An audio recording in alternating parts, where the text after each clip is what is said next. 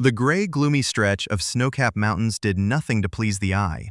It just radiated a vague sense of danger and dull apathy. Only the voices of a few men prove these weren't completely forsaken lands, and that people did pass through here too, though from the way they talked, it was pretty clear the speakers were no friends. And the subject of that talk was an ancient relic, one the main character kept stubbornly refusing to discuss, wearing a crooked little smirk the whole time. On top of that, even with all his wounds, he had no intention of handing that terrible secret to his enemies, well aware that death was coming for him either way. His arrogance and smug self-assurance drove his opponents up the wall. But before finishing him off, they decided to reach out to the main squad and report what had happened. Their command confirmed the coordinates and let them know reinforcements would be arriving at the scene soon. While the boys waited on their comrades and turned over the question of why Phantom wanted the ancient relic the Emperor was after, they couldn't land on a single logical answer. But they honestly didn't need one. Chopping off the young man's hands wasn't enough for them. They wanted to torture him too, because all this time, he'd been wrecking their lives and grinding on their nerves. And now it was finally his turn to suffer. The only snag was that they couldn't agree on who'd get to torture him first. So they flipped the coin and waited on fate's ruling. What they failed to see coming was that our guy wasn't the type to sit still and politely wait around to be tortured. He decided to trigger his last weapon. Otherwise, he wouldn't be Zeke Dracor, the first failed awakening in this glorious family. The boy was born into a line of Dragonslayers, but fate had other ideas, and it turned out he couldn't wield his aura, which meant he couldn't awaken the normal way. His father had zero use for such a defective son, so Zeke was thrown out of the house and forgotten like a bad dream. But that lit a fire in his chest, and he poured his entire life into becoming the strongest in this world. Though strength never made anyone happy, it only spurred him on to keep fighting for his life. He refused to believe this path would leave him with nothing. So with a single swing of his sword, he took his opponent's head, understanding that only those who hold power get to talk about power. Everyone else keeps quiet. Besides, if you've got strength, you can easily kill a weaker opponent and strip him of everything. But our boy decided to wrap up the philosophy there, because these two were easy prey. Trouble was, they'd already called for backup, so slipping away quietly was now off the table. He'd have to fight, and for that, he got his hand back, while the newcomers were mulling over the fact that if they lopped off his head, Zeke definitely wouldn't be regrowing that. The fight kicked off, everyone hungry to win. But Zeke was on his own, and the enemies swarmed him in a pack, ringing him in. It wrapped up fairly fast, though. Not only did the enemies drop to Zeke's blade, our guy himself was running on fumes. He couldn't get back up. The swords lodged in his back kept him pinned, and he coughed up blood, realizing he was dying. Even in that moment, he didn't regret a thing he'd done, because he'd managed to get his revenge, and that was what mattered. On top of that, the relic the Emperor craved so badly was now in his hands. That gave him strength, and a strange, almost childish joy, because his death wouldn't be for nothing, and his name would stick in his enemy's memory for a long while. The one thing he did regret was that he'd never see Alicia again, so a single tear fell alongside a drop of his blood onto the relic, setting off a magical reaction. Suddenly Zeke heard a voice addressing him, telling him his strong will had awakened the soul of an ancient dragon sealed inside the relic, a soul that would obey anyone stubborn enough. Someone was trying to talk our hero into taking urgent action, but he didn't grasp what was going on and didn't believe any of it was real, since it looked more like the ravings of a dying man. And since it was all nonsense and a dream anyway, the guy figured he might as well go along with it. So an unknown force kicked off the process of awakening and merging their powers. The countdown ran out, and Zeke came too, but catching his reflection in the mirror, he couldn't believe that this child was actually him. It was obvious he'd been sent into the past. Yet his body still hadn't forgotten the dozens of swords that had run him through. But whatever waited in the future hadn't happened yet. For one thing, he hadn't been kicked out of the house, and he was standing in his family's training center in Cradle. For centuries, the Draker family had been in the business of slaying dragons, becoming a pillar of the empire right after the first hero cut down the golden dragon, Bahamut. Now, every descendant of that first hero carried the blessing of an aura, the thing that set them apart. But Zeke had been born wrong, and that couldn't be changed. He'd try. That was true up until this day anyway. Now, an unfamiliar voice announced that the Chosen One's soul had awakened, fully merged with the soul of the ancient dragon, and inherited its will. Only now did our hero start to realize he'd managed to activate the stolen relic, and that he now had partial access to the system and could pull up his status window. Right then, he remembered his teacher's words. The man had once told him that in ancient times, people were sorted into classes, and depending on the class, they trained and used special skills. A healer, for instance, could heal others. Putting that together with the info in his status window, Zeke realized he was already a healer. But as the saying goes, trust, yet verify. So the status window could claim whatever it liked. The real test was in practice. In his past life, he'd become a healer in his early 20s, right around the time the ethereal hall opened. Now he was much younger, but the upside was that he still remembered how to use a healer's power. So after a few simple manipulations, he confirmed that everything worked. That was the good news. The equally good news was that he'd returned to the past. The bad news was that his athletic, well-trained body was gone. And on top of everything, he was still just a kid. All in all, he had nothing to complain about. In his past life, his situation had been far worse than it was now. And now, he could actually explore the opportunities the system had opened up for him. Except he didn't get the chance, because a servant showed up, knocked on the door, called out to him, and had no intention of leaving until it was opened. Only the boy's lone servant, Derek, could get away with behavior like that. He was unhappy with his charge, who was sprawled on the bed and nowhere near ready for study and training. Truth be told, Zeke couldn't recall what exactly he was supposed to be prepping for. And even though he was essentially 32, he was still scared of Derek. But luck was on his side. The cold mind skill kicked in, and our guy instantly felt steadier. What's more, Zeke even remembered the test he had to take today. It was no secret that every member of the Draker family had gone through basic physical training at the Cradle Training Center, starting at the age of 7. Every year, the instructors sized up the students' progress in swordplay and no-holds-barred pancration. Often the instructors themselves paired students off for sparring, but there were cases where the boys picked their own opponent, though a match could only happen if both members of the pair agreed to spar. But that's not even the worst of it.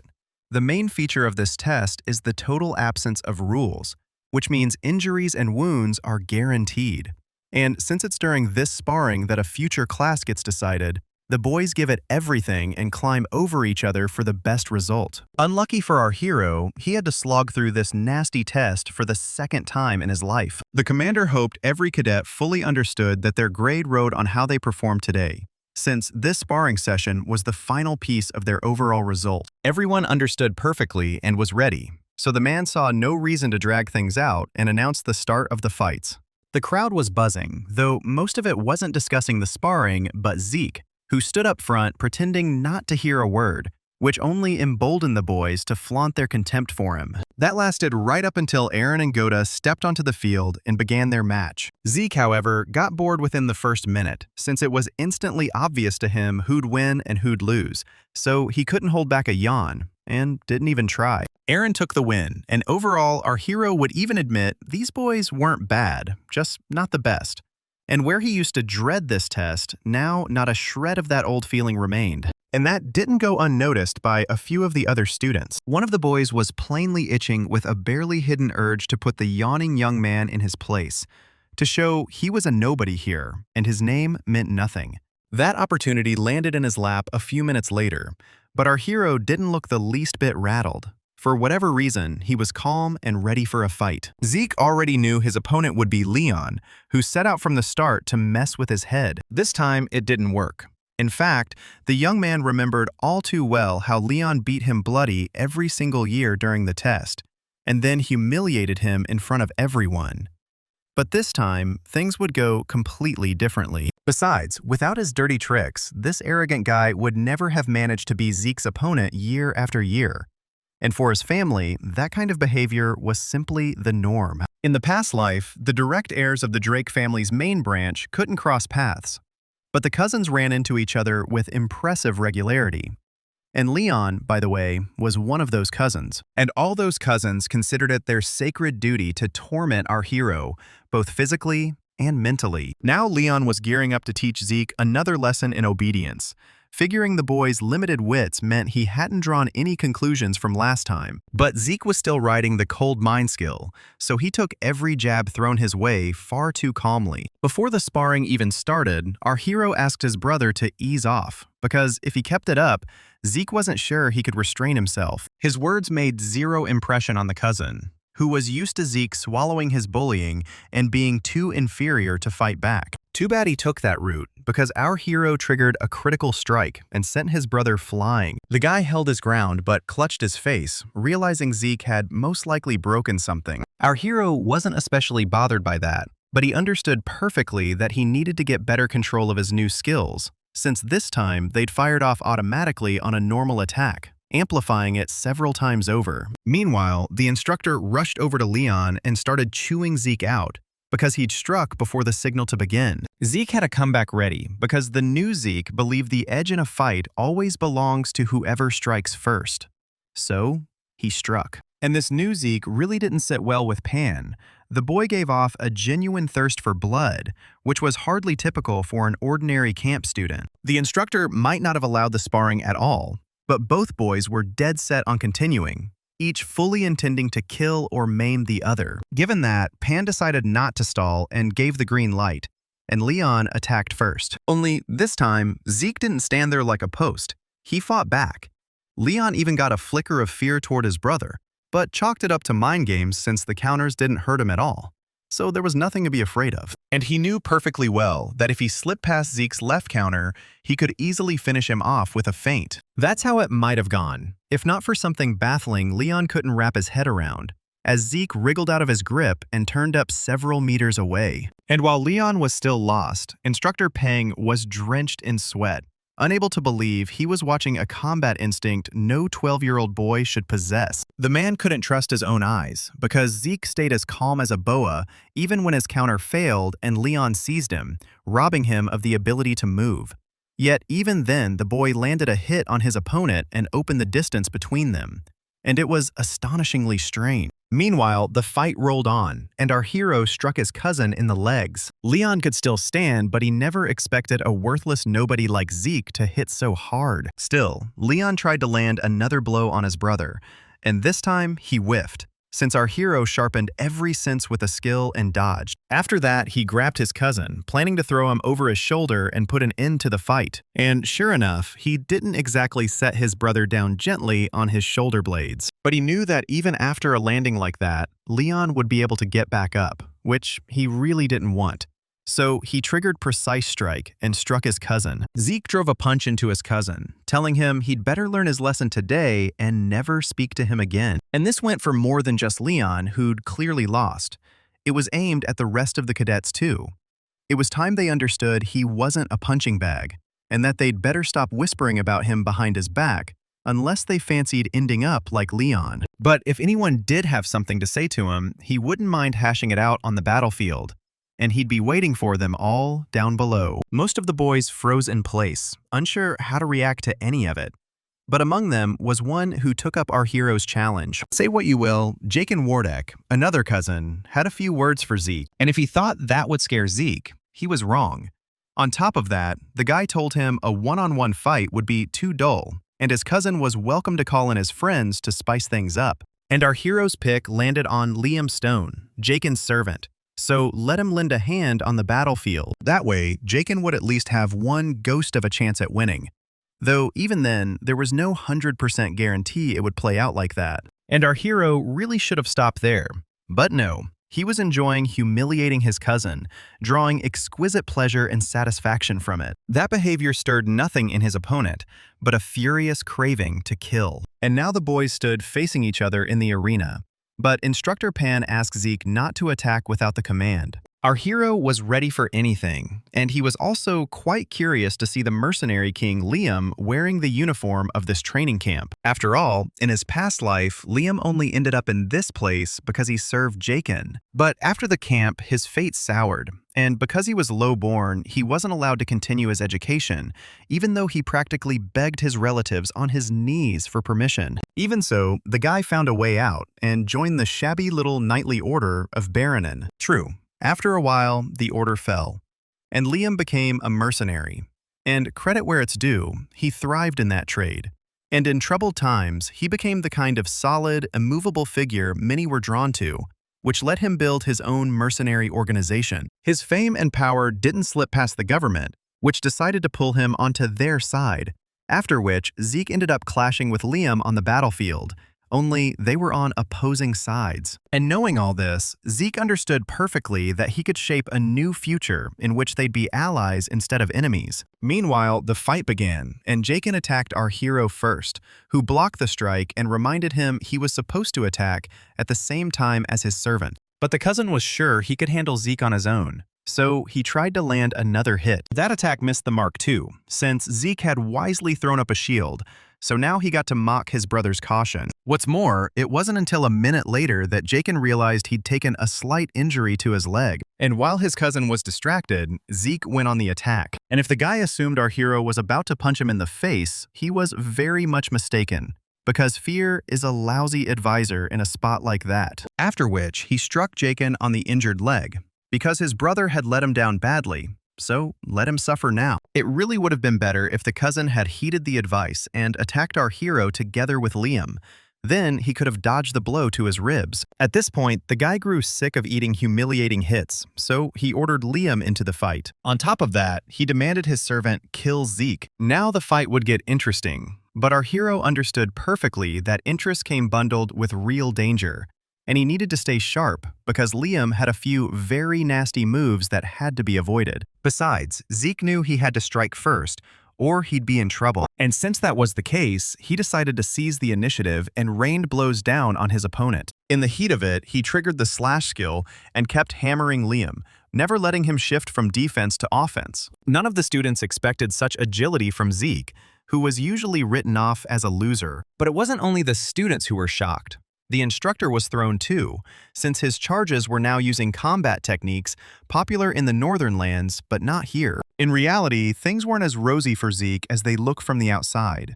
His body wasn't yet conditioned for that kind of strain, and his opponent had grown sturdier. He simply soaked up every blow and bided his time. Now Zeke could clearly see the gap in their physical conditioning. But if that was the case, he'd need to break Liam psychologically instead. And Zeke tried to do exactly that, unleashing his signature blow on the guy. But Liam managed to dodge it and didn't even get riled. It was the perfect moment for Liam to swing the fight his way. So he grabbed his opponent and tried to slam him to the floor. But it wasn't meant to be. Zeke had calculated the branching possibilities and managed to lock Liam up instead. To everyone's surprise, they swapped positions. Our hero meant to see how long Liam's endurance would hold, because people don't last long without oxygen. But something clearly went sideways, and now Zeke was the one suffering from his enemy's painful holds. This clash of wills and characters dragged on for a while, and in the end, it was hard to tell which of the boys had actually won. The only one enjoying the show was Draken, purely because he wasn't the one getting pummeled this time. The test wrapped up though, and our hero was changing in his room, seemingly no worse for wear. But the attendant still wanted to check his pulse just in case. The guy had no intention of refusing, realizing the old man wanted to see whether or not his aura had awakened. The test began, and in that moment, it became clear Derek was no simple servant, but a true blue knight. Usually, when someone examines a person's aura and gauges the level of awakening, they focus on the dantian. But Derek went about it far more thoroughly. What's more, not all knights are cut from the same cloth. Clearly, they have different abilities. Some are stronger, some weaker. Some command their aura with mastery, while others can only dream of it. So the white swordsman is a beginner level, and most children fall into this category before the blessing ceremony. Next comes the yellow swordsman, the ones who've awakened their aura and opened their dantian, and every cradle student becomes one of these after the ritual. After plenty of training, a person can become a purple knight. And at this stage, he can reinforce his sword with aura. But that's not the end of the road. Before long, a person can climb to a new level and become a blue knight, meaning he can manifest his very own sword aura. Many stop there. But in the past life, two people pushed further and broke into the transcendent realm of ability.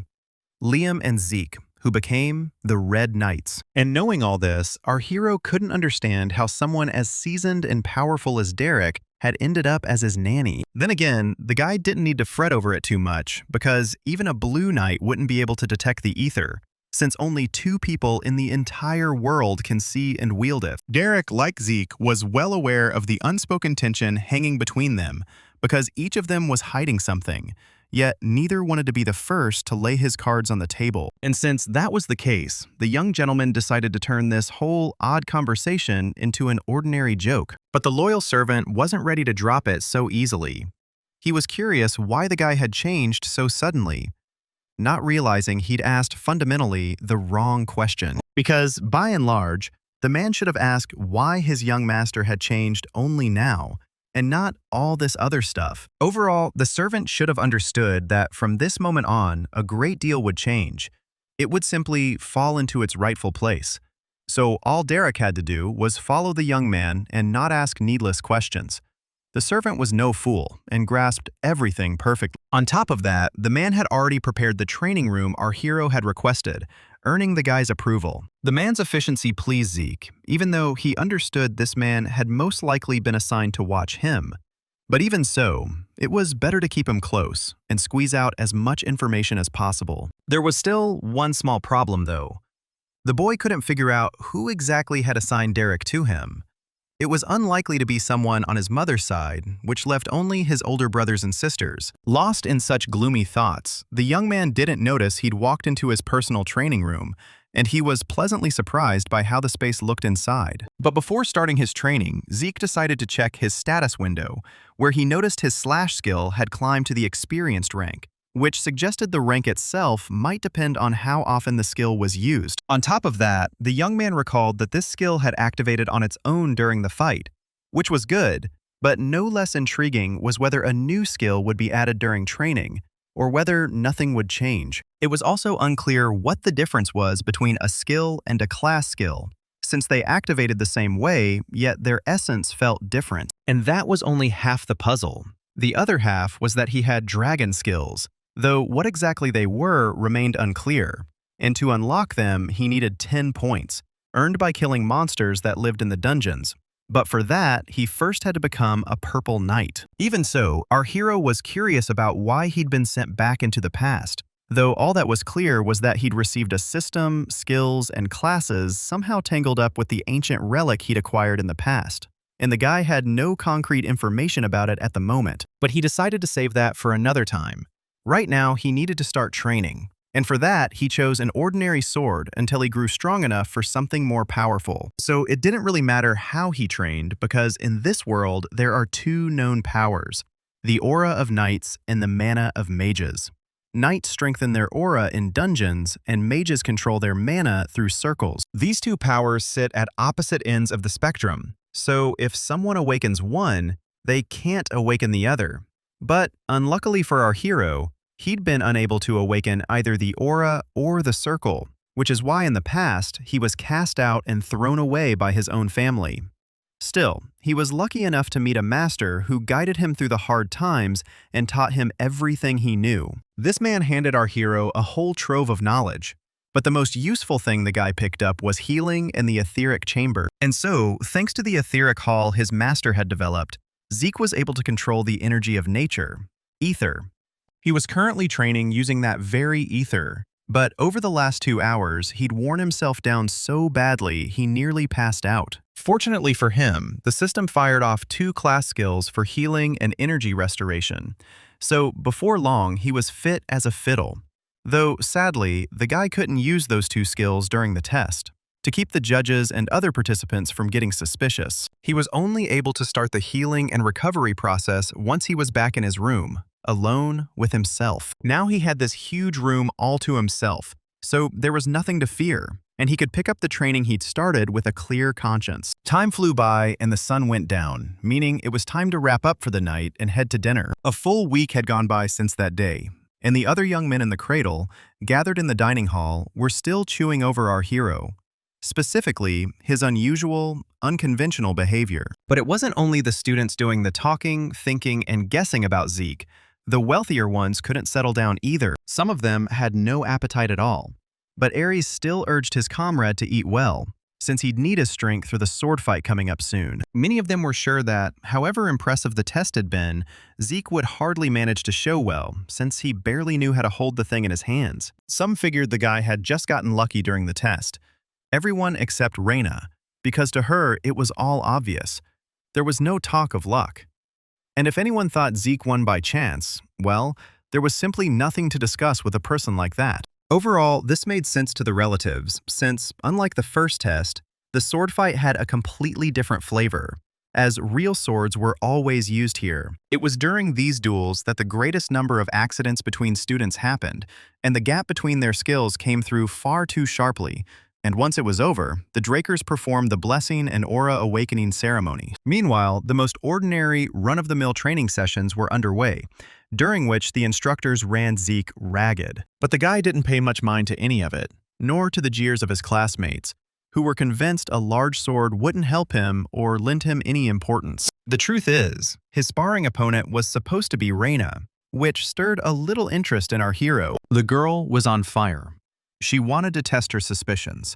She needed to know whether she'd been wrong or not. Someone else might have been unnerved by her resolve, but not Zeke, not his new version. He himself only wanted to deal with worthy opponents. Reina tried not to show her confusion at the changes in our hero, but she grew more and more convinced of the striking shift in his character and aura. Before, he could barely lift a sword and settle into a proper stance, yet now he handled his weapon with ease. Still, the girl had no right to let the guy intimidate her before the fight even started. Having pulled herself together and steadied her breathing, the girl decided she would absolutely succeed. Zeke was calm only on the surface. He knew his opponent was a lightning knight, and the fight wouldn't be easy. But he believed he could pull off the win. He knew that over time, this girl would become one of the greatest knights of his family in the new generation, all because she'd managed to awaken her aura long before the blessing rite. True, before the ritual, she never played that trump card, because she placed her principles above winning a duel. But there was no more time to dwell on it, as the fight began, and Reina attacked the guy first. And if Zeke hadn't put in a solid stretch of fencing practice, he'd hardly have been able to dodge the blow the way he just did. That didn't escape the girl's notice, so she hit harder, trying to crack his defense. But this time, too, she came up empty. Truth be told, this was pretty tough on Zeke. And to top it off, someone in the crowd started egging the girl on, asking her to finish the sparring fast and ship the guy off to the infirmary. And in that moment, something went sideways. And on her next attack, Reina missed and lost her balance, pitching forward. But that didn't stop her from pressing on. In fact, the girl realized her opponent already had gaps, even though he was holding up quite well. What's more, she couldn't land a single hit on those gaps since Zeke blocked every attempt as if he knew exactly where and when she'd strike. But after each of those blocks, a fresh hole opened up in his aura, and lining up all the facts, you could conclude the whole thing looked like a training bout staged specifically for the girl. True, even after piecing that together, Reina still couldn't break through Zeke's defense, and he was even getting a little bored, hardly impressed by the Lightning Knight's skills. Overall, the girl fought fairly, which was exactly what our hero expected from someone who prized her principles so highly. But that's the very thing holding her back, keeping her from unleashing her full potential. Since Reina wasn't willing to step out of her shell on her own, Zeke decided to help her do it. So the guy dropped into an extremely low stance and lunged at Reina, closing the gap between them in a single second. But the girl had the skill to dodge his strike. And if she hadn't, she'd have been left without bones. Reina understood she had to keep distance between herself and her opponent. Only then could she react to all his antics. And that's how it would have gone. But Zeke was the type who cared about winning. So he flicked a small stone at her face with some speed, which she only just avoided. And though the girl was furious, she was in no hurry to use her aura, while Zeke was already coming at her again. At this moment, Reina snapped, called on her aura, and knocked the sword out of our hero's hands. Zeke lost the fight, and the crowd rejoiced, showering the girl with praise, because she was a good girl who hadn't used her aura, in their eyes. The instructor caught what the cadets missed. Reina used her aura the instant Zeke's sword neared her shoulder, but she did it so smoothly no one saw. The catch was that Reina had promised everyone she'd never use her aura until she entered the academy. Yes, the girl had bent her own principles, and now felt low about it. But the fight wasn't over yet. and Zeke decided to introduce her to his fist. And even though Zeke never opened his aura, the ether let him hit hard enough to drop Reina to her knees. The students couldn't forgive him for a stunt like that. Everyone yelled, scolded, and shamed him.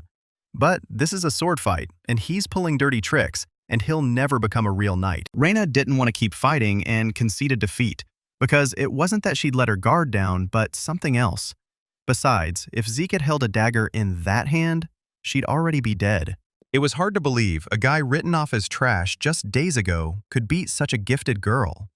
But a fact is a fact. Meanwhile, in another part of the country, it was a genuine hell.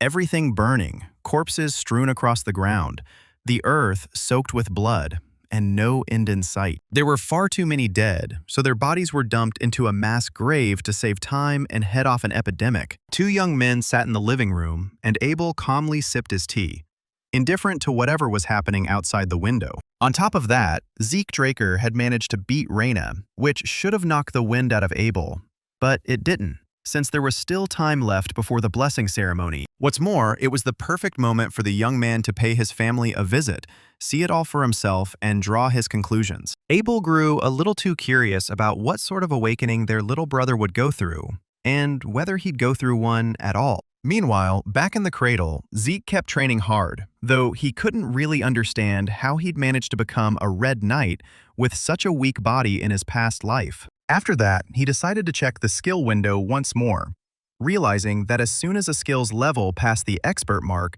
the skill's rank rose while its level reset. In that moment, the guy sensed Derek's presence, so he asked what he needed from him. It turned out training time was up. Only a few hours remained. And now, our hero was already seated in a carriage heading for his family's main estate, realizing far too much time had passed since the day he was last there. Zeke wasn't going home for no reason. Though the Draker family lands were vast, the blessing ceremony had to take place at the main estate, where the legend of the Dragonslayer was born. The Dragonslayer, as usual, greeted our hero coldly. Unlike the other cadets, in his past life, the boy hadn't paid much attention to anything, but now it all felt different, and he noticed far more. For instance, there were plenty of high-ranking spectators at this celebration. Clearly, his family had sent someone to watch him. It was also obvious that the moment the observer saw he couldn't awaken, he'd write him off. But suddenly, he felt something was wrong. The last thing Zeke wanted to see here was his older brother, Abel Draker, alias Lionblade. But the man was quite pleased with himself and his showy entrance. Zeke ordered himself to stay calm, because right now he could do nothing even if he wanted to.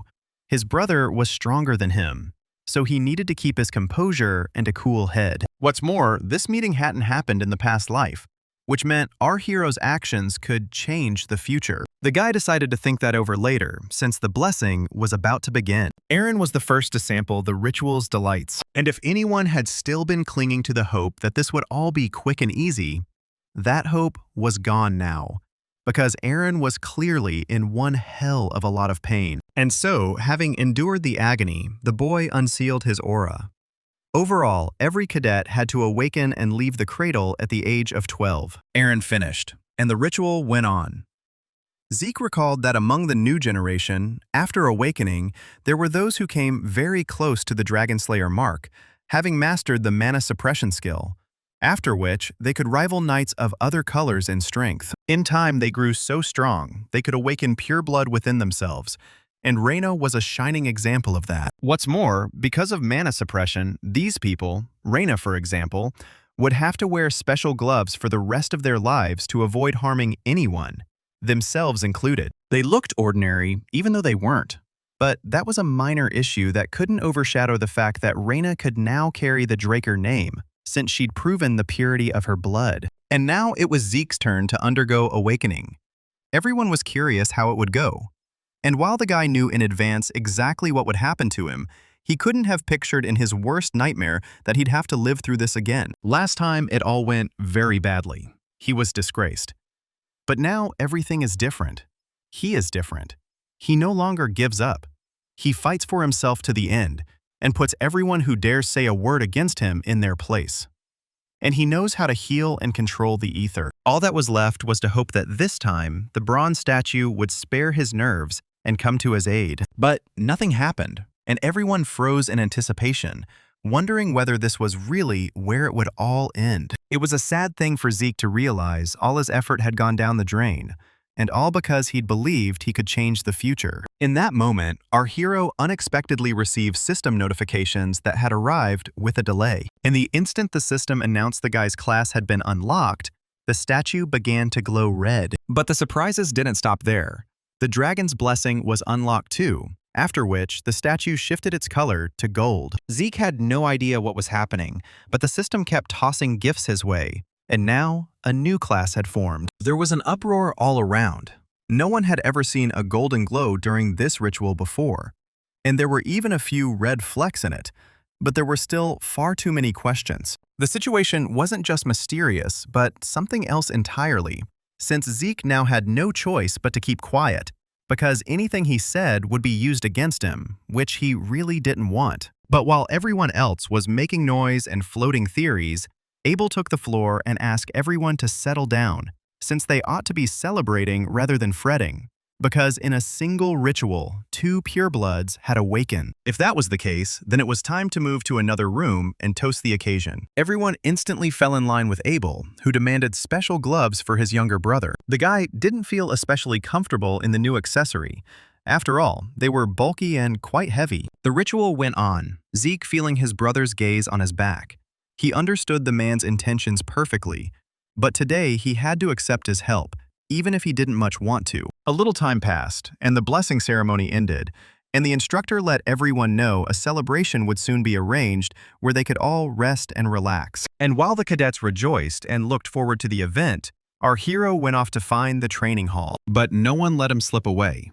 Or rather, Abel stopped him and asked why his brother didn't want to attend the party. And it looked like he was smiling, congratulating him and extending a hand to shake, but it was all completely fake. And Zeke really didn't want to answer that gesture, yet he couldn't refuse either, because otherwise his brother would take it as an insult. And Zeke honestly tried to play along with Abel, but memories from his past life came flooding back, and he couldn't bring himself to shake the man's hand. The guy understood he was acting rashly, that he had to save face, but shaking hands with a monster like Abel was more than he could stomach. Abel didn't press the point, and was even about to leave, but he still couldn't resist telling the guy this wasn't their last meeting. Meanwhile, the party had begun, but our hero didn't go and was changing in his quarters. He had a lot to mull over, and to figure out about what was happening to him. Because all purebloods have mana suppression, but apparently not him. Broadly, that ability helps purebloods in fighting dragons, but in everyday life it's a nuisance, because without the gloves they can't use most mechanisms, and the same would have happened to Zeke if he were a pureblood. So he studied his status window again. His stats had changed, and now he had the ability not to suppress mana, but to reflect it. So mana reflection isn't a passive skill, but an active one. That creates a distorted field draining your mana reserves. That much became a bit clearer. But now other questions cropped up. For instance, all the students awoke with a blue glow, Reina with a red one, yet for some reason his was gold, which had started out red too before shifting. And all of it happened after a special system fed the missing information into the terminal, that is, into the statue. It turns out the statue doesn't determine whether a knight has awakened or not. It determines a person's predisposition, their potential, and class. So red is a rare class, and gold is a unique one. Another conclusion can be drawn from this. This relic is a very ancient artifact, and the knowledge of how to use it was partly lost. So it was only used for awakening, and no one gave a thought to classes. The sad part was that not a single head of the Draker family had ever grasped this truth. But that didn't matter anymore. What mattered was that he'd received dragon skills, dragon vision, and dragon power, although they were still locked. So he decided to spend a bit of karma to buy something that would definitely come in handy in battle. True, Zeke understood that using the dragon's power here would be far too dangerous, but the dragon's vision was another matter entirely. So without a second thought, the guy activated dragon vision. But nothing happened. Not even objects grew any sharper, even though the description promised he'd see detailed information about everything. But that was only for a moment, and then everything changed the instant he looked out the window, The statue, far off in the garden, was suddenly right under his nose thanks to the skill. It was a useful skill, but it was draining. And Zeke realized he wouldn't be able to use it often, at least not yet. And while he was busy feeling sorry for himself, the system activated healing and energy restoration, so Zeke immediately felt better. But then it happened again, all on its own. This matter called for investigation, and it turned out all his class skills had become passive and gone up by 1. And then a brilliant idea struck him: to cut his hand and check whether the healing factor was as limitless as he imagined. Everything played out exactly as he'd pictured. After triggering the healing factor, not a trace of the cut remained. Now he could enter the academy, and what's more, he was planning to graduate in 2 years instead of the usual 5. Spring arrived, and all the cadets enrolled at Draker Academy, the most famous, most prestigious, and largest of its kind, one many would sell their souls to attend. The top-rated students were absolutely no different from adults, being trained no less thoroughly. But if Zeke was going to compare the students against each other, one thing was clear. Here were members of noble families rotten to the core, and the saddest part was that they wielded real authority. In total, the Drakers were backed by 3 noble families, the first of which was Tarun, the embodiment of strength. The second most important family was the Zemins, who could boast of their wisdom. But the third family, the Vardakovs, could boast of its wealth. No surprise then that the children of these families milked their standing for all it was worth. Though, by and large, our hero couldn't have cared less about it. But truthfully, he wasn't far behind them, since he'd be living in the Platinum Mansion reserved for purebloods. This dorm had it all: a library, a gym, and plenty more to keep the best of the best happy.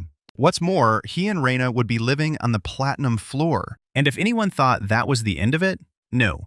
A whole horde of servants stood ready to wait on the pure-blooded cadets, which struck Zeke as a bit much. But one thing that stayed the same was that Zeke would be personally served by Derek, who was waiting for him in the room. The most interesting part was that the man hadn't come empty-handed, but with a chest. It turned out Derek had brought his master new gloves, which proved far better than the temporary ones.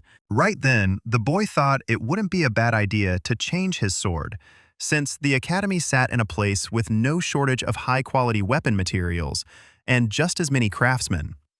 What's more, he already had one particular master in mind, and Zeke planned to meet with him the moment he got permission for a meeting. Only up to this point, Derek had never even heard of Galleon Halbert, but he promised to track him down and make contact soon. And while the meeting hadn't been arranged yet, Derek asked our hero to go through all the documents, since tomorrow was the first day of classes. Zeke did exactly that, thinking along the way that on the Platinum floor, he'd have more freedom to sharpen his dragon skills, since the floor was completely cut off from the others. But at that moment, Reina's maid came to him and passed along an invitation to dinner. It was an unexpected invitation, but the guy still decided to go and find out what was going on and why. This dinner would be unforgettable, since Reina sat squarely at the head of the table, and behind her stood a lineup of tough-looking guys reminiscent of a mafia cartel. The girl caught in time that this was a bit over the top and sent the security away. Dinner had begun, and they decided to hash out all the business after they'd eaten. Zeke watched the girl, noticing she used her lower abdomen to control her aura, which suggested she wanted to become a purple knight. Interesting. But it wasn't clear why her swordsmanship had plateaued. But the dishes were brought out, and they started eating. And it turned out the girl put away more than Zeke, even though he'd never once complained about a lack of appetite. Now it was time to talk, and Reina floored the guy with an offer. She proposed that he accept her family's support. After all, for all the privileges they enjoyed at this stage, they were stuck in stasis in their development. Even the best of the best got support while studying at the academy. Take Abel, the youngest Black Knight. But Zeke had no prospect of receiving support from his mother's family, and Reina didn't know why. And she didn't question the words of the head of her clan. For that reason, Reina offered him the support of the Turun family. But our hero wasn't interested in any of it, and he decided to turn the offer down. What's more, he understood he'd just been made a lucrative offer. But he didn't need anything beyond what his pureblood status already gave him. Still, before leaving, he decided to give Reina one piece of advice. She shouldn't attack head-on, but rather grind her opponents down with force, smoothly parrying their strikes aside and landing single, precise, delicate blows. There was a grain of truth in that advice, but it was hard for the girl to accept, since she'd spent her whole life following her family's rules and traditions. The sad part was that everyone called her a genius, yet no one had ever given her any practical advice on how to grow better and stronger. And the only one who did was Zeke, which set off some very interesting thoughts in her head. Meanwhile, our hero walked back to his room, thinking that every one of his skills in the modified class showed incredible effectiveness, since he felt fine despite having trained for it the entire previous night. By and large, in his past life, he'd considered the academy hell on earth. But now, having awakened as a pureblood, he realized he'd been wrong, and that the academy is paradise. So now he had both power and money, which meant there was no better place to be found than the academy. And everything would be great, but every barrel of honey has at least one fly in the ointment. And now that role was played by Aries, one of the upper-class representatives. Oven was the third son of the Simmons family, one of the three great families. So in the past, he leaned on the family's specialty of deception to bully our hero, cunningly protecting his own position and image. This guy tried to come across as nice, easygoing, and kind, even inviting Zeke to dinner. But Zeke didn't show, so now Aries was wondering whether his friends simply hadn't gotten the invitation. Only our hero had received that very invitation, and decided he didn't owe a reply to just anyone he'd barely met. Behavior that cheeky naturally offended Oven's lackeys, so one of them pointed out to Zeke that he was in the wrong. The only problem was that our hero didn't know half the academy's students and had no interest in them or anyone else, even though he understood this big guy was trying to curry favor with his master. But personally, he had no taste for such games, so he turned away and headed for his room. And in that very instant, the big guy attacked the young man, but he was ready for it. It was a fairly solid attack, and the boy realized this was a high-ranking student who could handle mana, and did it quite well. He was pleased with himself, and so our hero would know exactly who was about to beat him. He introduced himself. It turned out his name was Durbin Roswell. True, Zeke doubted this so-called powerful cadet had the strength to beat him, and it was funny that a guy who wasn't even a proper resident yet already had a nickname, like some kind of bandit. After that, he threw himself into the attack to show the gap in skill and level between them. And credit where it's due, our hero's blow landed just right, knocking the wind out of the man and making him cough up blood. And barely a second later, the young man was sprawled on the ground unconscious, while our hero stood ready to knock out the next taker. But there were no more volunteers, so he and his henchmen decided to clear off the scene, shooting Zeke pointed looks and saying he clearly loved basking in the rays of his own glory, though sooner or later it would end badly. But our hero didn't pay those words much attention, writing them off as complete nonsense. The quarrel ended there, and our hero reflected on the fact that the academy is split into two classes. The regular classes are for those short on talent, so these cadets have to grind hard to achieve anything, sticking to a strict regimen from early morning until late at night. There's also a special class where you can freely choose subjects beyond the basics. At the academy, the place where the greatest elites gather is the special class. So our hero had certain expectations for the training process, though apparently they weren't especially met. By and large, most of the people in this class were cradle graduates, and it was a very ordinary class. Even so, the lecture began, and the teacher announced that today would be an unusual lesson, since someone truly exceptional had come to congratulate the special class's first-year students. This man had not only held the post of commander-in-chief during the war with the Eastern Empire 20 years ago, but had also become the hero who halted the Empire's invasion through his resourcefulness. It was the dean of the academy, Howard Draker. This no longer young man had been a war hero in his day, and most citizens revered him as a hero and a tactical genius. But the truth is that the information he handed the enemy to save his own skin simply stunned them. This man was a traitor who'd merely gotten lucky in his time, with nothing to be proud of, yet proud he was. In his past life, it was because of this man that our hero was expelled from the academy. Back then, the boy lost the one remaining place he could call home, and was forced to wander throughout the duchy. He was eventually caught and sold to the Southern Cartel, and his life from then on was no bed of roses. So in this life, our hero was firmly resolved to repay this old man for all his so-called kindness and wipe that smile off his face. Meanwhile, Howard's speech wrapped up, and the special class's supervisor invited everyone to a special training room where the practical lesson would take place. Today and in the days ahead, the new cadets would be trained in dragon slaying by Andre Draker, the Knight of the Rose. This young man was a half-blooded awakened, yet he'd graduated from the academy early and with honors. A once-in-a-decade genius who'd been granted the name Draker. In that moment, our hero realized that in the special class, the teachers were on a whole different level.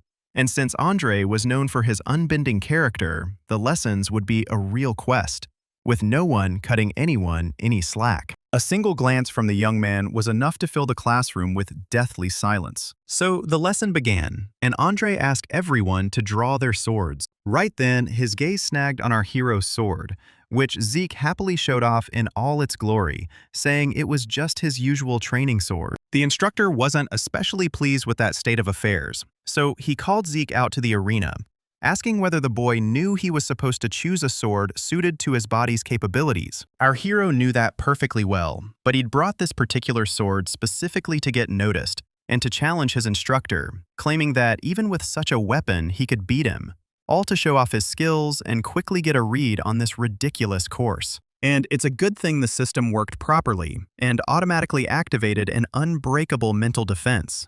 Otherwise, under Andre's pressure, he'd have cracked mentally. But instead, he just stood there without so much as a flinch. The man appreciated the young man's grit, so he accepted his challenge and set one condition. If Zeke could touch his body with his blade even once, he'd free the boy from punishment for his rudeness, as well as from having to attend lessons in the art of dragon slaying. But Andre decided to give the cadet a little leeway, saying he wouldn't use his aura against him. And on one hand, that was very good, because our hero could beat his opponent since he knew his weaknesses. But considering everyone was watching him, he shouldn't draw needless attention, since that was quite dangerous for him right now. So our hero decided to just lightly tap his opponent with the sword and lose with all due ceremony. So the fight began, and our hero attacked Andre, his sword passing within a millimeter of the man's neck. Andre was definitely good, so tagging him wouldn't be easy. But our hero knew where to strike anyway to reach his goal. If he didn't get lucky the first time, he'd get lucky the second. But our hero didn't succeed on the second, third, or even fourth try. The other students watched Zeke's flailing, certain he was unlikely to land a single hit on the Draker family official, since half an hour had already passed with no positive results in sight. But he spotted something the others didn't. The sword in Andre's hand had begun to tremble. The machine was already starting to tire, but Zeke didn't care. Sure, he was suppressing his aura, yet the thought of losing to an ordinary cadet made him want to breathe fire. If only he could. In that moment, he realized that the existence of purebloods relative to everyone else was damn unfair. Meanwhile, our hero was once again convinced that Andre's endurance, just like in the past, left a lot to be desired. And even holding back his mana didn't help him one bit right out of the gate. Draker cultivation was known to activate during exercise, during daily tasks, during meals, and even during sleep, becoming an inseparable part of life. So the moment Andre decided not to use aura in this fight, it was as if he'd decided to stop breathing. That's why it was now extremely hard for him to weather the main character's constant attacks. And on top of that, the unconventional swordsmanship drained his endurance even further. But even with all that, he was an outstanding knight, and so he withstood Zeke's new assault. And in that moment, as always, a brilliant idea popped into the young man's head. He didn't want to lose for nothing, so he decided to force his opponent to use aura. After all, there's no point in throwing attacks that are easy to shrug off. He needed to do something that would make Andre use aura on reflex. Then it would be fair and interesting. Right now would be a great time to manufacture an extreme situation. And if so, the ideal move would be to activate Swift Steps. Andre could hardly believe his eyes, since a cadet shouldn't know such attacks and skills. But he knew what he'd been briefed on regarding these men. And the surprises didn't stop there, as Zeke triggered Critical Strike. And in a spot like that, the man's only option to stay alive and avoid the critical hit was to activate his aura. It was the beautiful art of dragon slaying. First verse, Piece of Heaven. That was exactly what Zeke had been fishing for, which is why the guy looked absolutely delighted and satisfied, even knowing he was about to be in a world of pain. Withstanding an attack like that was very hard, but not impossible. The rest of the cadets watched, spellbound. Remna with a touch of surprise, and the boys with undisguised glee. Sure, Zeke was about to lose. This battle was definitely rough, and if not for the healing factor, the guy would have choked on his own blood. But as it was, he only broke his sword, after which, with a sense of duty fulfilled, he could theatrically drop unconscious. Medics were already sprinting toward him, and Andre said Zeke was free to skip his future lessons, admitting that it was he himself who'd drawn first blood. There were no more cadets eager to get excused from these classes this way, so Andre had no need to worry about discipline. Meanwhile, while the others carried on with their lessons, our hero was resting in the medical center. The guy was pleased with himself because he'd gotten what he wanted and now had free time to put his future plans into motion. But he wasn't haunted by memories of his last battle, because Andre had demonstrated the most basic technique in the art of dragon slaying. Still, since it was a blue knight using this technique, his take on it was simply incredible. No two ways about it. The guy still couldn't beat a blue knight, even with his incredible endurance and healing powers. What's more, he understood his level wasn't yet enough to live freely, so he needed to acquire unstoppable power by any means necessary. But he still didn't know exactly how to do it. Lost in thought, he failed to notice a strange man appear in his room, one who clearly knew him, or at least knew his father. But our hero was seeing this man for the first time, so he had no idea what to expect from him. Naturally, in a spot like that, Zeke wanted to know who he had the honor of speaking with, but the man was in no rush to answer. He was more interested in finding out how the guy had pulled off his little trick. It turned out this man wasn't as simple as he'd have liked, because he'd noticed that after the last fight, there wasn't a single scratch on the guy, when there should have been some very serious wounds left. So he was curious how the guy had managed that result. Now Zeke felt uneasy. He even activated mental protection, though he understood no one at the academy could possibly know about his special skills and class. So he decided the best move was to play dumb and keep pretending he had no clue what the stranger was talking about. And then something happened that our hero didn't see coming. The man tried to finish him off, but our hero's excellent reflexes kept it from landing. What's more, he didn't shout that if he didn't kill the stranger, he'd be killed himself. He just triggered everything he could and lunged into the attack. But the man stopped his sword with a light flick of his hand, without even straining. What's more, the man understood that the teenager's reaction was uncannily like that of a mercenary used to taking risks and killing. And barely a moment later, our hero's sword was in the mercenary's hands, and the man was poking fun at the guy. It's a good thing that at least Zeke managed to leap a decent distance away from the dangerous man. The guy couldn't figure out who stood before him, or why he'd suddenly thought of mercenaries. It was unlikely this man could know anything about Zeke's past life, but he had a few suspicions, because Drakers never throw down their weapons or retreat. But then the man returned the sword to the boy, saying he looked more like a mercenary than a knight. In that moment, for the first time in many years, Zeke felt a clammy dread, because this man was far stronger than him, around the level of a red knight, and could kill him in a couple of seconds if he wanted to. The man was calm and didn't attack again,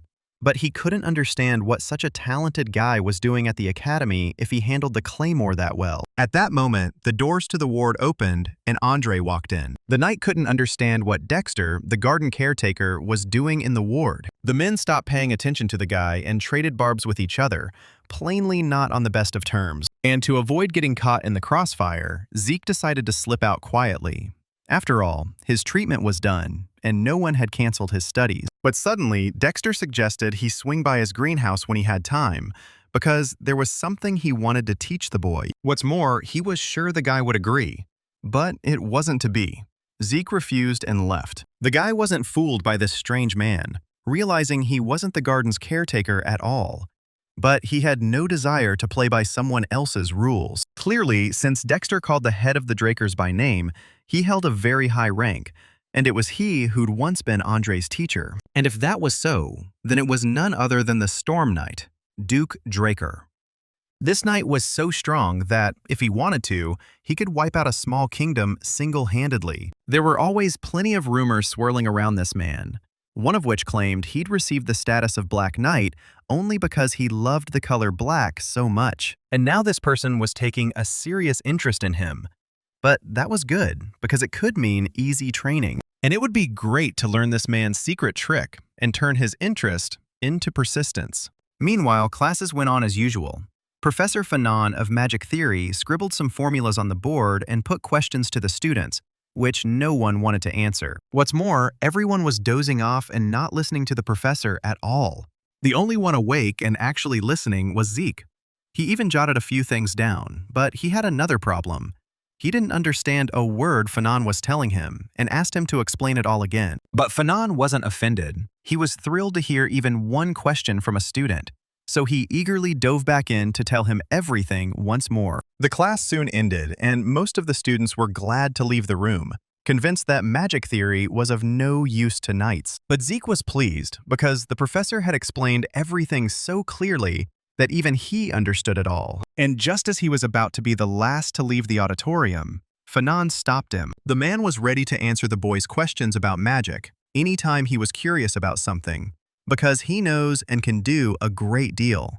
And thanks to the boy, the professor had just given his first genuinely good lecture. It was a great idea, so Zeke decided to get closer to Fanon, who was clearly no ordinary magician. The guy understood perfectly well that magicians good at mathematics tend to be flexible thinkers, which makes them far better colleagues than stiff, prim knights. Lost in these thoughts, the boy found himself in the academy courtyard, where Dexter was napping on a bench, clearly waiting for him.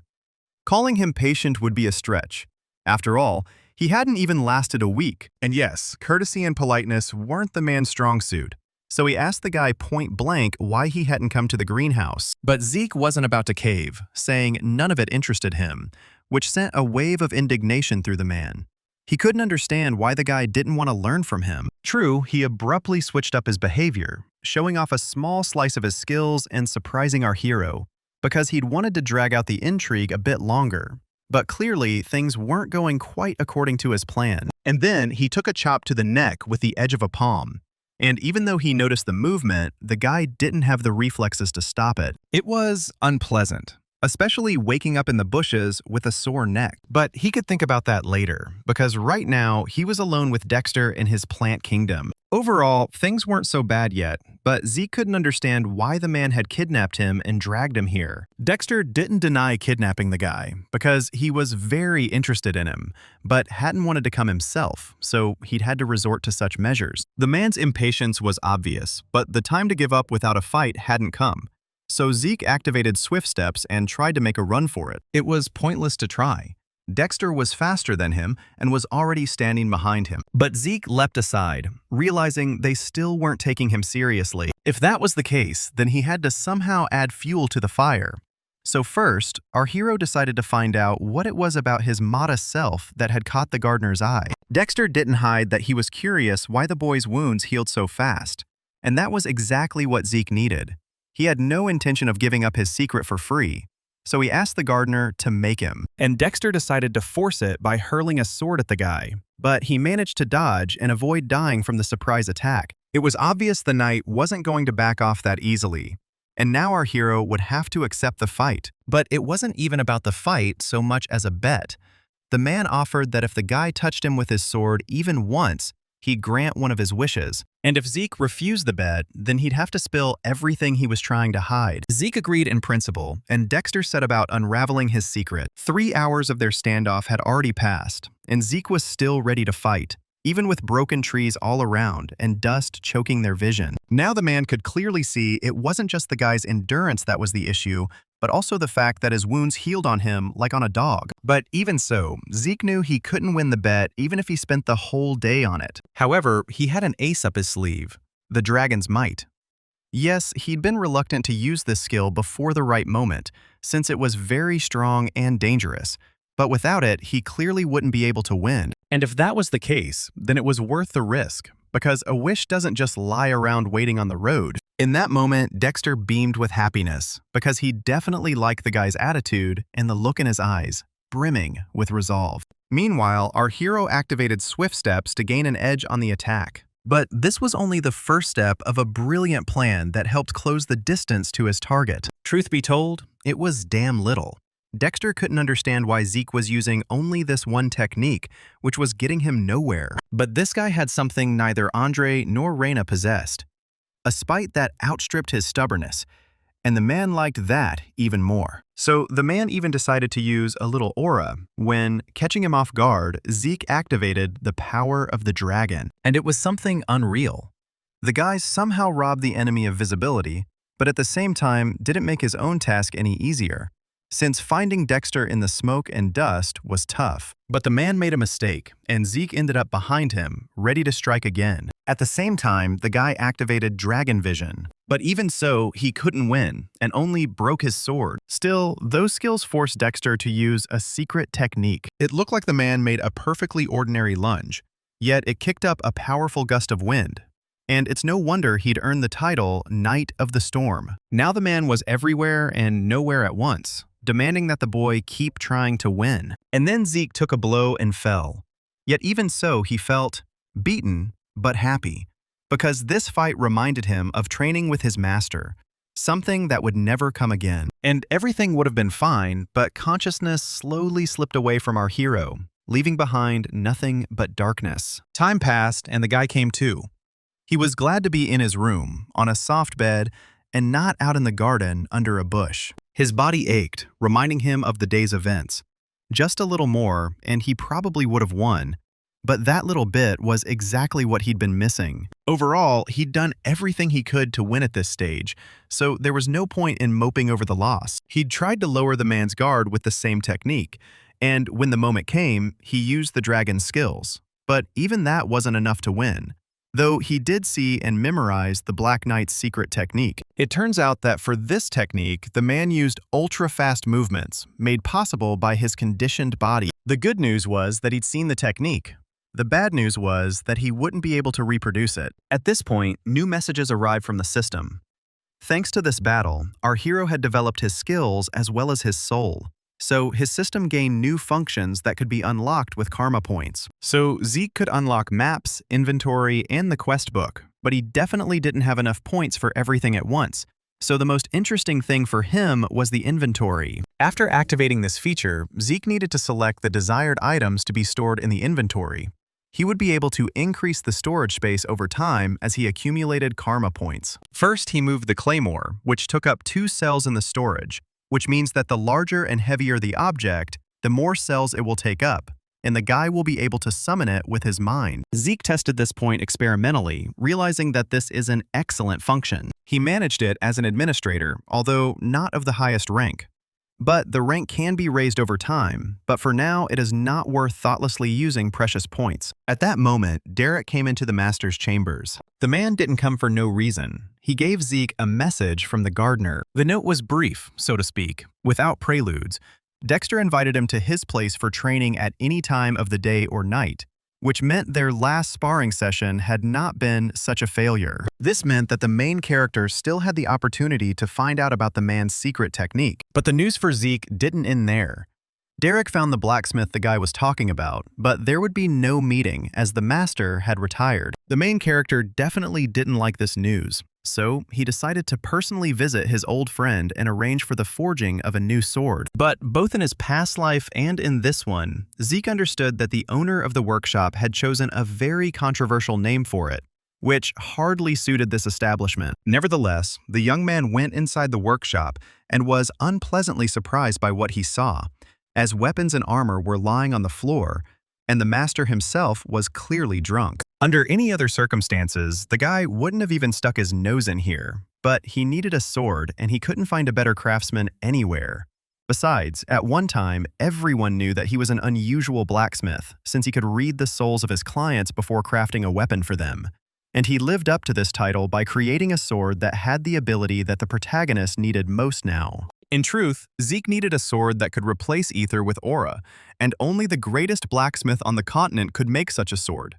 But now the man in front of the guy was unlikely to be able to do this, because the wine had clearly gone to his head. Moreover, now Galen did not even intend to talk to the main character, since he believed that his workshop was not a place for children. While Zeke remained silent, he needed to understand what had happened to this man. Although he had been quite picky in his past life, it had never come to this. It would have been better if the guy had said something, but he understood that words wouldn't help anyone in this situation, and the best cure for a hangover would be a bucket of cold water. which he carefully poured over his old friend's head. This should have brought the man to his senses. At least, the protagonist hoped so. Indeed, the blacksmith came to a more or less adequate state and could answer the question of why he refused to fulfill the order. At first, Galeon studied the young man closely, but as soon as he saw the distinctive marks of the boy's family, he even banged his head on the table, asking for forgiveness for his inappropriate behavior. It turned out that the man was not currently taking orders because he could not create a weapon for himself and therefore considered it inappropriate to create something for others, since he was a shoemaker without shoes. This statement was a revelation for the protagonist because he had no idea that this talented man also had a dark streak in his life when he did not believe in himself. But if you think about it, Galeon was already the greatest blacksmith on the continent when the guy met him, but he never told the main character what kind of life he led before that, because he did not want to share such a shameful past. Under other circumstances, the protagonist would have waited 10 years, but in this situation, he couldn't afford to wait until his old acquaintance came to his senses and started his business from scratch. And since that was the case, Zeke thought it was right to push the man to take the right actions, so he asked him to show him a couple of his completed works. The blacksmith couldn't refuse the boy such a simple request, so he took him out into the backyard, where there were thousands of different swords. There were indeed quite a lot of good works here, so the main character decided to pick out something from what was available for now. And although the blacksmith was dissatisfied with each of these swords, he admitted that they were quite sharp. So he asked the guy to be extremely careful. And while Zeke examined the swords, he realized that many of them were far from being failures. And in terms of quality, they were no different from the swords that Galeon had fought with when he became the best on the continent. So in battle, each of them could be useful and serve well. And then, in order to confirm his suspicions, the guy activated his dragon vision and asked the blacksmith just one question. Was everything all right with the brazier? The blacksmith didn't have time to answer, and the boy continued talking, pointing out that Galeon uses several types of metals to create lighter and more refined materials. And this was great, but the problem was that the strength of this metal was a little weak. This was absolutely true, and it happened because the impurities present in the metals were not properly removed during the calcination process. Galeon was amazed. He did not expect that someone would be able to find out his smelting method and also find the main flaw and its cause. It was curious and incredible. If so, then it was possible to ask a few questions to the main character. But before voicing them, the man took the young man into his office so that he could look at his notes and developments and perhaps be able to give practical advice. And so the man showed the main character the drawing of the magic brazier and shared his biggest secret. Back then, in the distant past, Galeon also hid nothing from the protagonist, as he had saved his life. And one fine evening, he told him about the magic brazier, in which the temperature was maintained using magic. These memories warmed the soul of the young man. He smiled, and now seemed very inspired, because he understood that with this invention, the blacksmith's method would become impeccable. The only thing Zeke didn't understand yet was why Galeon hadn't created his miracle brazier, since he already had the design, and all that was left was a small matter. And in general, everything was simple. In order to implement this project, a scheme of the law of mana energy was needed. But the commission of the magic tower is 10,000 gold, which the man did not have. The protagonist didn't expect this turn of events, because if you think about it, the average family of 4 spends 10 gold pieces per month. So it would take Galeon about 10 years to save up the required amount. For this reason, the blacksmith turned to the protagonist, because if he helps him with the brazier, he will undertake to carry out any of his orders, as long as his own heart beats in his hot chest. But for Zeke, this was also problematic, because if he were the night guardian of the family, then such a sum would not be a problem for him. But now he is just a pureblood, so he will not be able to get the required amount. But he also could not refuse Graham's shining sword. And at that moment, a brilliant idea came to his mind, because they were talking about the law of energy, and he just had in mind one wizard who could help them in this difficult matter. After which he took the drawing and was about to leave, telling the blacksmith that as soon as there was news, he would immediately inform him about it. But before leaving, the guy asked his old friend to stop drinking alcohol, as it would not end well. Responding with a new sword and grand plans for the future, Zeke returned to the academy, reflecting on the fact that the design was not really that complicated. But he was surprised by the prices for the Mage Tower. It was fortunate that the Academy had a very successful research laboratory, which was worth visiting in your spare time. And it was located in one of the alleys on the Academy grounds. But here's the problem. In this very alley, there was a crowd of hostile cadets. And these cadets beat up their fellow student who was already bursting into tears and asking for forgiveness just because he accidentally touched Leon. Unfortunately, the protagonist himself had once experienced similar humiliation, so he would have liked to pass by now, but anger for previous humiliations forced him to take a wrong turn. Meanwhile, in the alley, the fight was gaining momentum. Blood was already spurting from blows in all directions. Leon went completely berserk. He lost control of his actions. And all because he lost to Zeke, and now everyone's attention was focused on him. Because he was a purebred, this could not pass by. And since he no longer wanted to conflict with Zeke, he beat up the weaker ones. He generally believed that he lost to Zeke because of a sudden attack that he never expected from the guy. But the idea that Zeke had become a pure-blooded awakened did not fit into Leon's head, hence the bouts of aggression. At that moment, the main character walked into the alley with a light gait, who was clearly not in the mood for long dialogues. And he gave Leon 3 seconds to remove his hands and feet from the guy. Leon, however, had no intention of fulfilling this request, considering it beneath his dignity. And besides, the numerical advantage was on his side. And in general, the guy read that the main character became too arrogant since he woke up as a pureblood. Zeke was not going to listen to all this anymore, so he interrupted Leon. Moreover, he ordered the cadet to kneel down, and he looked as if it would be better for him to obey. Leon had never expected such pressure on himself, so he broke out in a cold sweat. But he was in no hurry to obey. Just a couple of months ago, it was Zeke who crawled on his knees. Now, they have switched places. This spurred Leon to new outrage. He ordered all his henchmen to attack the protagonist since he could not admit his defeat. Of course, Zeke didn't want to take part in the fight. But if everything turned out this way, then let the guys not blame him for what happens next. He easily avoided the cadets' blows and struck back at them easily, quickly, and precisely. No one expected such agility from the main character because they remembered him as a completely different person. And now he was knocking them out one after another. Obviously, it was impossible to take him with just numbers, and the quality of the guy's strikes was poor. He showed miracles of dexterity, precision, and ruthlessness. The guys didn't have a single chance against him. Leon stood and watched what was happening with silent horror, because this was incomprehensible, impossible, unbelievable. It shouldn't have happened. But it happened. Leon's henchmen were now unconscious, and Zeke slowly but surely approached him, but assured him that the guy had nothing to fear.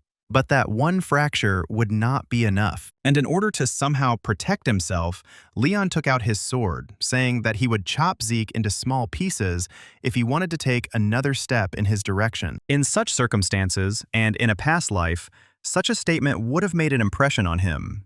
But now, it was an empty sound. Because Zeke doubted that Leon remembered that he had just made a huge mistake, since he had drawn his sword outside the arena. In essence, this act gave the protagonist a free hand, so he solemnly declared that Leon had drawn his sword outside the sacred training arena with malicious intent, and that he would gladly take all necessary measures. It was a challenge to a duel, and the fight should end only with the death of one of the participants, and all responsibility falls on the losing opponent. Liam, who had recently been beaten by Leon, was supposed to be a witness to this promise and oath. At that moment, Leon fell to his knees, threw down his sword, and began to ask the protagonist for forgiveness and pardon, while the evidence of his fear spread out into an ugly puddle on the asphalt. It was a pitiful sight, and perhaps in the past it would have satisfied the protagonist, but not now. Moreover, this picture stirred up forgotten memories, when he also stood on his knees, also cried,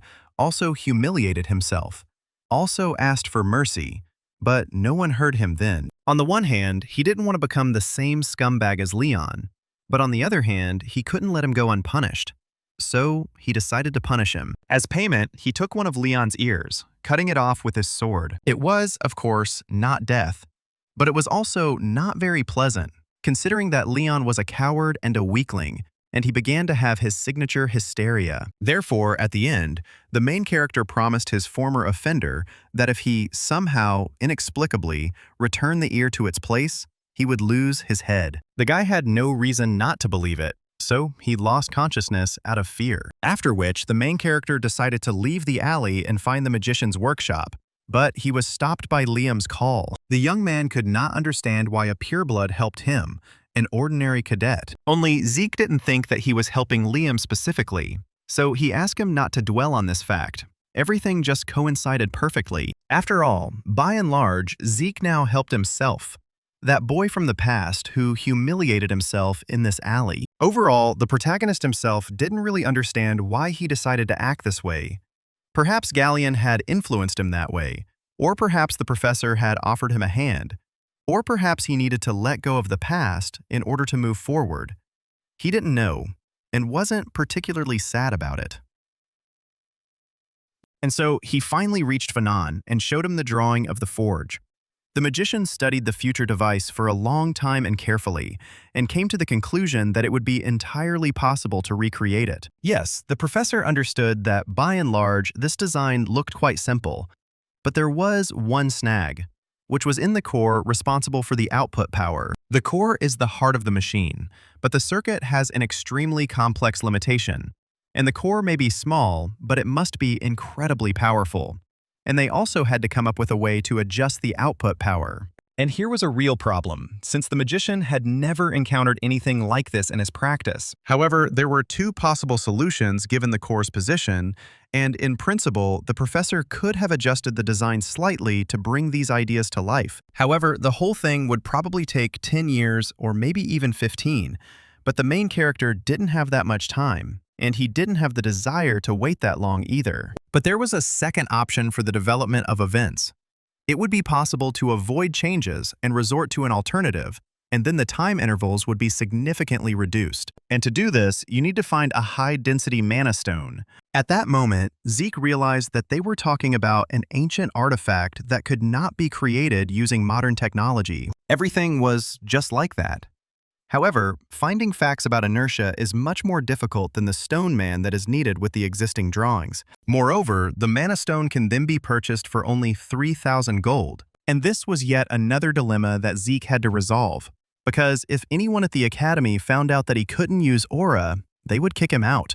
So he couldn't wait 15 years to realize the blacksmith's idea. But he didn't have 3,000 gold coins either, despite the fact that he was a purebred, plus from the Draker family.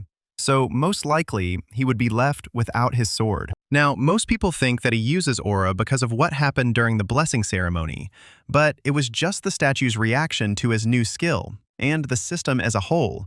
And the guy still can't use aura. Ether is generally considered to be a force that is difficult for a person to control, but Zeke cannot use any sword skill that requires aura, with the exception of the soul skill. And even with it, the most he can do is strengthen his body and change the position of the sword in space. That's why he desperately needs Graham's sword and therefore the stone. But where can he get it if he has no money? Meanwhile, Fanon continued speaking, acknowledging the talent of the man who created this design, and even taking into account the complex core, the design seemed quite effective. It's very difficult to find something like this, even to come across relics of the Golden Age. But here, an ordinary course could not create something so incredible. At this moment, another brilliant idea came to the protagonist's head, so he was going to leave for a while on business and ask the professor to take care of this unique drawing until he returned. After all, the main character was going to get a high-density stone, and he already had a rough idea of where and how to get it. And the main character thought about the Golden Age, the age when huge dragons flew across the sky. It was then that humans began a war with these creatures. And after many bloody battles, Tarek and Draker won victory over Bahamut. The war ended, and peace reigned in these lands. And all the artifacts that were found in the Dragon's Lair were taken away and classified, as they were far superior to modern ones in magic and technology. And among all those items, there was a high-density mana stone that would be ideal for the main character's purposes. And if you're lucky, you won't even have to go far for the stone, because there's the Academy's central library, where in 10 years, when the storage facilities are expanded, relics of the Golden Age will be discovered. But for now, that hasn't happened, and it's time to seize the moment. Now, it's just a library, just shelves of books, and no one has any idea what treasures lie beneath the layer of earth in the depths of the archives. But the problem was that the guy had no idea where to look for the entrance to the bins, so he activated Dragon Vision. True, even so, he had to wander around the library until he found the right entry point. Now it was time to begin the second stage of the operation, to find the stone, the entrance to the dungeon. Now he was using ether, but it must be admitted that he had only learned one technique from the master, Spirit Soul, in all that time. But even that was more than enough for him at the time, because ether materializes the user's will, and the desired properties can be applied to it. And this was one of the pros. One of the cons, it was very energy-consuming, which Zeke again felt on himself. But the game was worth the candle, and the main character, unnoticed by anyone, walked along a long underground corridor to his goal. True, he did not expect that it would be so dark and so deep there, but these are the little things in life. The main thing is to find the stone. And everything would be fine except that the ancient creators of this place had taken precautions against uninvited guests, and the skeletal guards dutifully carried out their duties. Zeke didn't expect this turn of events, but it was too late to run away. He needed to act. It was obvious that these creatures weren't the work of the Lich, since they were holding construction equipment, so a critical strike should have been enough for the guy to defeat them. Everything happened just as he expected. Killing the skeleton was as easy as pie, without even breaking a sweat. Moreover, the system rewarded him with 2 karma points. And then the guy remembered that he could not only find artifacts here, but also earn points by killing monsters, so to speak, combine business with pleasure. And he combined it, karma points dripped into his account, and the road behind him was paved with the bones of fallen skeletons. It was time to take a break and see what he could unlock with the points he had earned. From the entire list, he only had enough for a mini-map so far, which he did, and was a little taken aback, as the mini-map was surprisingly accurate. It was more like a magic map, which, in addition to the plan, also had interesting marks, the meaning of which the guy did not know, but wanted to find out. And the correct way to do this is by pressing a button, at which point the map will transform into 3D format. It was incredible. Zeke had never seen anything like it in his 2 lives. And then he found a building on the map that was different from the others because it was red. It turned out that this was the burial place of the Dragonslayer, or in other words, a storeroom, and the system even offered to pave the way there if the main character wanted it. In the past, it took a search party several days to find that place, but it took him only a few hours. Moreover, the route was built instantly, and after some time, the guy stood in front of a closed door, thinking about how to open it. It was obvious that it wouldn't open just like that, but he had no idea yet how to move it. And he was right, because as soon as he put his hand on the door, the security spell worked. Now it is clear why, in the past, the Tower of Bug and the High Mage were brought in. The knights could not cope with the spell on their own. So Zeke wouldn't have stood a chance against magic, so he asked the system if it could open the door. The system didn't need any coaxing. It began trying to hack, and at that moment it dawned on Zeke that it was reacting to his words like a normal, living being. The realization was interesting. The guy could talk to the system, so he asked a question that had been bothering him for a long time: why he regressed. But the system did not have the right to answer it. Okay, since the system didn't answer this question, Zeke tried asking about the administration system.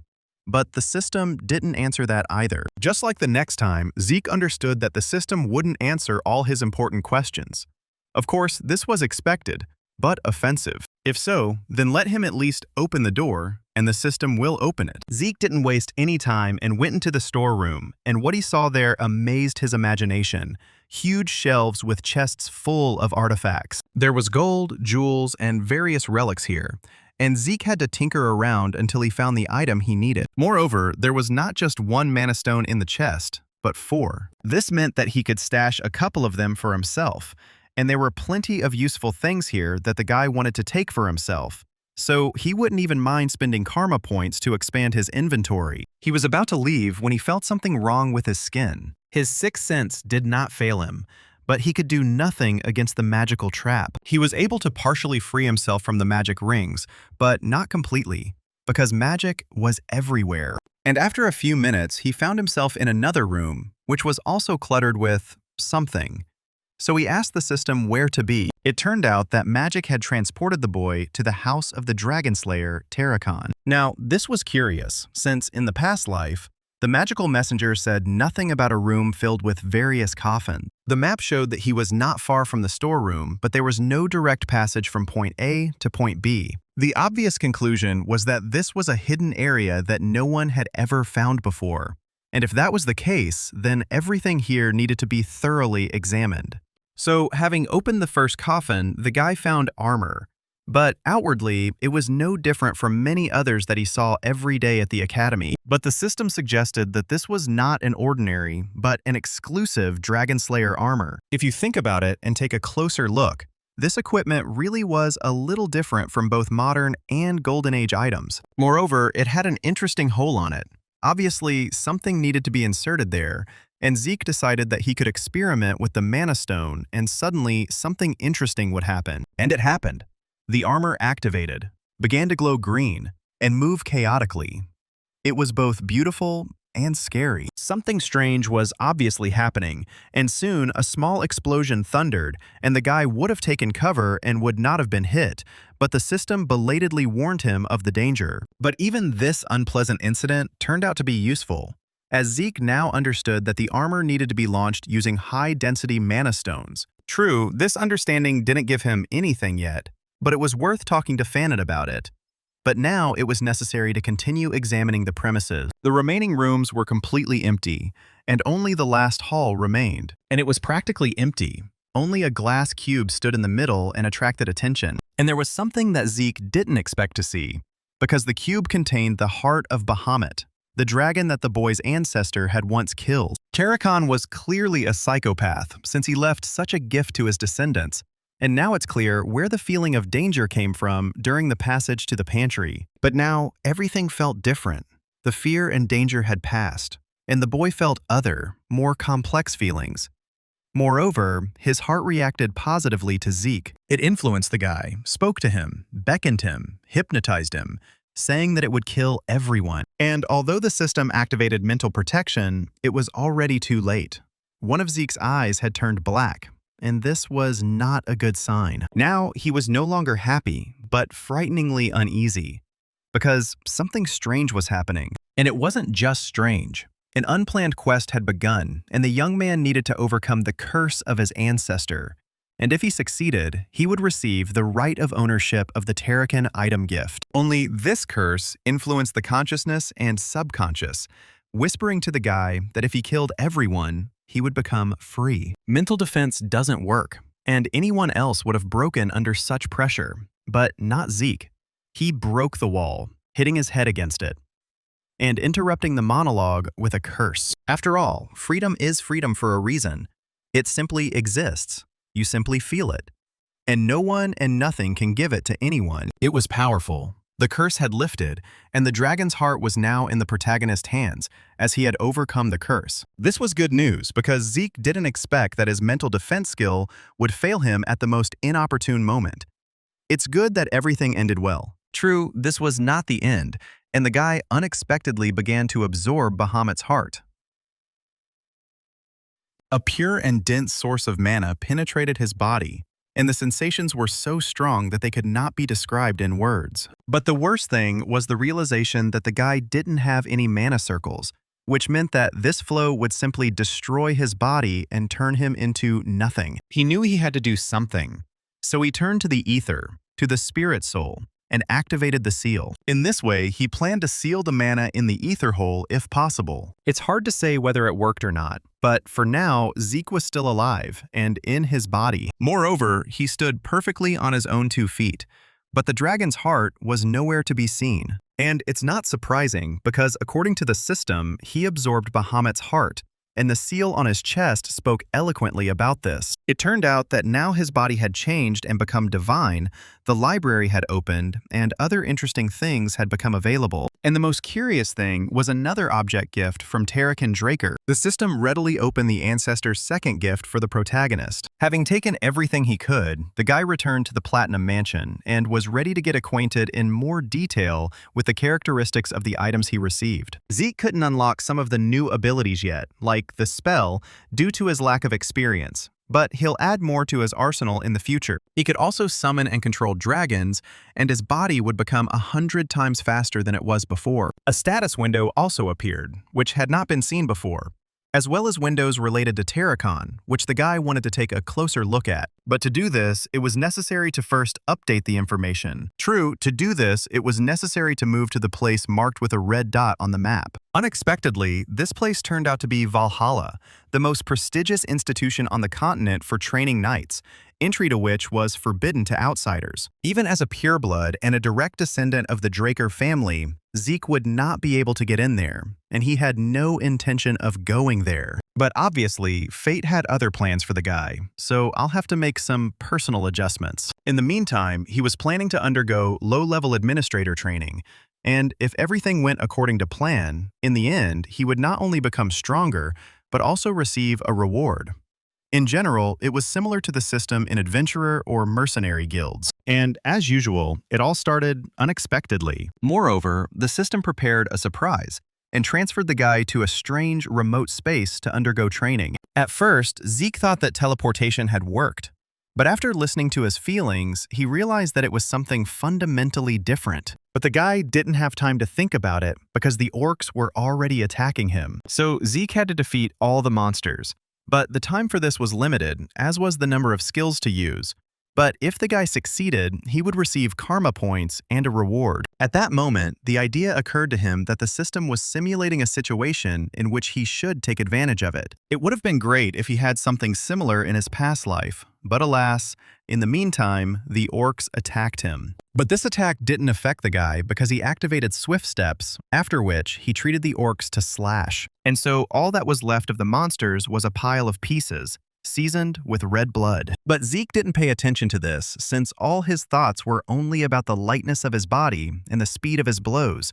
With such indicators, he could defeat even the Purple Knight. The most interesting thing is that the training quest ended at this point, and the guy was once again standing in a regular training room. Since everything went well, the main character received several bonus skills, as well as 40 points in karma, and the ability to buy items through the store. And there was everything there. Giant flesh, giant blood, and many other different and useful things. And if you think about it, you could build a whole business out of this, buying goods in a store and then reselling them in real life to other cadets. True, there were restrictions here too, since he could only buy and sell ancient artifacts, which could fetch a decent profit at auction. If that's the case, then he's unlikely to use this function, and in general, the day has been too long. It's time to rest. A new day dawned, and the first thing Zeke did was visit Fanon and give him the Mana Stone, without going into detail about where he found it in just one day. Overall, the boy felt the distrust emanating from the professor.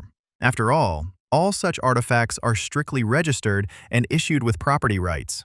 But this one seemed to belong to no one. More precisely, it was essentially nobody's, since Fanon could not find its owner. But he should have, because there are no unaccounted high-density mana stones in the world. This kind of reassurance, prudence, and special talent of this man really impressed the guy. He saw perfectly well from the side that he was looking for the registration number and did not interfere with him.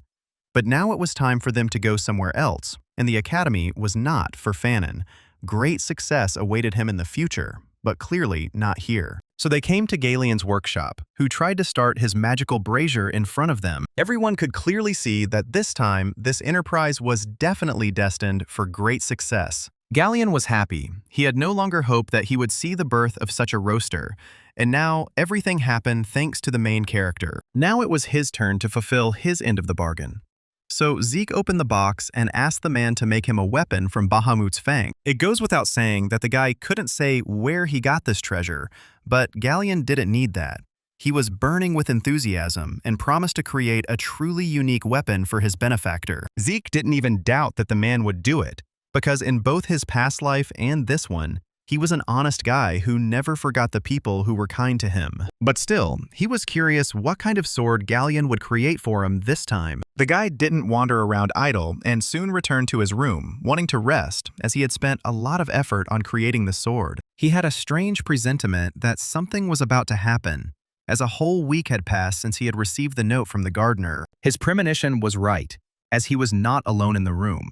and the oppressive aura of the man who had arrived sent shivers down his spine. Dexter didn't understand why the boy didn't come to him when he called him so kindly, and now this man radiated a desire to kill. Even though he said that he wanted to hear the truthful answer to his question, Zeke decided to duck and say that the note said that he should come when he wanted to challenge the man. But the problem was that he had no desire to do so. Dexter, as expected, didn't believe this fairy tale and repeated his question. And it would have been stupid for the guy to continue to dodge. But he decided to test the man's patience, which didn't last long. And so the main character flew out the window. Flying wasn't part of Zeke's plans, as the altitude was quite high, and no healing would help him if he hit the ground. So he tried to climb onto the balcony, but it was no use, and the gardener stopped this pathetic attempt. Moreover, the man clearly sensed the lie, and it was obvious that the guy knew perfectly well about his intentions, so he could leave the story about him not wanting to challenge him for others. But Dexter was giving Zeke one last chance to tell him the truth, and he had 5 seconds to do it all. And if this were the guy's first life, he would have immediately laid everything out. But now, you can write your own rules for this game. So the guy hinted that the man did not say who he really is, but at the same time demands that he reveal his secrets and thoughts. Now, this was interesting. So the man threw the main character back into the room. Zeke hit his head on the wall pretty hard, but it was better than falling from a height and turning into a pancake. At that moment, Dexter extended his hand to the guy for a handshake, saying that he was once a Black Knight of the Draker family. After which, something happened that was not an official meeting between two strong personalities. It was beautiful, so Zeke couldn't help but respond in kind, and formally apologized to Dexter for the disrespect shown. At that moment, the man realized that the main character had thought everything through in advance. But it didn't matter. Nevertheless, Zeke asked the man what he meant by saying that he was once a Black Knight. But he didn't answer, saying that he used to be, but not anymore. It sounded strange, because the guy heard that it was possible to rise, but to fall. And then he fell silent, turning his attention to the trembling in the man's hand, without commenting on it in any way. Now it was possible to move on to the essence of their communication. Dexter understood perfectly well that the guy wanted to become his student, and he did not deny it. Zeke had plenty of impudence, but the gardener rather liked it, so he easily agreed to teach him. It was easy, but until the man refused, Zeke took the student's oath, according to all the rules. Dexter didn't expect this, since few people use this oath these days. But it was beautiful, there's nothing to say. But none of this mattered, so Zeke couldn't resist asking why the man had taken him on as an apprentice. Everyone knew that the gardener had never taken anyone as his apprentice, and only Andre had been able to persuade him to teach him. And even he had spent many years on it. And now the man so easily agreed to teach the main character. But Dexter kept the intrigue alive and asked the guy to guess the answer to this question. And Zeke tried, saying he was a genius, so Dexter couldn't resist. But his self-confidence looked ridiculous. It turned out that it was just the guy's stubbornness, because talent alone isn't enough to become a red or black knight. Many geniuses have broken under the pressure of difficulties and remained only blue knights. But the guy wasn't in danger of that. At this point, the conversation ended and they went to their first lesson. True, the training was strange. The guy had been simply running in circles for 3 hours, when suddenly Dexter stopped him because he had one question. And at that very second, the man appeared behind the young man. He wanted to touch Zeke's hand, but he pushed the teacher's hand away. The conclusion was obvious. The guy had some kind of problem with checking his vital signs. And it's not just now. From their first meeting, the man understood that something was wrong with the main character. His fears were confirmed during sparring. Did the guy really not know how to use aura at all? In general, the man saw that bronze statue. Then there was a fuss because of the unprecedented golden glow. But everyone thought the guy was a purebred, so the question arose as to why he didn't let them check his pulse. On the one hand, the protagonist understood that this man did not suspect him. But on the other hand, the situation was out of the ordinary if one of the Drakers was not able to control the aura. So he was very curious. And overall, the main character is lucky that this is the person in front of him. So if he can get his personal sword, then no one will have any suspicions about him. But until then, he needs to be extremely careful. But now there was no need to lie any further. Unlike his previous life, where the boy was the first awakened loser in the family, Now he could use the mana reflection skill, which proves his pureblood status. Even though he couldn't use aura like all the other awakened ones, such truth was able to hide the young man's lie. Moreover, he sincerely apologized for not telling about this earlier, because if it turned out that he, as one of the Drakers, could not use aura, then he would be thrown out of here, so he was very scared. After which, he called Dexter to check his pulse. The teacher was silent. He felt a malice deep in the boy's soul that did not correspond to his age. But at the same time, in front of him was just a child. But there was no aura at all in him, despite the fact that he had successfully awakened. The protagonist continued his performance. He understood perfectly well that even after checking his polls, the man would not be able to be 100% sure how true the blessing ceremony was. Even if it was true that Zeke couldn't awaken with an aura, Dexter would find an explanation for it himself, and he would be left to deny everything. But the guy didn't expect the man to come to the conclusion that he was fickle, although something like this was to be expected, because if you don't know the concept of classes, it's quite natural to think this way. After all, this term is used to describe people with abnormal abilities. For example, the ability to use aura and mana simultaneously, or the ability to see into the future. Although people don't have a very positive attitude towards unstable abilities, so it's best not to tell anyone about it, the reason the master considered him unstable was because of his incredible endurance and ability to recover, no matter how severe the damage. The man came to these conclusions because he saw the protagonist instantly recover, although this meant that it must have taken a lot of energy, and most likely this energy was aura, and since it is constantly being spent due to stamina and healing, there is almost none left to perceive. If you think about it, this was a completely working hypothesis for most people. But even if this is true, the guy shouldn't worry at all, because the art of the storm is a special art that doesn't use aura. Essentially, a special art is a special technique created by a knight who has reached great heights. Usually, this skill is used to kill dragons, so it would be more correct to use it. But the gardener's art only uses the resources of a trained body. And now Dexter was about to demonstrate this very art. So Zeke had to watch carefully and remember his movements. And Zeke watched. Only the man moved so quickly that it was extremely difficult to track his movements, but not impossible. Nevertheless, Zeke believed that he had remembered everything and asked the master's permission to show it to him. And the guy repeated it. Now he could repeat the master's movements and saw something he had never seen before. Apparently, these steps were taken as if Dexter was fighting with someone. Others indicated that he was attacking. Others were taken to return, and others were shortening the distance, while on the other side, they were increasing it.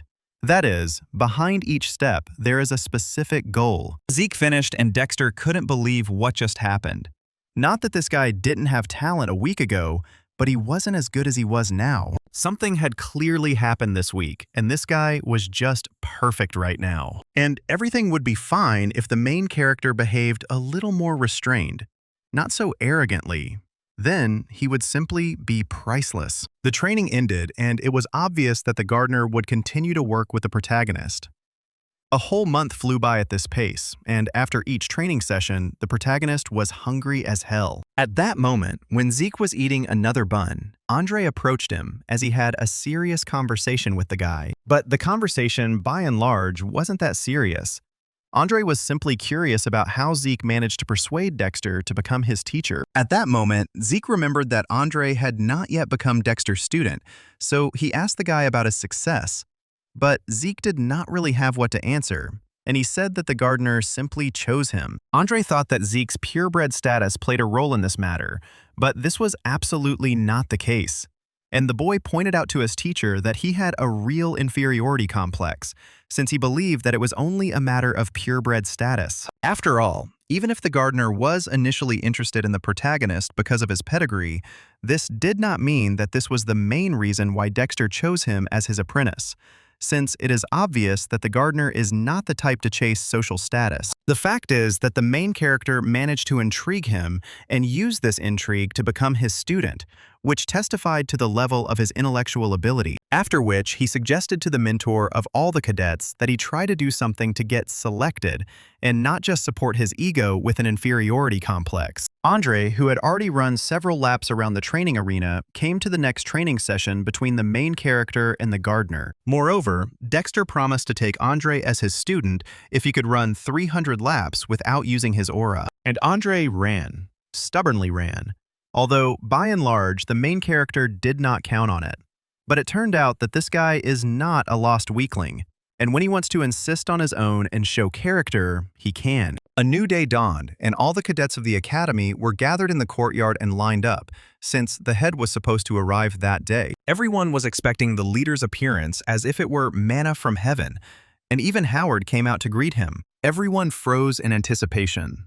And then the carriage slowed down and the head came out. All the knights and cadets who were on the academy's territory bowed their heads before this man, acknowledging his strength and power. The man thought that Howard had done a great job, so he praised him. Although, by and large, the classes at the academy were nothing compared to what the head had been doing all this time. Arthur Draker believed that only Howard truly understood how important the job of being the head of the family was, and how important it was to raise the younger generation. After which, the man turned to the young cadets, saying that each of them was the future of the country, because sooner or later, they would protect civilians from the encroachments of dragons and their ilk. That's why it's important for them to train long and hard now, because their development is the development of the Drakers. It was a motivational speech that helped boost the cadets' morale as they had their idol in front of them. After which, Howard and Arthur went on to take care of their business, and one of these businesses was Zeke Draker, who greeted the head of the Knights and the guardian of the name of the Dragonslayer, and concurrently, his father. The man even prepared tea to drink with his offspring, and such formal address was no longer in use. So it was possible to omit the formalities and move on to a heart-to-heart conversation. And it was strange, because the main character didn't expect that they would even report to his father about the food that he liked. But it was not only about food that Arthur was informed, but also that the Black Knight had taken on an apprentice. Unexpectedly, the father did not beat around the bush. But the main character did not deny the obvious either. The father did not understand what goal his son was pursuing, and was very surprised when he said that he wanted to become the strongest man on the continent. Steel immediately flashed in his gaze. But Zeke didn't pay any attention to this, because he was going to become stronger than everyone else in order to live freely. The goal, of course, was quite ambitious, and implied that one day the boy would surpass his father. But now the man suppressed his offspring with his aura. The main character could not help but recognize the sword of aura. After all, they say that it gives power over all living things within its radius, which makes it the pinnacle of aura use, available only to Black Knights. It was difficult to withstand this pressure, but the main character was determined and did not give up. This answer, oddly enough, satisfied the head of the family, so he stopped attacking his son. After all, this was the most interesting thing Arthur had heard in recent years. Most people simply bowed down, recognizing his strength. By and large, Arthur had come to the academy to support both the institution itself and Zeke, but now he knew that wouldn't be enough. And the next minute, the man handed his son a black card as a gift for becoming the gardener's apprentice. It was a credit card that was given out only to a select few, and the protagonist never thought he would see it in person. But now, holding it in his hands, he realized that with its help, he could get incredible benefits. On the one hand, it was an amazing gift, but the main character understood that his father was pretending to care about him, but his intentions were too obvious, because after using a credit card, a record remains, and he just wants to monitor what the guy will do in the future and keep him under control. But it was better to let it be so than to resort to the help of a fighting black squad.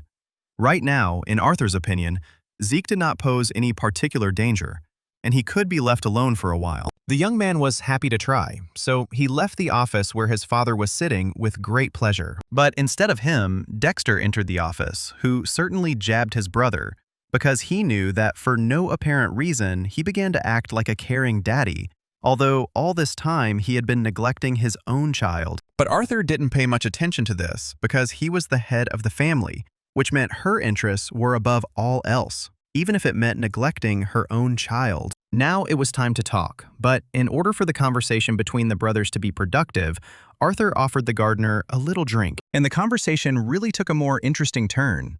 It turned out that the emperor had gone crazy with the idea of immortality and was searching for him all over the continent. But this seemed completely unrealistic, because magic can rejuvenate but never grant immortality. Arthur thought so too, but there is a relic that is connected to an ancient dragon and which the emperor wants to find. Zik didn't leave, but hid in the next room and eavesdropped on the conversation of his older relatives. It's a good thing that an interesting artifact was found in the storeroom, with the help of which this became possible. The conversation was about a relic that could make their emperor immortal, and it was clear from the conversation that Arthur knew its approximate location. According to the Black Scenes report, the item is located somewhere on the northern continent. This information has not yet reached the Empire and the Emperor, but we must understand that it is a matter of time. Yes, and I didn't want the ruler to find out about this because in the past, as soon as he gained power, he unleashed a war on the continent. And if he gets what he wants now, history will repeat itself, and rivers of blood will flow. For this reason, Arthur wanted to personally find the relic, but if he left his post, then there would be no one to restrain the impulses of the emperor. For this reason, he came to his brother. Dexter could not refuse, since he himself understood that Arthur was right. The men were still talking about something, but Zeke didn't have the strength to eavesdrop any longer, and he interrupted the artifact's operation. After absorbing Bahamut's heart, it was extremely difficult for him to avoid the side effects of using certain things. After hearing this, a lot of things fell into place. In his past life, before the regression, he stole a dragon statue that could fulfill the Emperor's wish, which is why elite fighters were on his trail, which is why a strange voice sounded in his head and united with the system. But then, he was so consumed by revenge that he did not want to understand anything. Now he could think clearly and put two and two together. The administrator system that sent him into the past is one of the functions of the relic. It remained to be seen who and why created such a powerful thing. Meanwhile, the brothers also finished their meeting and went their separate ways. Suddenly, Arthur sensed something was wrong, coming from one of the doors, which, by a lucky chance, was next to the office where he was talking with his brother. And right behind this door, Zeke was hiding, still not having come to his senses and wondering whether his statuette could really grant immortality and youth. Suddenly the door opened and Arthur entered the room. Only now it was already empty, only walls and some boxes, and spiders frozen like statues to themselves in the corners. This was the end of Zeke's adventures, and to relieve stress, he decided to exercise. True, Derek interrupted his lesson saying that a classmate had come to see him, which sounded strange because the main character had not communicated with anyone. It was possible that Raina had come to see him, but that was also unlikely. But it wasn't Raina, but Liam Stone, the surprise of the day. And now the guy was begging Zeke to take him in. And the main character only sighed, realizing that last time he should have just passed by, and there would have been fewer problems now. It turned out that Jakin had kicked him out, but the guy continued to obsessively want to get to Walaga. So he came to Zeke, giving himself entirely to his service. A similar situation had already happened in a past life, only Liam was kneeling in front of another person. But Stone came to the main character in vain. He didn't have family support, so he couldn't help with admission. And Zeke couldn't trust the guy's words, because he could just be a spy for Jakin, and here he could be telling a beautiful fairy tale. And these fears were understandable, so Liam took out a blade and began to mutilate himself, saying that, if necessary, he would cut out his tongue. If Zeke wanted him to limp, then he would damage his limbs. He would do everything to be accepted and trusted.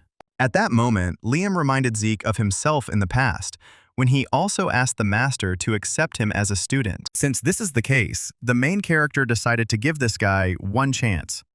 If he could withstand at least one of his moves during the attack, he would be accepted. The fight began, and Liam thought that it wouldn't be that hard to withstand one move, since they both used the Draker's aura. Now Stone realized that everything would be much more difficult, because the aura that emanated from Zeke indicated that he was much stronger than people thought. Moreover, in the presence of the main character, Liam simply found it difficult to breathe, not to mention everything else. And then Zeke only needed one blow to disarm the guy. To be honest, this was a bit of a disappointment to Zeke, as he had expected more from Liam. He certainly respected people who were pursuing their goals, but at the same time, he could see perfectly well that it would be better for Liam to give up the idea of joining Valhalla. The guy understood that most likely, if the guy had not been a distant relative of Jaken, he would not have been able to enter the cradle, let alone the academy.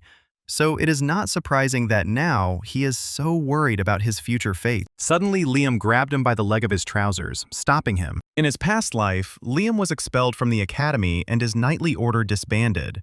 But despite this, the boy managed to reach the Crimson World and was called the King of Mercenaries. So is it worth jumping at the opportunity to enter a higher educational institution? But looking at the young man's tear-stained face, the protagonist suddenly realized that he was not going to stop, which meant it was entirely possible to give him one chance for a better life. But to test the guy's resolve, the main character suggested cutting off his right hand. Zeke knew that such an offer meant ceasing to be a swordsman, and no one in their right mind would ever agree to such a thing. Meanwhile, Liam was silent, then rose from his knees, thinking about what to do. But the main character was not particularly worried about this guy, because in the future, he will become a great man even without entering Valhalla. But then something happened that the main character could not have predicted. Liam raised the blade and was actually going to cut off his right hand. Somehow, Zeke managed to knock the sword out of Liam's hands, because, in truth, he hadn't intended to cripple him. So he couldn't miss his chance, because if he didn't win the favor of the main character, he could lose something much more valuable than his right hand. Now that was interesting. So the main character warned Liam that if he did something like that again, he would throw him out the door, regardless of whether the guy was loyal to him or not. Only now did Liam realize that Zeke had accepted him after all. And what's more, he asked the guy to hurry up and go to the infirmary so that they could sew his severed ear back on, since it wouldn't be right for his subordinate to go around without an ear. After all the procedures, it was possible to eat, and also talk, because Ziku was still curious to find out the reasons for Liam's fierce desire to enter higher education institutions and gain his patronage. It turned out that everything was both simple and complicated at the same time. The fact is that he didn't want to lose his mother. After all, a couple of days after Jaken left him, the guy received news that his mother had come down with a fever.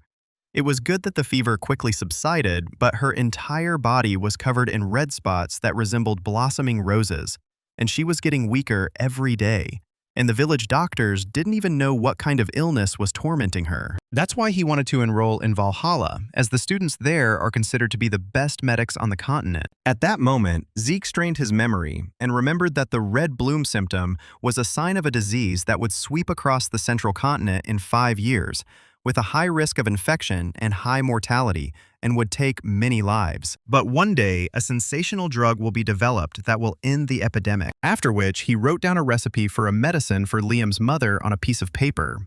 It turned out that this medicine was not difficult to prepare, and even a village doctor could handle this task well. In the future, this recipe was developed by the alchemist brothers Al and Jack, but the Alchemist Guild used it to make exorbitant profits and sold this medicine for huge amounts of money.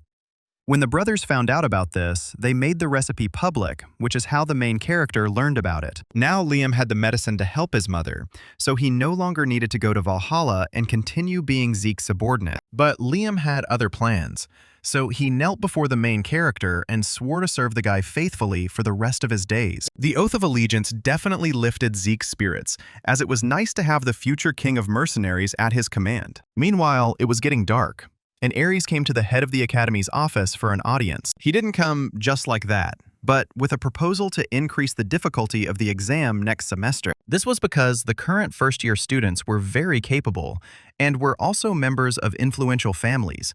And even among them, there were 2 pure-blooded awakened ones. And if this year's exam was as easy as last year's, then these guys would not be able to show themselves properly. This was a very interesting and reasonable proposal, which Howard promised to think about. The man thought that Ares' blood definitely doesn't lie, because he has the same way of thinking as the eldest member of his family. He calculates future threats that are best nipped in the bud. Not much time passed, and the day of the dungeon exploration exam arrived, which was a unique test in the academy, during which students were divided into pairs and had to clear a dungeon within a certain time. The difficulty of the dungeon was determined randomly for each pair, and it had great significance. Liam, even though he was a big boy, was worried about passing this exam, especially considering that Zeke was his partner. This was not surprising and quite natural, but it was necessary to remember that too much excitement leads to mistakes, and too little is a sign of arrogance. But moderate excitement prevents everything. And now it was their turn to enter the dungeon. But the problem was that they were stopped at the entrance and asked to enter through a different door. Although they hesitated at first at the entrance, they still began to descend. It was difficult to predict the difficulty of the dungeon, but since this is a Draker dungeon test, there will be no great danger. The main thing is to get out within the designated time. And to do this, each team is given a timer that starts upon entering the dungeon, and they'll have 96 hours to do it all.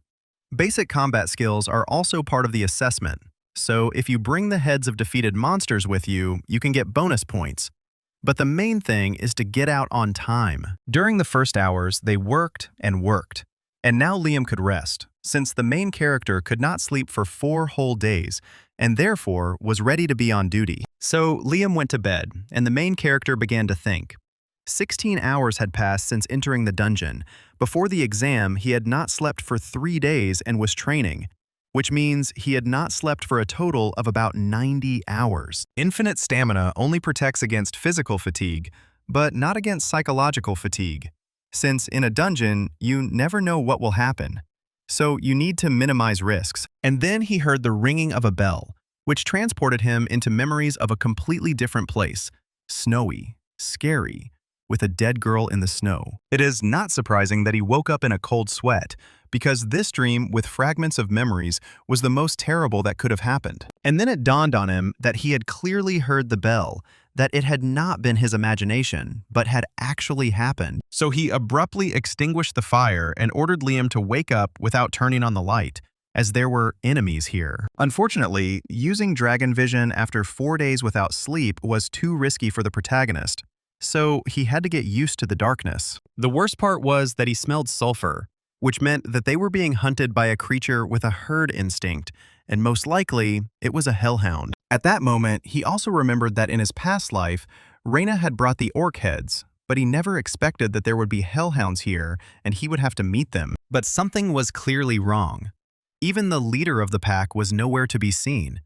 And what he heard and felt indicated that it wasn't someone who weighed at least a couple of tons who was coming towards them. He barely managed to dodge because a troll appeared on the horizon, carrying the heads of hellhounds, and it was clearly not friendly. Everyone knew that the troll was the most dangerous monster, which could easily deal with hellhounds or orcs, and their blood was a key ingredient in potions.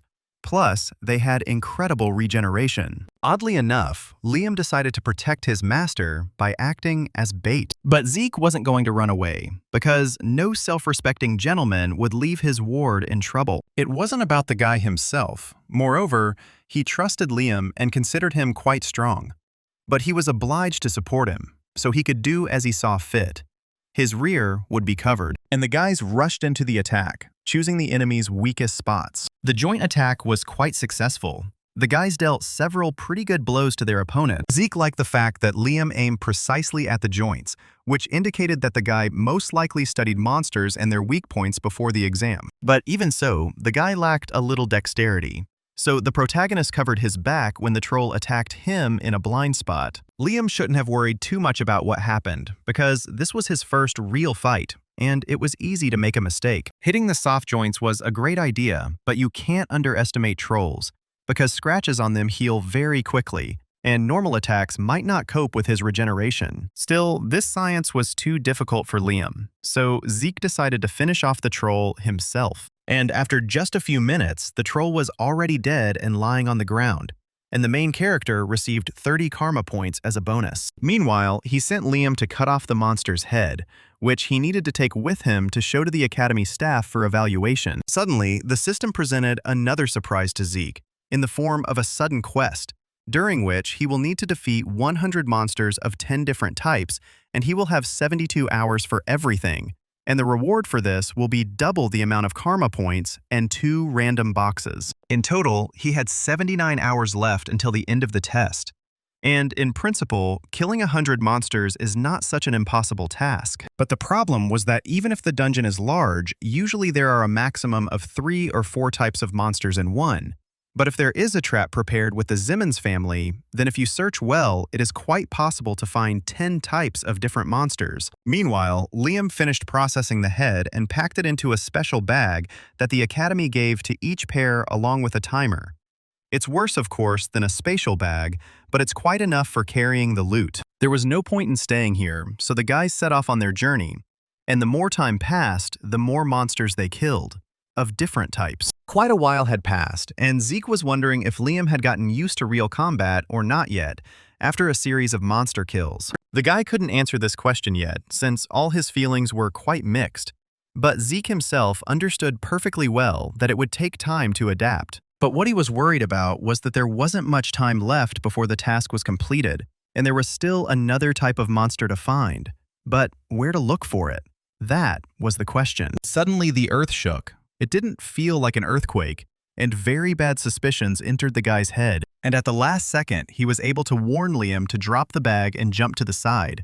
And a moment later, a monster appeared from under the ground. She ate all the heads, but the main character managed to drive it away a little, and even wound it a little. But this injury was too minor, since during the fight, Zeke would hardly be able to look after Liam, so the guy would have to take care of himself. After all, before them was a dungeon worm, a dangerous monster, and to defeat such a thing, a dozen purple knights were needed. And Zeke was alone here, so he decided to take the brunt of the attack. And so far, he has managed to hold off the monster. But how long his strength will last, that is the question. But even the Blue Knights avoided meeting the worm in the dungeon, since we are in a confined space, because due to its ability to burrow and move underground, if the pain lingers, the person will be buried alive. While Zeke was aided by his quick reactions and trained body, he still had no plan for victory in his head. But he continued to strike and strike the monster, trying to cut it right through. But the guy couldn't manage to cut it in half yet. The process stalled. The worm turned out to be too tenacious and was already about to counterattack the young man with its free tail. And just a moment later, the steel rings of the worm were squeezing the main character's body. The young man held on with all his might. It was good that the healing effect was working in the background. Otherwise, it would have been really hard. But at that moment, something really useful happened. Liam stuck a dagger into the monster. At that moment, Zeke felt the pressure of the worm's rings begin to weaken, and it became easier for him to breathe. And a couple of seconds later, the monster released the young man from his grip, who was very curious about what his subordinate had done to achieve such a result. It was simple. He thought of covering the sword with anesthetic and then hit the worm with it. Now, everything fell into place because the main ingredient of the anesthetic was belladonna, which slightly dulls the senses in people, but for the worm, it was akin to poison. But the most amazing thing is that in a critical situation, Liam was still able to remember that belladonna is poisonous to the worm and improvise using an anesthetic. Such prudence and adaptability justified this guy's reputation. At that moment, Zeke knew perfectly well that he had done the right thing by taking Liam with him. So he ordered him to wait for a moment, and when he gave him a special sign, to strike the enemy again with the poisoned blade. A few minutes passed, and the boys simultaneously attacked the monster, which howled in pain. After which, the main character activated the soul and body technique and cut the worm in half, as he wanted. It became obvious in an instant that he had managed to complete the surprise quest and earn extra karma points as well as 2 random boxes. Meanwhile, most of the students had already finished the exam, so it was time to sum up the results. The evaluation began with a pair consisting of Reina and another unknown cadet. She received 30 points for the exit, and she and her partner also killed 20 goblins, 2 hobgoblins, and 1 orc, thus earning 180 points. In this way, she almost broke Abel's record, which was 200 points. This was 130 points more than the passing score, so the pair did not have to worry about further education. Next on the list was Aries, who scored 120 points, which was 70 points above the minimum. Aries, as always, was dissatisfied with the result obtained, comparing himself with others and cultivating hatred for those who were more successful than him, making insidious plans, because if something went wrong, then Reina could be eliminated, like Zeke. But everything went, as usual, not according to plan. And the main character appeared on the square along with his faithful comrade, and they were carrying the head of a huge monster. No one expected that this monster would be a worm, because everyone thought that the orc was the most expensive monster that lived in the training dungeons, and these two killed an entire worm. It goes without saying that Ares was not only surprised, but also upset by the fact that his cunning plan had once again failed. It was obvious that the blonde was not happy to see his classmate, and even his vaunted composure began to crack, as it was no longer possible to keep a straight face. Zeke had been teasing Ares for quite a while, and in a graceful manner, so he decided to tactfully leave so as not to provoke a fight in front of the teachers. The guy believed that the purity of Zeke and Reina's blood was to blame, and one day they would definitely pay him for all the humiliation he had experienced. Meanwhile, the main character and Liam were approached by instructor Andre, who would evaluate their work, and the man was going to approach the fulfillment of his mission more than carefully, even though he saw only the head of a worm in front of him. But he did not want and did not intend to miss anything. After which, he climbed to examine the mouth of the worm, which, in the dungeon, ate all the heads that the main character had collected over 3 days, while Andre carefully examined the parts of the flesh between the monster's teeth. In a short time, he finished his examination and informed everyone that the body parts of gremlins, goblins, goblin hobgoblins, hellhounds, and finally a troll were stuck in his teeth. Judging by how much blood there were dozens of them. But counting them all would be unfair to the other guys, so he decided to evaluate one monster from each type. No one had ever seen trolls and worms in the dungeon before, so they were never counted. But according to the statistics, they are equal to 3 and 6 orcs respectively, so they will be read as 90 and 180 points. Thus, the main character earned 368 points. Many students were unhappy with this decision, since the main character only brought an expensive worm. But others understood that this monster alone was worth about 180 points, and what difference did it make anyway? After all, if you think about it, if one of the cadets had encountered a worm in the dungeon, or a troll, they would hardly have been able to survive like these two. So it became obvious that Zeke Draker was much stronger than everyone here thought. Meanwhile, the protagonist was thinking that his opponents had gone quite far if they had started managing the testing dungeons in order to get rid of him. But it was unlikely that Ares could act alone, meaning that someone was behind him. It's possible that the head of his family was standing behind Ares, meaning Zeke was being watched much more closely than he expected. So hiding his strength became a must to avoid being made a fool. At that moment, Reina approached him and declared that this time he had won. But it would not always be like this, and went on about her business. Left alone, Zeke began checking the system and the perks he had received during the last quest. For example, his attention was now drawn to the gluttony skill, which he had ignored until that moment. But now he had enough karma points in reserve to activate it. But the most interesting thing was that the description of this skill had changed and now looked more presentable and interesting. The system informed him that with the help of this skill, the guy would be able to absorb the abilities of monsters and put them into practice. So he decided to experiment on a piece of steak, when suddenly an incomprehensible black shadow appeared and snatched this very piece of meat from his hands. And then, behind his back, this very shadow grew and began to absorb the delicacy. After a few seconds, the piece disappeared into the shadows, as if into a swamp, and not a single trace of it remained. Changes in the guy's body began to manifest immediately, because in this way, he replenished the missing energy with the absorbed one. Even the headache went away, as if he had taken a nap, and his whole body seemed to have become healthier.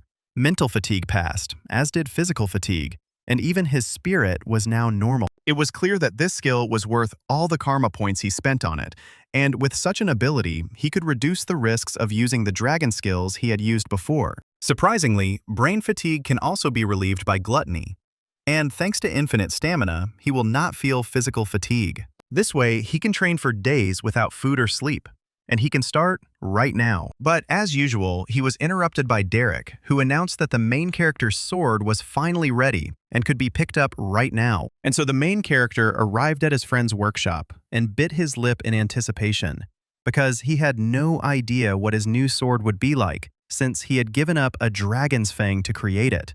But he hoped that the new blade would look little different from the one he had in his past life. But what he saw was radically different from all the ideas he had in his head. The protagonist began to examine his new sword, realizing that it looked too dull. Therefore, it was logical to think that the master did not sharpen it on purpose. The only problem was that this sword was originally supposed to be exactly like this, and nothing else. It was quite unusual to see such a weapon, but if Galleon thought this sword was perfect for him, then so be it. To tell the truth, if there had been another master in his place, Zeke would have thought of something else. But he trusted this one unconditionally, because only he could understand everything so subtly. But the most interesting thing is that this blade didn't have a name yet, so Zeke could name it as he saw fit. In the past, Galleon named the sword Graham's Shining Sword, but in this life, he decided that the process should be handled by the protagonist. But simply coming up with a name was too banal. But since it had to be done, the main character decided to act according to ancient custom.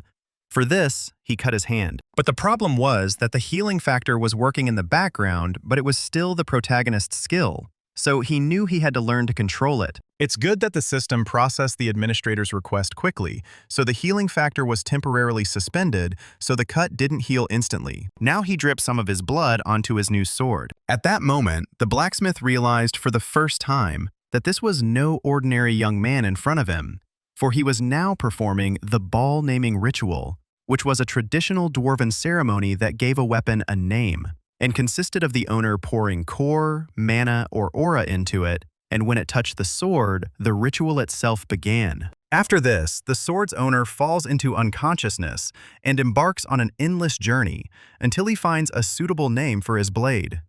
By and large, this ritual was quite dangerous and almost forgotten.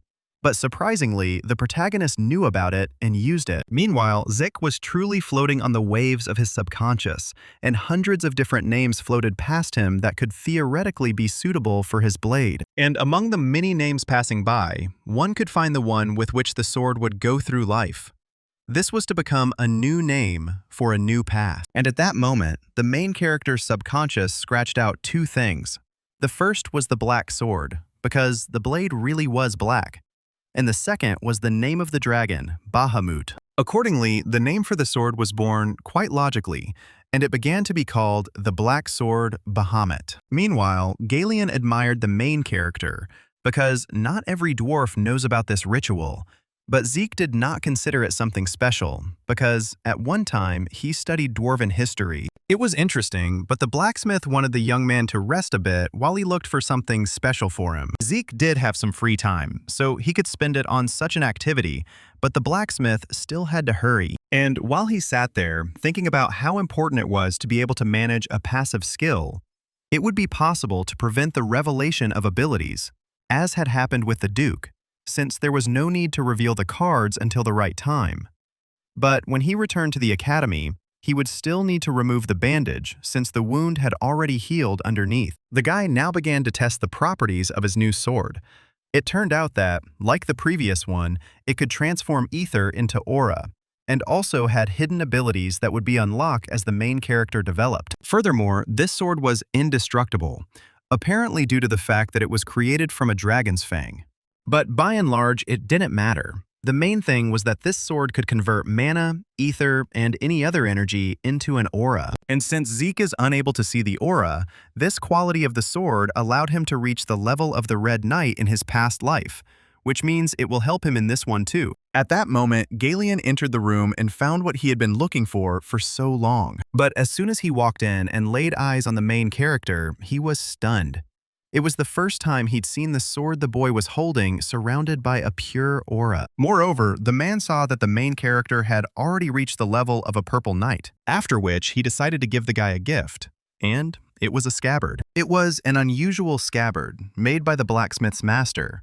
And this was interesting because even in his past life, Zeke had never heard of this man. And then he read the name of Golrin Yober, who was the greatest blacksmith on the continent, whose skills could not be compared even with moral ones, and his works were almost perfect and had special abilities. Now, it is not surprising that Galleon was such a skilled blacksmith. It is clear that he had considerable talent, but his teacher was also a delightfully incredible person. And at that moment, it dawned on Zeke that if Golrin had made these scabbards, they were completely unusual. And he was right, because if you pressed the button on the side, they would turn into a shield. The item was made of mithril and wyvern bones and could withstand almost any attack. And Galleon gave such a precious thing to the main character for nothing, as a sign of his gratitude, although by and large he probably could have sold it at auction for a fabulous sum, and built a furnace. But he could not give the scabbard of the hand to just anyone. If so, then there was no point in refusing the precious gift. And when he brought the scabbard to the sword, it automatically gripped him like a second skin. It was truly a priceless gift. And after taking it, the protagonist came to the academy and began to sort through the chest with artifacts that he had received during the previous quest. Having finished with the first chest, the guy opened the second one and was pleasantly surprised by what he found there. An ancient map fell into his hands, which intrigued the young man, because its existence suggested the real life of the ancient hero Kaiser. There wasn't a single person on the continent who hadn't heard at least once about the Kaiser and his kingdom of Kronos. But it was more like a children's fairy tale, and there was no evidence of the physical existence of this person. And now, here it is. And while Zeke was thinking, the system was actively working, analyzing and displaying the received data from the map on the minimap. If you think about it, the quest will be easier to complete than the guy thought.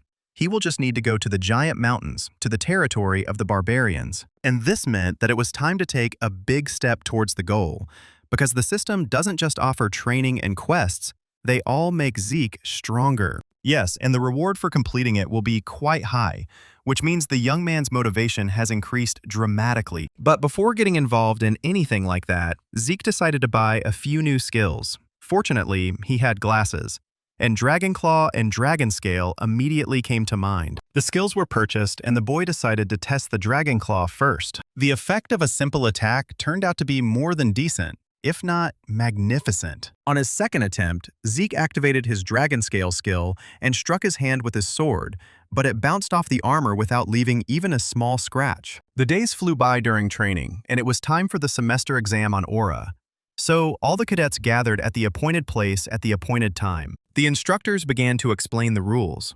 There were dummies standing behind them, but they were made in a special way, so even scratching them would be very difficult. To cut down even one such mannequin, you will need to use Aura. But if the cadets cannot even scratch the objects, they will not be allowed to take other exams and will have to start their training from the very beginning. Many of the students were nervous, but Aries was calm, because it was his family who created the Aura training course at the academy, and the training methods were the same as the guys at home. Therefore, he considered himself the best student in Aura control, which meant that even purebloods would definitely yield to him in this regard. And so he waited for his moment of triumph, using the sword resonance to impress everyone. The instructors were also impressed, but not so much that they fell at his feet. Aries showed an excellent result, cutting all the dummies. Overall, the guy was also pleased with himself. Even the thought entered his head that he could surpass Abel. The other students also tried their best, but it was much harder for them.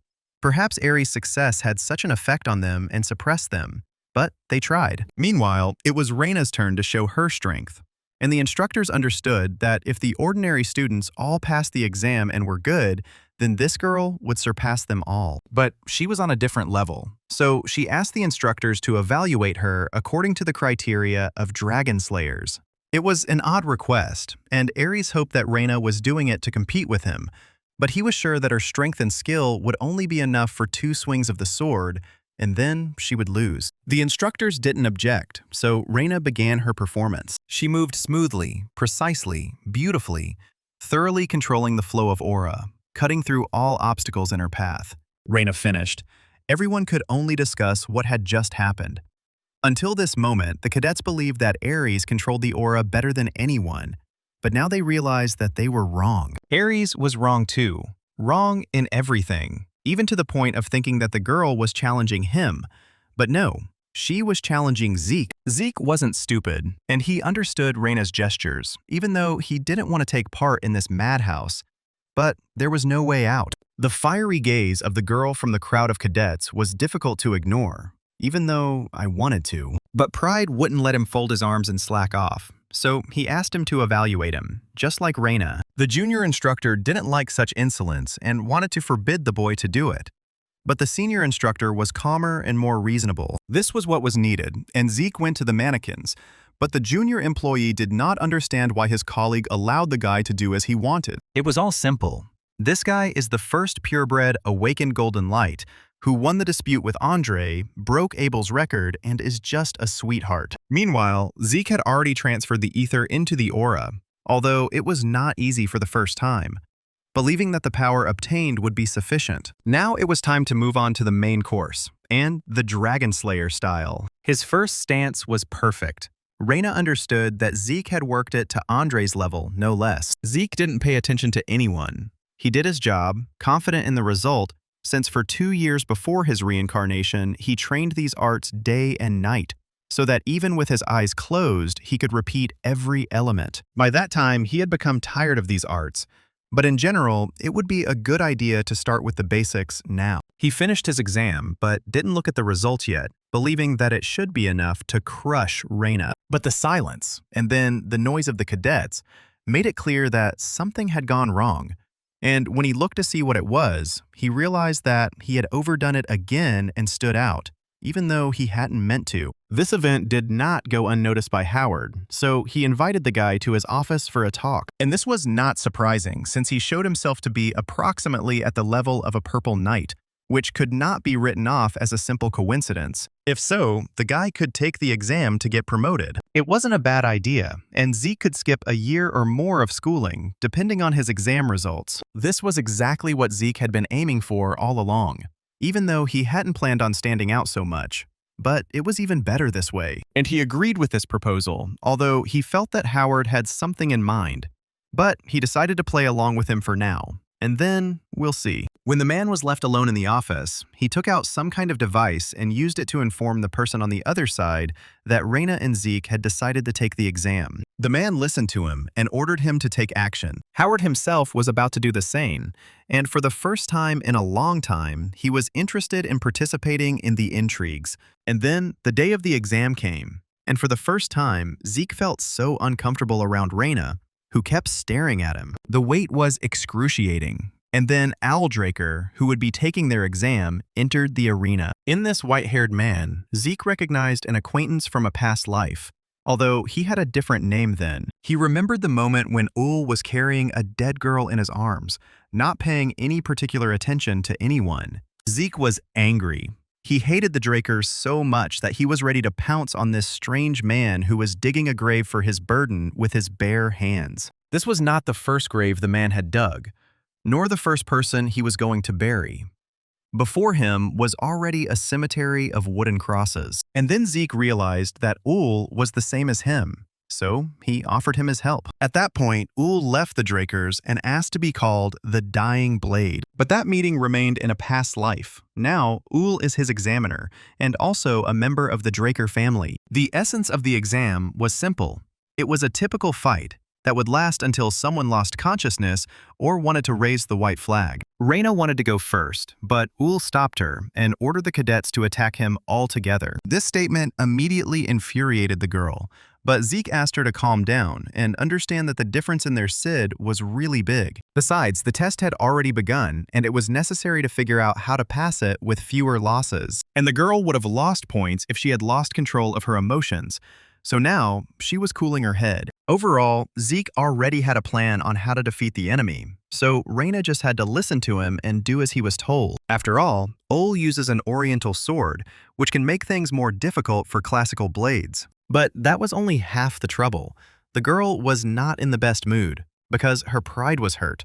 But this is only a hindrance, or the fate of the weak, and Zeke now needed her strong. However, Reina cast aside her doubts and attacked the instructor. On the other hand, Zeke did the same. The attempt was good, but Ul was able to block both shots. No matter how hard the boy and girl tried, they couldn't even scratch the man. Now Reina understood why Zeke had asked her to attack the enemy from blind spots. At that moment, she thought that perhaps she lacked the desire to kill this man, and if she attacked with such intent, she would be able to break through his defense. But that didn't work either. Ul easily left the line of attack, but the girl was unlucky enough to experience his kick to the solar plexus, Moreover, he threw her against the wall like a feather, so much so that she broke through that very wall and even lost consciousness for a few minutes. Meanwhile, Zeke was fighting the instructor alone, and Reina now needed to create a gap for him. Suddenly, Reina remembered the guy's words before the fight began.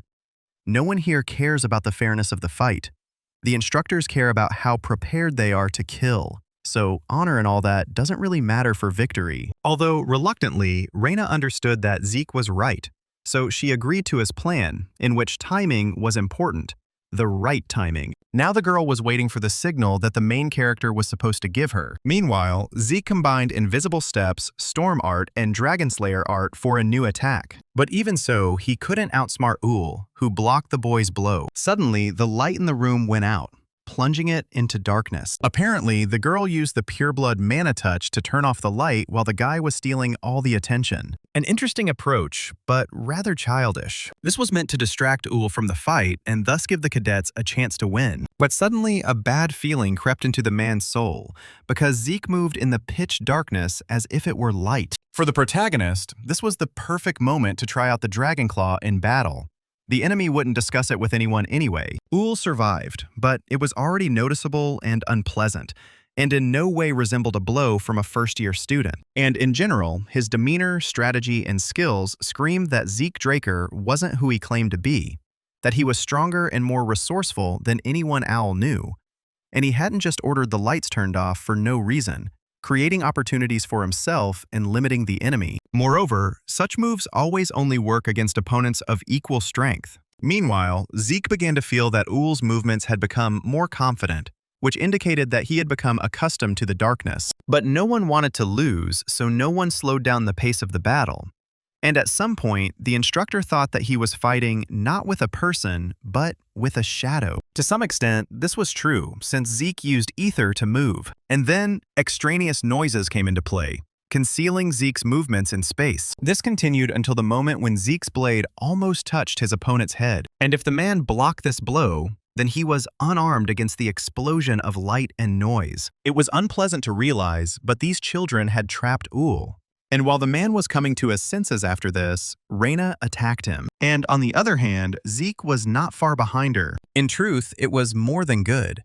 But Ull summoned his aura and scattered his partners in different directions. The fight ended, and Zeke and Reina were carried away on stretchers by medics, as they had given more than 100%. But it wasn't just them who did a good job, but also old Draker, who was praised by a fellow soldier. At that moment, Dexter entered the hall, as always lightly, trying to tease the little guy, saying that he could easily defeat other students, but he couldn't do it with these ones. And in general, the man was curious about Ull's opinion of his student. But the answer hung in the air. The blonde tried to formulate his attitude for himself, and couldn't. He saw how Zeke threw away the sword, how he increased his vigilance.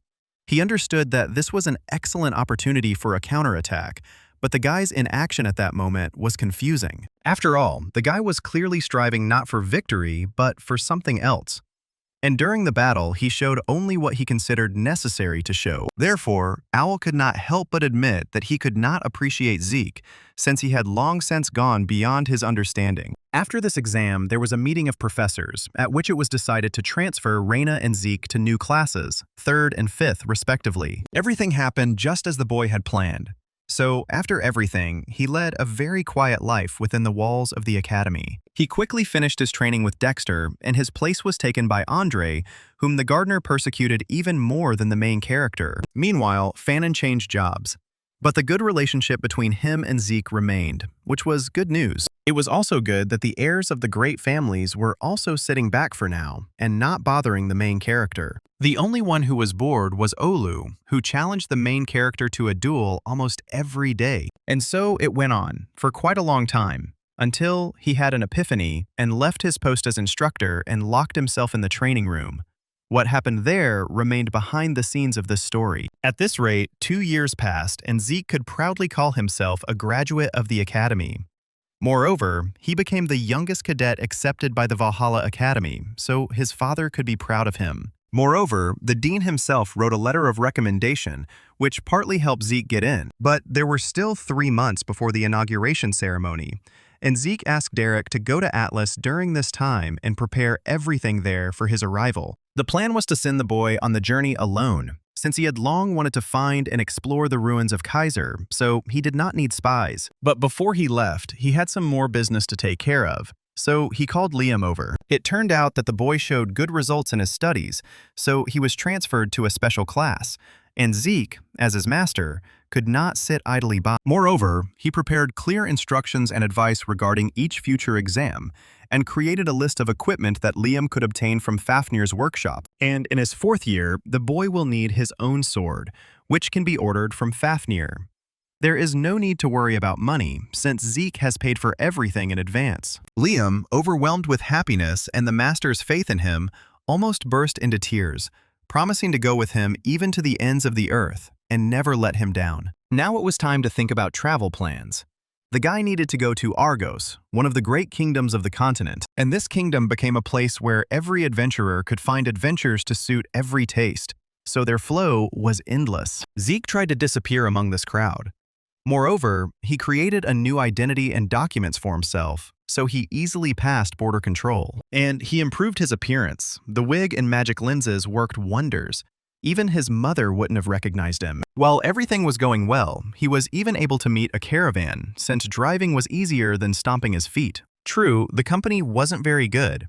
Everyone tried to draw him into conversation and pretended to be kind. They tried to professionally brainwash him, saying, "We care and worry about you. The dungeons have become too dangerous, and in general, it would be better if they all went there together." Zeke had encountered similar people in his past life, who used newcomers as bait in dungeons or sold them into slavery. He found all this uninteresting and disgusting to listen to. And besides, he felt danger approaching. He decided to tell the driver about this danger. But he didn't believe him because they were traveling a safe route, which meant there shouldn't and couldn't be orcs or other monsters here. Only now they were there, and they came right up to the cart. It was an unpleasant surprise. Besides, there were a lot of orcs, and they did not spare people who could not fight back. Zeke, of course, could have helped everyone, but that wasn't in his plans, so he just decided to stand quietly behind the tree. After which, he went to check the knight's base, because orcs couldn't just walk around the safe area, and there wasn't a single living soul there. Everyone was dead. But as soon as he examined the soldiers' wounds, it became clear that they had not been killed by monsters, but by human hands. And this man was worse than a monster, deliberately leaving such marks on bodies so that everyone would think that it was a monster who did it, and not a man. The knights did not have time to resist the attacker and were killed with one blow. Only the purple knight was capable of such a thing. It was bad, but not the most important thing.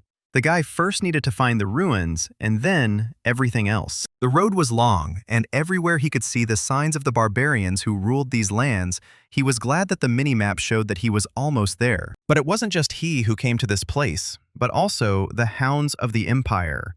Why they are here is a big question. These people were very talented, but could not study at the academy for one reason or another. So they were selected and trained under similar conditions, after which the emperor could personally make them knights. In their past lives, these people made a huge contribution to the empire's victory in the Continental War. The whole way to this place, the guy followed his enemies on the map, since he had already dealt with them in a past life, and he would not forget their techniques for tracking prey. We must not forget that it was the hounds who drove him into a trap like cattle and killed him. But that wasn't the main thing.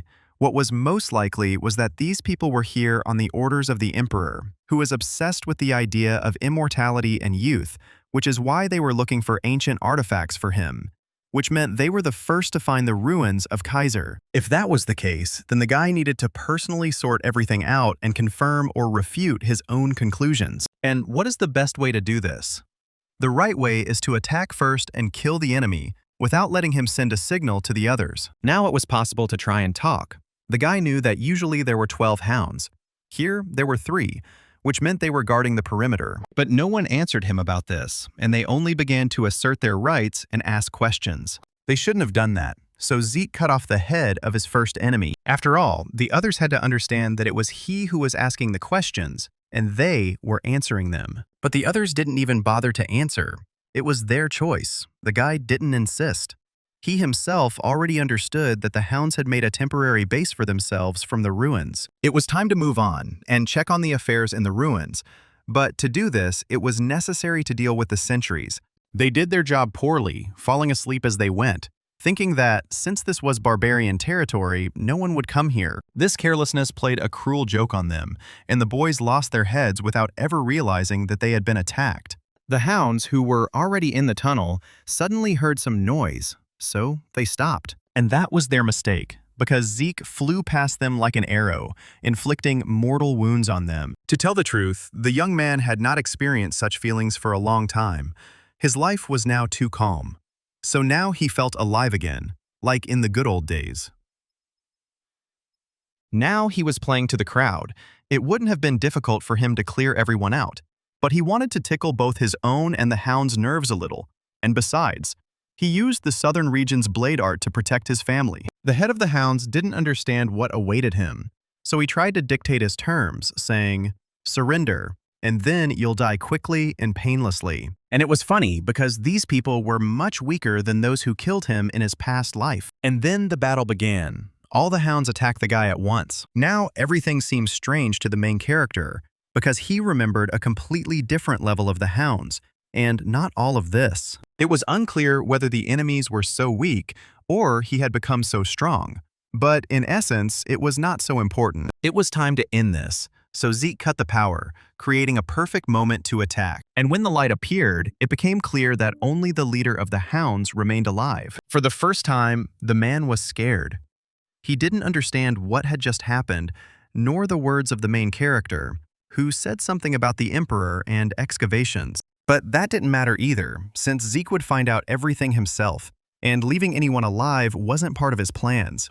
Here it was all over, and Zeke moved on, having so successfully set up the cartel for which he had worked long and hard in his past life. The Empire and the cartel will have to sort this out among themselves, because if everything goes according to plan, then so it will be. But in the cave, Zeke found a letter from the Emperor, and this really worried him, since the ruler apparently went further than everyone thought. He sent the hounds to different points to find the ruins for him, but so far, these searches were unsuccessful, which meant that Zeke had a chance to find them first. But at that moment, someone fired a red flare. Now, this could really become a problem for him. Therefore, the main character ran forward, not paying attention to either birds or animals. But the problem was that the enemies had already caught up with him, and there were only a few meters left between them. It was a typical hound trap, which they always used when they needed to kill the victim 100%.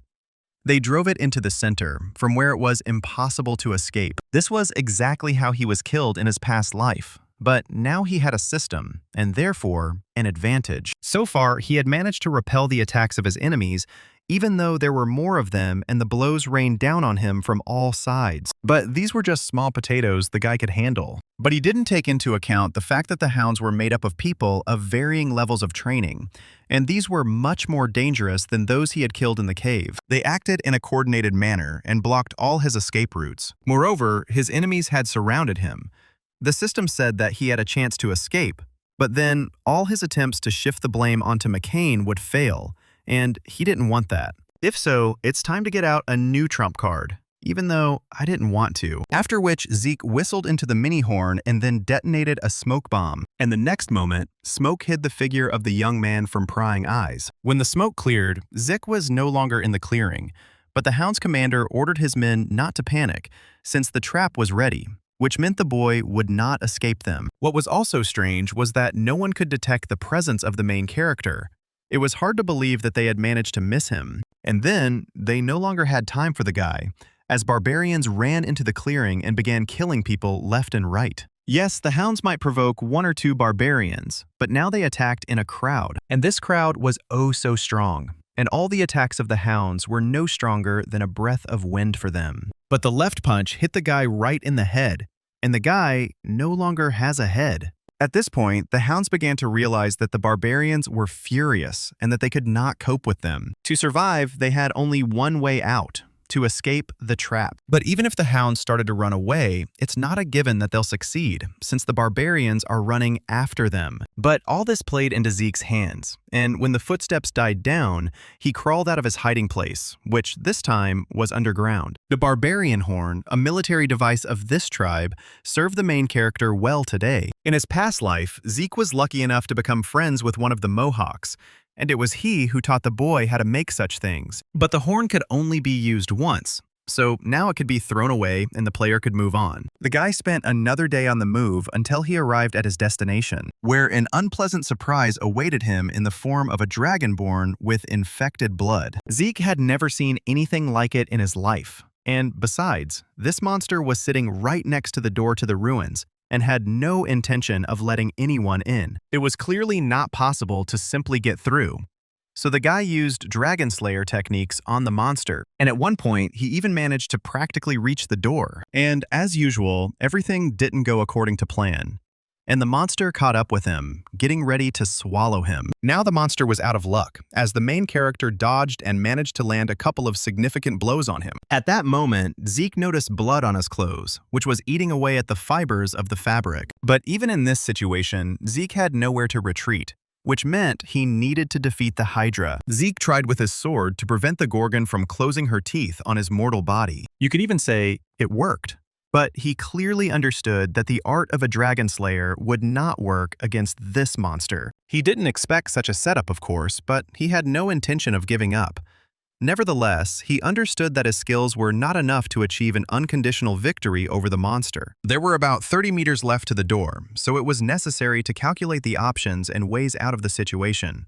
And the first thing that came to his mind was to close the door to the Kaiser ruins using the system. When the door was completely sealed, the protagonist once again activated the art of Dragonslayer, after which he added the art of Storm to it and attacked the Gorgon. He even managed to cut off one of the monster's parts, which gave him a small head start and the opportunity to reach the door. But this creature was far from stupid and saw the man's maneuver, so it hurried to intercept him. Zeke was so inspired by the fact that he had managed to gain such trust that he did not notice the maneuver of his opponent, who had already bitten him well. Still, he didn't expect such agility from such a huge creature. But since she liked his hand so much, he would give her what she wanted. Along with his hand, he prepared a gift for the monster, which she would clearly not like. It's a good thing the healing factor was working in the background the whole time, so the severed arm grew back instantly, and now he could fight at full strength again. But the Gorgon had an unpleasant surprise in store for him there too. It was a clear fog that instantly poisoned the young man. And only because he could control the ether and possessed secret knowledge, he managed to inflict significant damage on the enemy even in this state. Now the monster had lost one of its heads, but that didn't mean anything. Although only one head remained, this head was the most embittered and powerful of all. The only way out the guy found was to use the dragon's dignity skill. So he began to threaten the Gorgon, saying that if she did not step aside and leave him alone, then he would kill her without regret. The most amazing thing is that the monster was frightened by this threat and broke out in a cold sweat, after which he slowly began to crawl underground, without even taking his severed parts. Now he could breathe a sigh of relief. Besides, the main character didn't think that the dragon's dignity would work against the Dragonborn. If he had known this earlier, he would have used this skill. But what was more interesting now was that he was very tired, despite the fact that infinite endurance had been active all this time. The worst thing was when he felt hellish pain throughout his body, without understanding the reason for this condition. It seemed that the level of poison that had entered his body had risen to a critical level. Things got worse when he realized that healing wasn't working for him, and he needed to find a way to survive. And it would be nice to gain the ability to resist poison. To do this, the main character activated the gluttony skill. In this way, he absorbed the severed head of a dragonborn infected with polluted energy. So his gluttony rank was upgraded to life form absorption and reached the expert level. Thus, he also restored energy and absorbed the ability of the absorbing creature's kind and gained resistance to poison, after which the system neutralized all the poison that was in the guy's body. Now it was possible to check the state of the system. It turned out that he had indeed pumped up gluttony, which had been impossible up until that moment. And after he absorbed the target life form, he received additional rewards.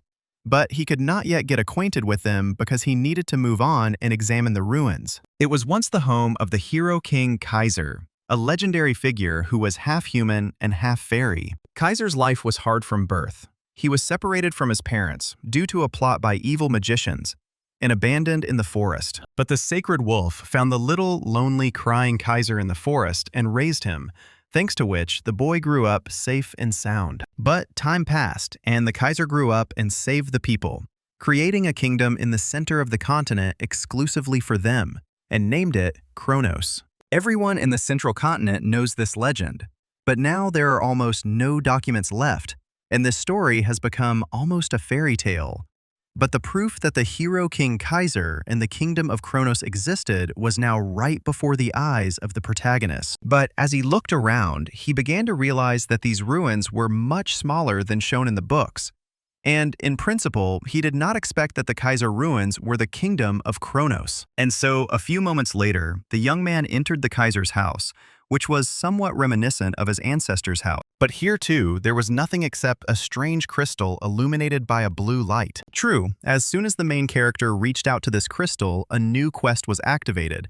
But the most interesting thing was that the guy would not be able to leave this building until the task was completed. If Zeke manages to cope completely, he will receive as a reward the tears of the monarch of the fairies, that is, the Kaiser's mother.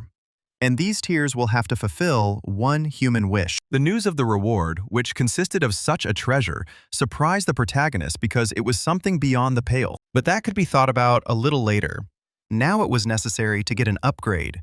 And it turned out that 546 video recordings of the hero king Kaiser were found available for viewing. Of these, only 12 matched the protagonist's request, so the system immediately started playing them. Unfortunately, all of these recordings were made in an ancient language that is no longer used, so the system launched an automatic translation into the language of the central continent, which was understandable to the protagonist. Kaiser appeared on the video, talking to Shaitan, who was helping him make these videos. Meanwhile, the Kaiser tried to give advice to his descendants about how he learned to wield a sword. In his understanding, everything was very simple. You need to pick up a sword and swing it with all your might, for as long as possible. Then everything will definitely work out. And then something completely incredible happened. When the hero king swung his sword, it seemed to the protagonist that he had cut him in half, although this was impossible. But the pain was very real, as was the blood loss that accompanied this injury. However, when Zeke came to, there was not a scratch on him. But the realization came that the aura of the man from the video was so strong that it knocked him off his feet even after a millennium. And after recovering from the shock, Zeke realized that he wanted to get these improvements from Kaiser at any cost. So he decided to watch the video a few more times. And at this pace, 4 days passed since he started training. Moreover, everything in this room was created for this, since there were 3 more doors here, the right one of which led to the food storage, and the supplies there should be enough for several months ahead. The second door led to the restroom, where there was everything for the complete comfort of a young man. If he wanted to take a bath, he did. If he wanted to sleep on a soft bed, he did. There were even a change of clothes. And behind the last door, various kinds of books and training equipment were collected. It was also difficult to swing a sword around the clock. It was necessary to switch attention. It immediately became obvious that this was a training ground for Kaiser's successor, so Zeke focused solely on being able to swing the sword tens of thousands of times. Even as time went by, he began to make progress and could imitate the form quite well, but he still couldn't feel the same thing as in the video. But suddenly, one day, the system reported that the young man had received the upgrade of the hero king Kaiser, an elemental sword, and could use its basic form. Now he had every chance to move to an advanced level of use. And then something incredible happened. The system summoned the spirit of the hero king Kaiser, who began to incarnate in this room. And in a few moments, he had regained his physical form and looked absolutely alive, healthy, and a completely young man. In principle, it seemed to Zeke that he was used to everything, and it was quite difficult to surprise him with something. But how wrong he was when he saw a legend in front of him. But the joy quickly ended when Kaiser attacked him. The man didn't even have to put in much effort to blow the main character to the wall with one gust of wind. and then demand that he immediately get to his feet and continue the fight. The Kaiser couldn't believe that some boy thought he could master his skill. The old knights would have covered their heads in ashes at such impudence. Zeke didn't understand what was going on, why the king was attacking him. Maybe this was some kind of test, the rules of which he didn't know. He was unable to finish his thought, as he needed to defend himself from a new attack. He managed to do this, but suddenly the realization came that they were really trying to kill him now. If that's the case, then I had to give myself completely to this fight, and I wouldn't be able to do that with a training sword. But with Bahamut, perhaps I could hold out, if unlucky. Having made this decision, the protagonist attacked his opponent, who threw him away like a bug. And in general, with each passing minute, Kaiser liked this fight more and more, because he was having fun, and that's the main thing. They had fun for quite a long time, Zeke. Of course, expected something like this to some extent, but not to that extent. He was not happy to feel like an insect, helpless and small against the backdrop of such a strong opponent. And in order to somehow improve his situation, he activated all the skills that were available to him, combining them together for a new attack. But this didn't work either. But it did interest the king, because the guy was using the powers of a dragon, even though he wasn't a dragon. The guy didn't pay any attention to this, deciding that it was time to use the ether. The main character didn't remember what happened next, as he came to his senses lying on the rocks, not knowing whether he had won or lost. The guy had a vague hope that he had dreamed all of this, but it sank into oblivion as soon as he saw the Kaiser, content with his life, in front of him. In principle, the man was pleased with the young man, because he had several interesting techniques.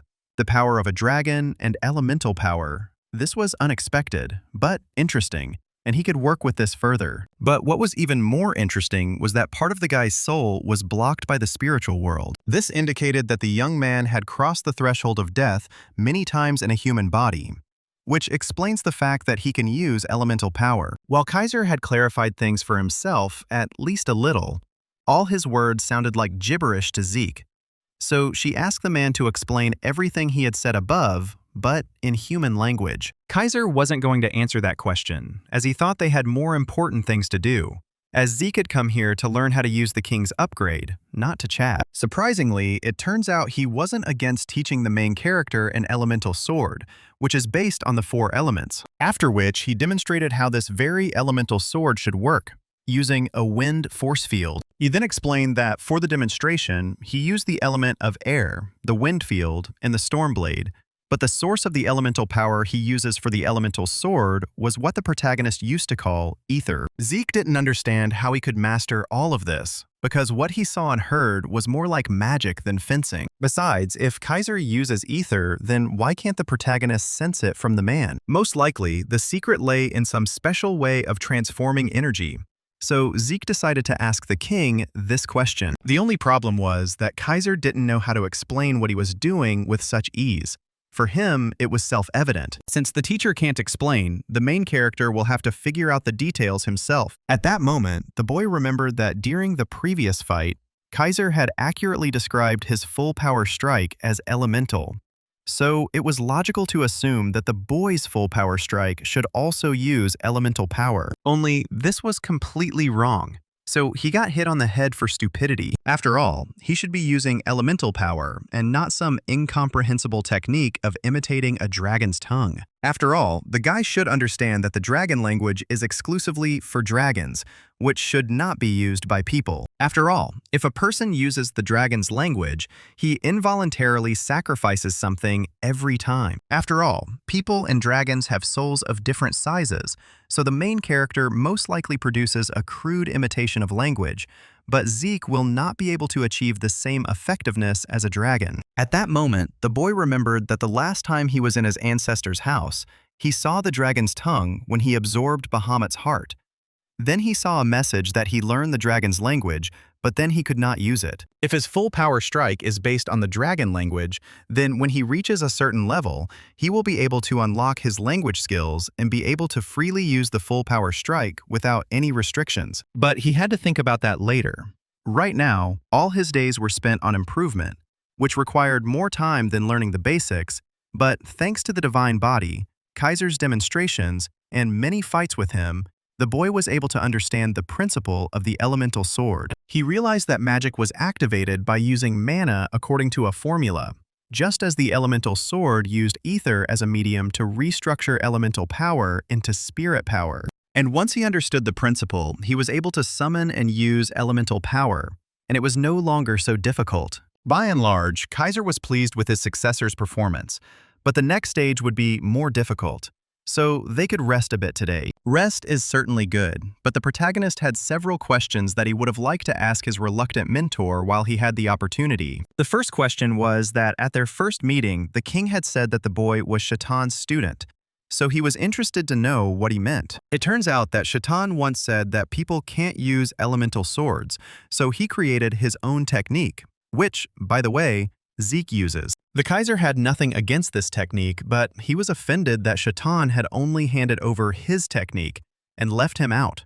But what could one expect from Draker? Only something like this. At that moment, Zeke's eyes became as thin as pennies, because they were talking about his distant ancestor, who was the Hero King's closest ally, a loyal knight, and the creator of the aura cultivation technique. The question arose here as to why everyone considered Terracon to be the founder of the Draker family, but no one had an answer to this question. So Zeke decided to ask about what the spirit world is, where it is, and why he feels spiritual power after studying the elemental sword, but still does not understand how and what it is connected with. But before he started speaking, Kaiser used the air elemental sword to shield Zeke from himself, after which he began to explain that technically there is a difference, but one can consider the realm of spirits to be a huge world, because the material world is more like the living world, and as soon as the physical body leaves the material world and enters the spiritual world, there is no way back, as if a wall is created that cannot be overcome, just like now. Now, it was interesting because Kaiser said that part of the main character's soul is connected to the spirit world, and the king himself has a physical body, even though he is a spirit. But how to explain this fact? The Hero King also did not know yet, because before, in his entire long life, he would never do such a thing. But there are several ways to cross the border. If we talk about the Kaiser himself, the dragon helped him cross this very border. And this news stunned Zeke again, because he believed that dragons usually do not help people. But the guy was absolutely wrong, because there is no one who would value people more than a dragon. Zeke couldn't believe it. How dragons could care about people, it was like hot ice. Impossible. True, perhaps in ancient times there were other relationships between people and dragons. Kaiser didn't understand why he had to explain such elementary things, since Zeke was living proof of these words. For the heart of Bahamut is felt within him, and his sword is made from his claw. Yes, this dragon had a difficult character, but he has a soft side. He cannot refuse anyone's sincere request. At that moment, Zeke realized that Kaiser and Bahamut were friends, and that they had a long and interesting history. And in order not to aggravate the situation, the protagonist said that Bahamut admired the Drakers, who served him for many years, and therefore gave parts of his body to them. This answer suited Kaiser just fine, and he didn't think the Black Dragon was all that bad, even though he often quarreled with Kronos afterward. At that moment, it began to dawn on Zeke that Kronos was not only the name of a kingdom, but the name of a dragon. After all, Kaiser was once a contractor for Kronos. So when it came time to come up with a name for the kingdom, he decided to name it after his loyal friend. It was all quite interesting to listen to because 1,000 years ago, people and dragons lived in peace with each other and did not interfere with their harmonious existence. But if such a mighty dragon were to help people without limit, the balance would be disturbed, and then risks would arise for the material world. Therefore, the dragons gave their powers and helped humanity in advance by concluding contracts with people, and the people who entered into contracts with them were called contractors. Now it is clear why ancient relics were created with the help of dragons. Yes, the time for talking was over, as was the time for rest. Now the last step remained for the main character to fully master Kaiser's skill, and he had to fight him. But this fight will be different from all the others, because Zeke can no longer sleep or eat, and the battle will continue until Kaiser deems it possible to stop. Moreover, Zeke is only allowed to use an elemental sword. Kaiser advised him not to break the rules, and clearly showed him what would happen to him if he considered himself the smartest. So the elemental sword is divided into 4 chapters, each of which corresponds to a certain element.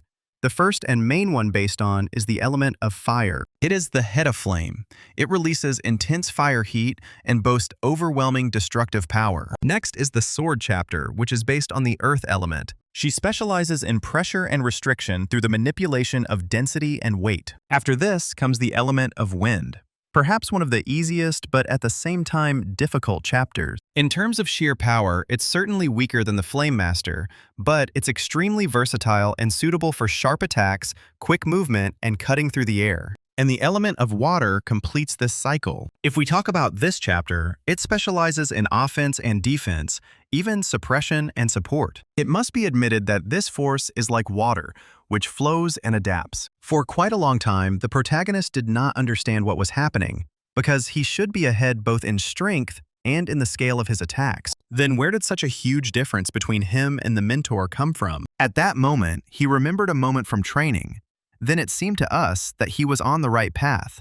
But this was not so, because he demonstrated not the power of water, but the power of a waterfall. All chapters except water work when a person releases verses, but the head of water is different from the others.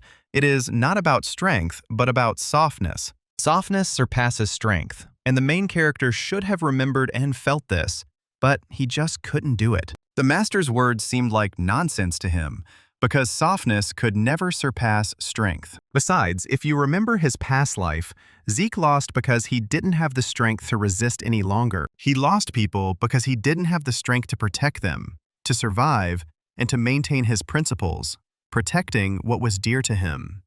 So he spent his whole life chasing power. And now someone tells him that softness is stronger, that he will never be able to accept such words, that he will never be able to be imbued with such a philosophy. The Kaiser exhausted him not only physically, but also mentally, so he even passed out for a few seconds.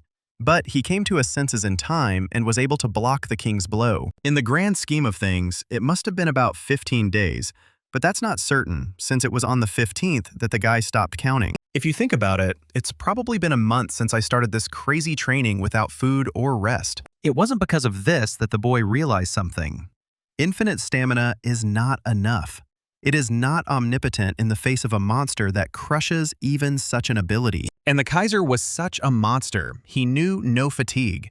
He knew no respite. He had a goal, to train a successor. And he did it. And he no longer had any strength.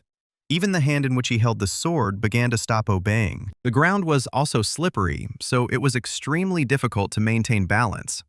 And at the same time, it was necessary to block the enemy's blows. Only when he blocked the heaviest blow did he understand the simple truth.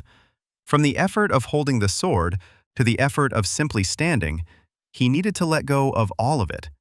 Then he could open his heart and mind to the words of the master. The way he had trained all these years to control the path and shape of the sword had actually limited his freedom of action. So now he needed to break these unnecessary chains from beginning to end, to become like flowing water. In this way, he was going to let the water and himself find their own way. He had felt something similar once before in his past life, when the line between him and the sword blurred. And then a feeling of unity was born between the man and the blade.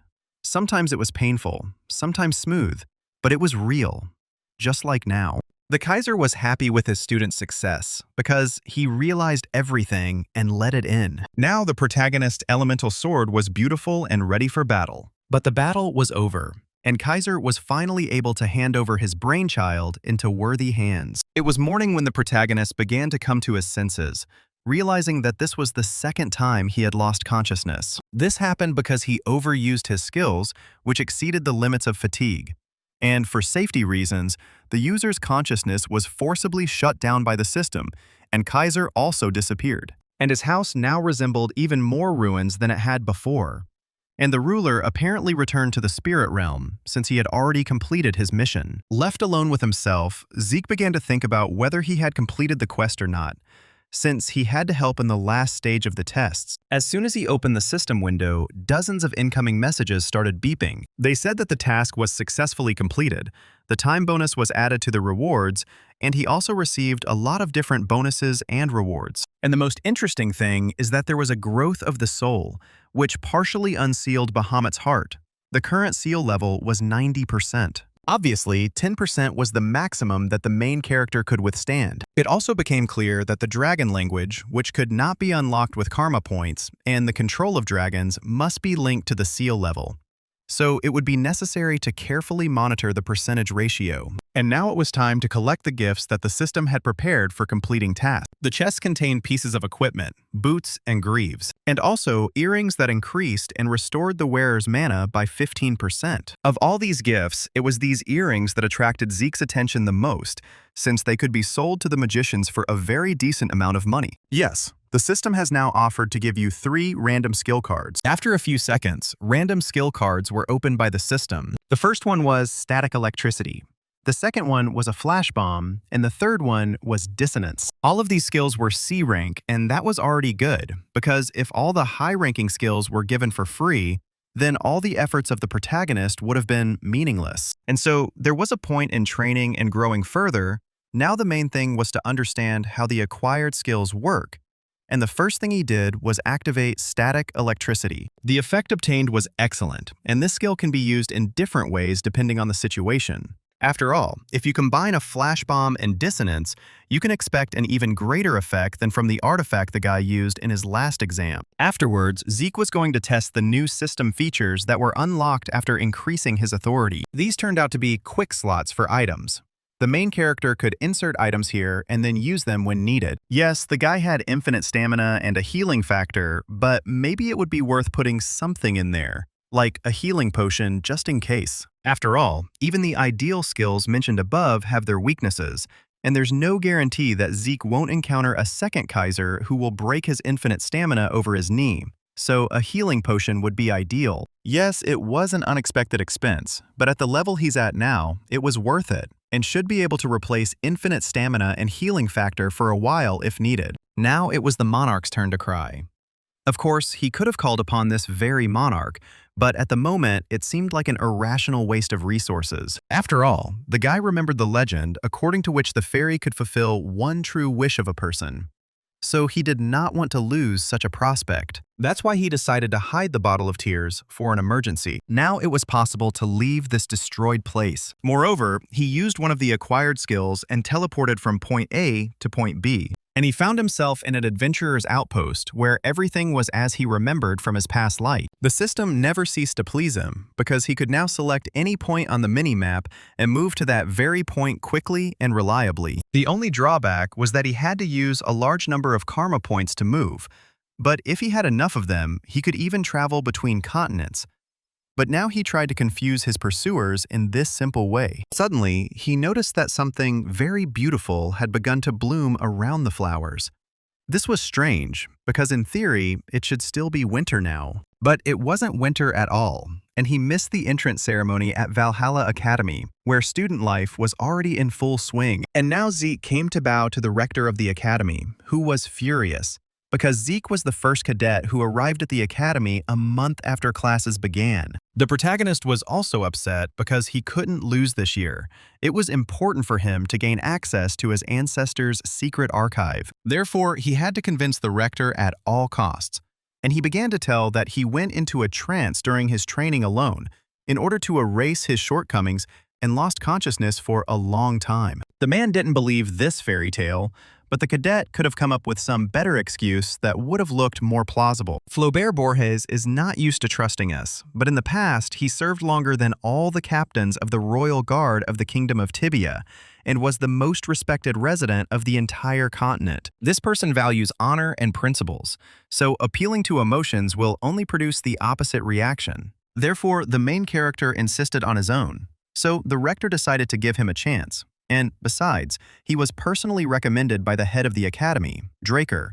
But all this will not be for nothing. The guy will have to show the results of his training, which will be evaluated by a committee. And if they consider the guy worthy of continuing his education, he will continue. If not, he will leave the walls of this educational institution. And within a few minutes, the training hall was prepared, and all the teachers from different faculties were gathered to evaluate the main character's skills. Moreover, every professor here was a famous knight, whom the guy had seen at least once in his life in the news feeds, which spoke of the high level of this academy. And now that everyone was gathered here, Flaubert ordered the main character to show everything he was capable of if he wanted to continue studying here. And now, Zeke stood before this commission and thought about what interesting thing he could show them so as not to be exposed and to move on. It's clear that there's no need to show him an elemental sword, but a simple old trick won't work here either. The decision came instantly.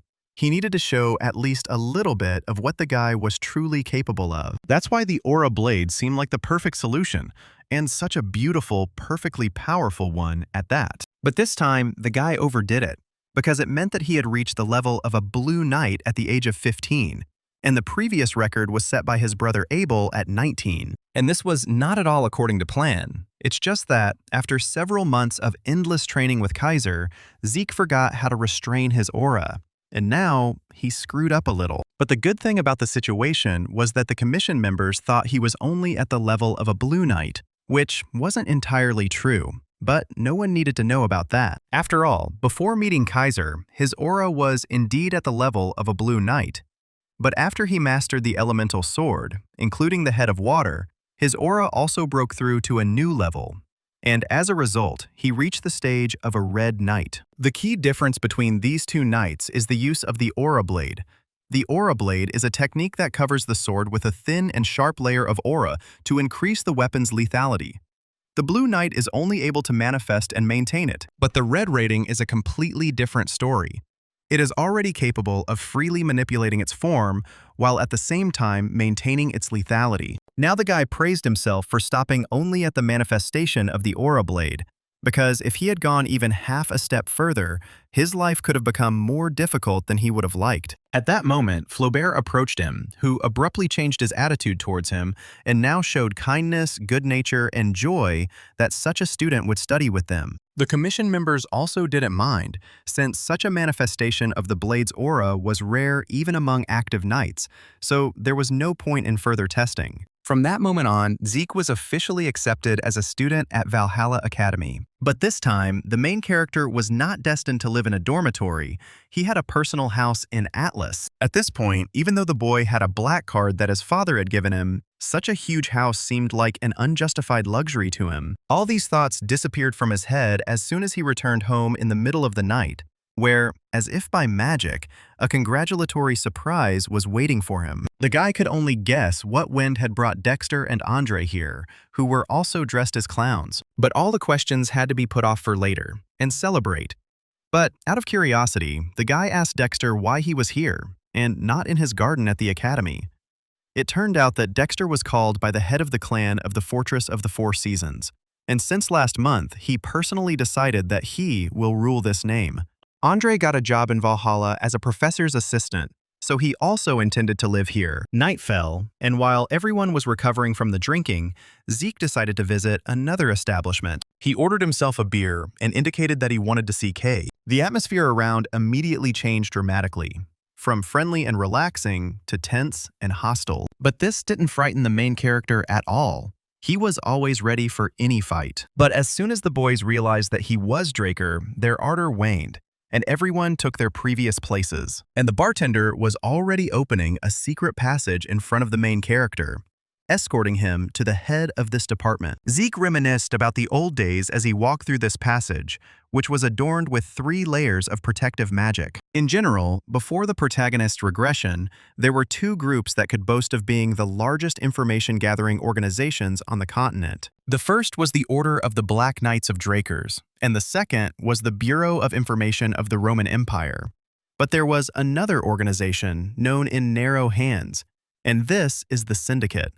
At first glance, they were an ordinary gathering of profiteers, but after Kay joined this organization, she managed to build an entire information network. Around this time, the protagonist was supposed to be expelled from the academy and would encounter the McCains, where he would make a career for himself as an unrivaled assassin. Since his career was dizzying, Kay came to him one day with a request to clear an important communication route. She then wanted to expand the transportation network she owned to grow the Syndicate into an organization that would keep up with the Black Order and the Bureau of Information.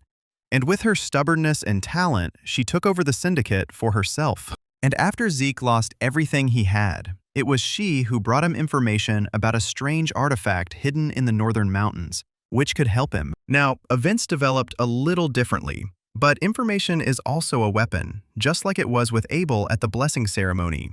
You can never know how the future will change if you make different decisions. And now, the main character sits down at the table in front of his old acquaintance, who has not changed at all since his past life. The woman was curious about what the rising star of the Draker family was doing in this place, and why exactly he needed her. Kay wasn't in the mood for going around in circles, so she demanded that Zeke get straight to the point. It was simple.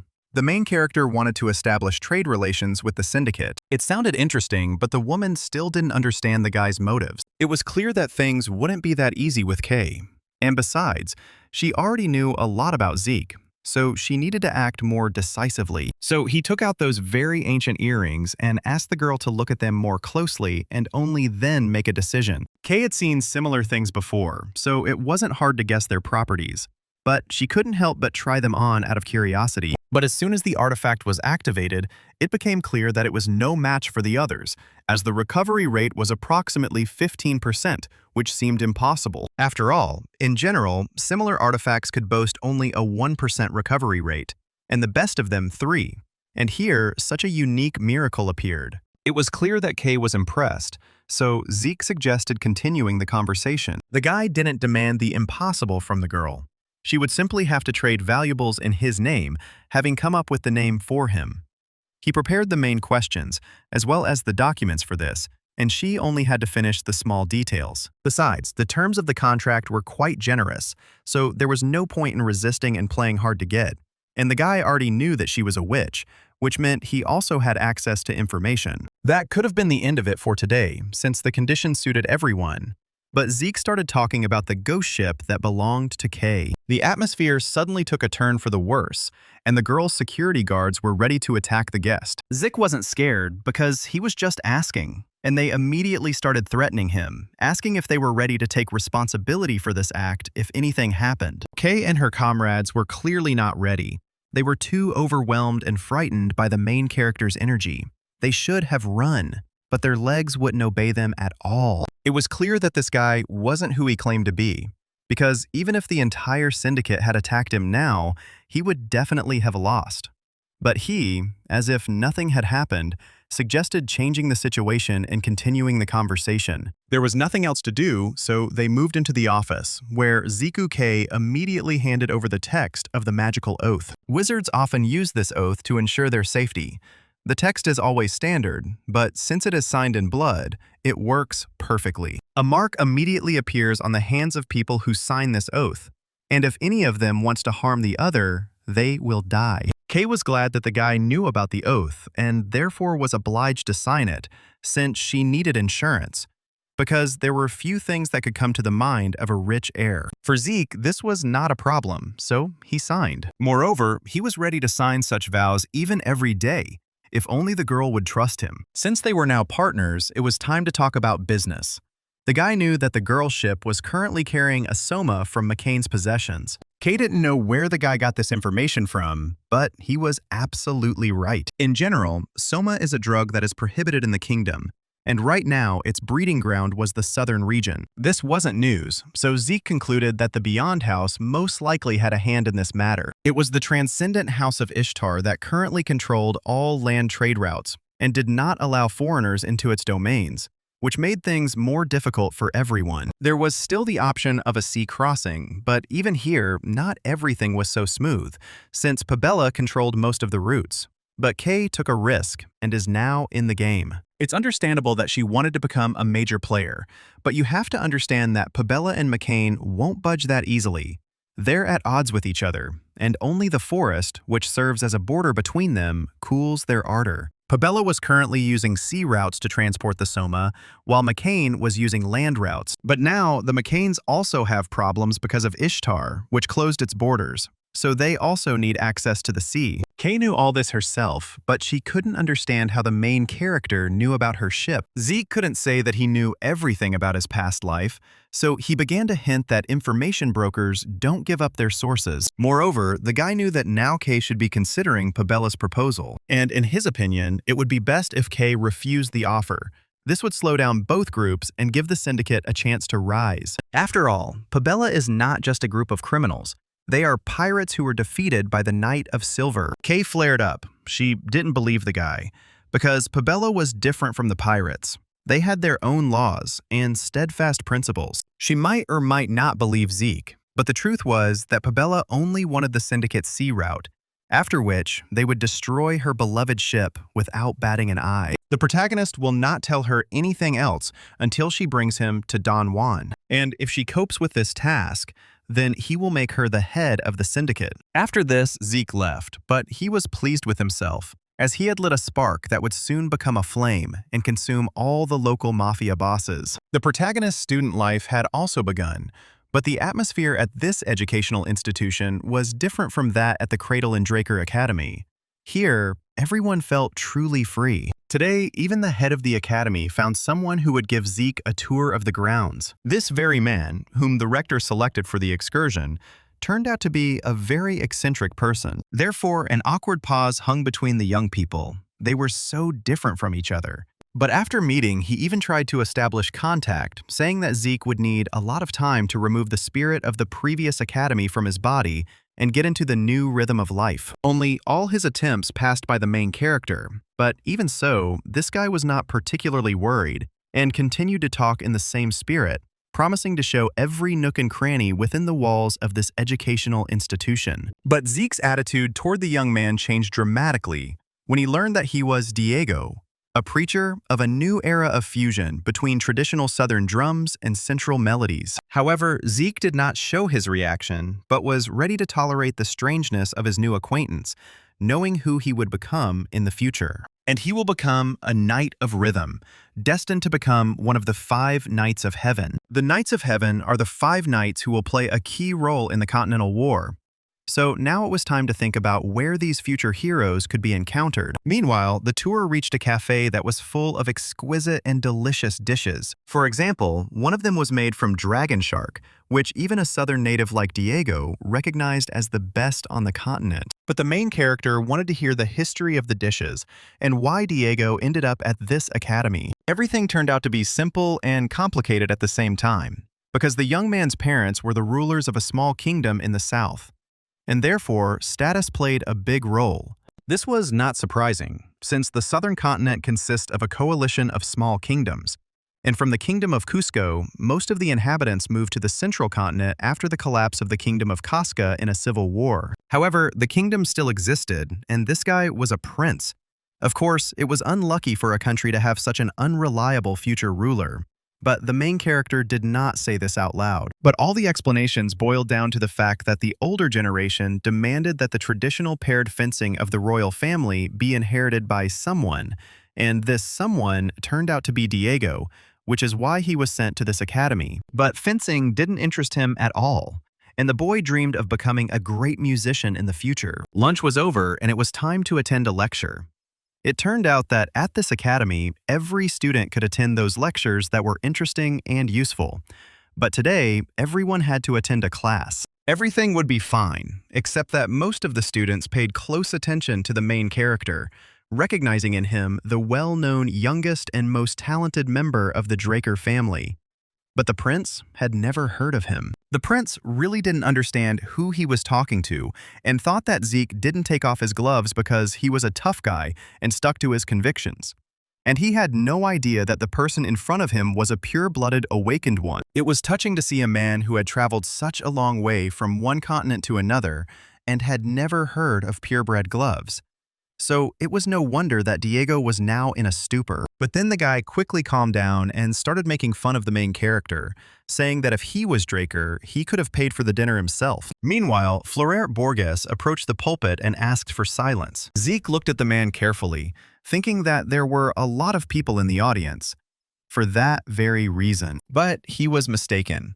Today's lecture would be none other than Dexter, who had recently returned from the battlefield. Such a spectacular appearance did not really come as a surprise to Zeke, since the master had already returned to the Fortress of Four Seasons, so it was expected that he would begin a definitely international activity. Meanwhile, the Black Knight took his place at the lectern, beginning his long speech, thanking everyone for still remembering him. While at first, all the students were happy to have the opportunity to see the legendary man, in the middle of the lecture, many fell asleep. After all, Dexter Draker had been showing off for 2 whole hours without a break, and he had no intention of stopping. But suddenly, the reactor pushed him away from the microphone, saying that the man's time for performance was over, and it was time to invite another guest for the day. This girl needed no introduction, as everyone in the audience knew the guardian knight of the Draker family, who found time in her busy schedule to visit the academy. Indeed, it was impossible not to recognize the platinum white hair and white full armor,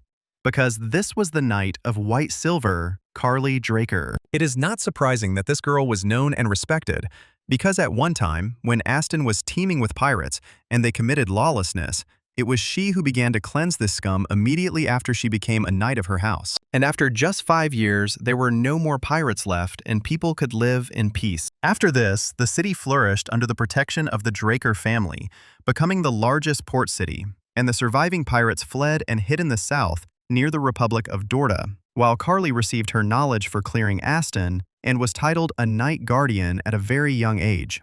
This was an achievement that even Abel could not achieve. Zeke was extremely surprised. He understood perfectly well that some distinguished guest was supposed to attend the lecture, but he could not have expected that it would turn out to be his older sister. But she was not just a knight, but a direct competitor of Abel Draker. The only problem was that the main character didn't recognize her.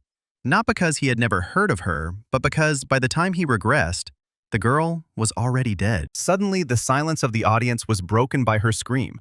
She ordered everyone to be silent, scaring them to death. After all, despite the presence of the teacher, the students continued to talk among themselves, and Valhalla, from which she graduated, was not so undisciplined. And if their ancestors saw all this now, they would definitely tisk with disapproval. Each student must understand that the world they live in was not given to them for nothing. It was built on the sweat and blood of their ancestors. And simply keeping this fact in mind does not mean anything. These thoughts begin to really mean something only when everyone believes in their actions. Only through training and strict discipline would it be possible to follow a true code of honor. And only then could every student call themselves a true knight. The girl believed in this unconditionally. Soon, her lecture came to an end, and the students couldn't decide which part they liked more, Carly's creepy part or Dexter's boring part. Zeke was going to try to find the secret archives of Terracon while he had time, but his plans remained just plans, as Carly stopped him with the clear intention of talking. Only their conversation continued in the training hall using swords. It was no wonder that the boy's eye caught the mithril sword that the Holy Empire had given his sister. After all, the Holy Empire had also suffered from problems with pirates before, and in gratitude for freeing them from them, they gifted the girl with a sword made of pure mithril and armor, which is why they nicknamed her the Silver Knight. But there was no time to think about this since he needed to warm up a little before the start of the duel that his sister had asked for. He understood that the girl already knew that he was about at the level of a Blue Knight, so he couldn't slack off. He wasn't planning on showing his full strength, but he still had to show something. He would have liked to train hard, but she wasn't the only one who was interested in how strong he was. So revealing his cards wasn't in his plans. Besides, the foundation of the Draker family has always been the survival of the fittest, and reaching the blue level at 15 years old is unheard of.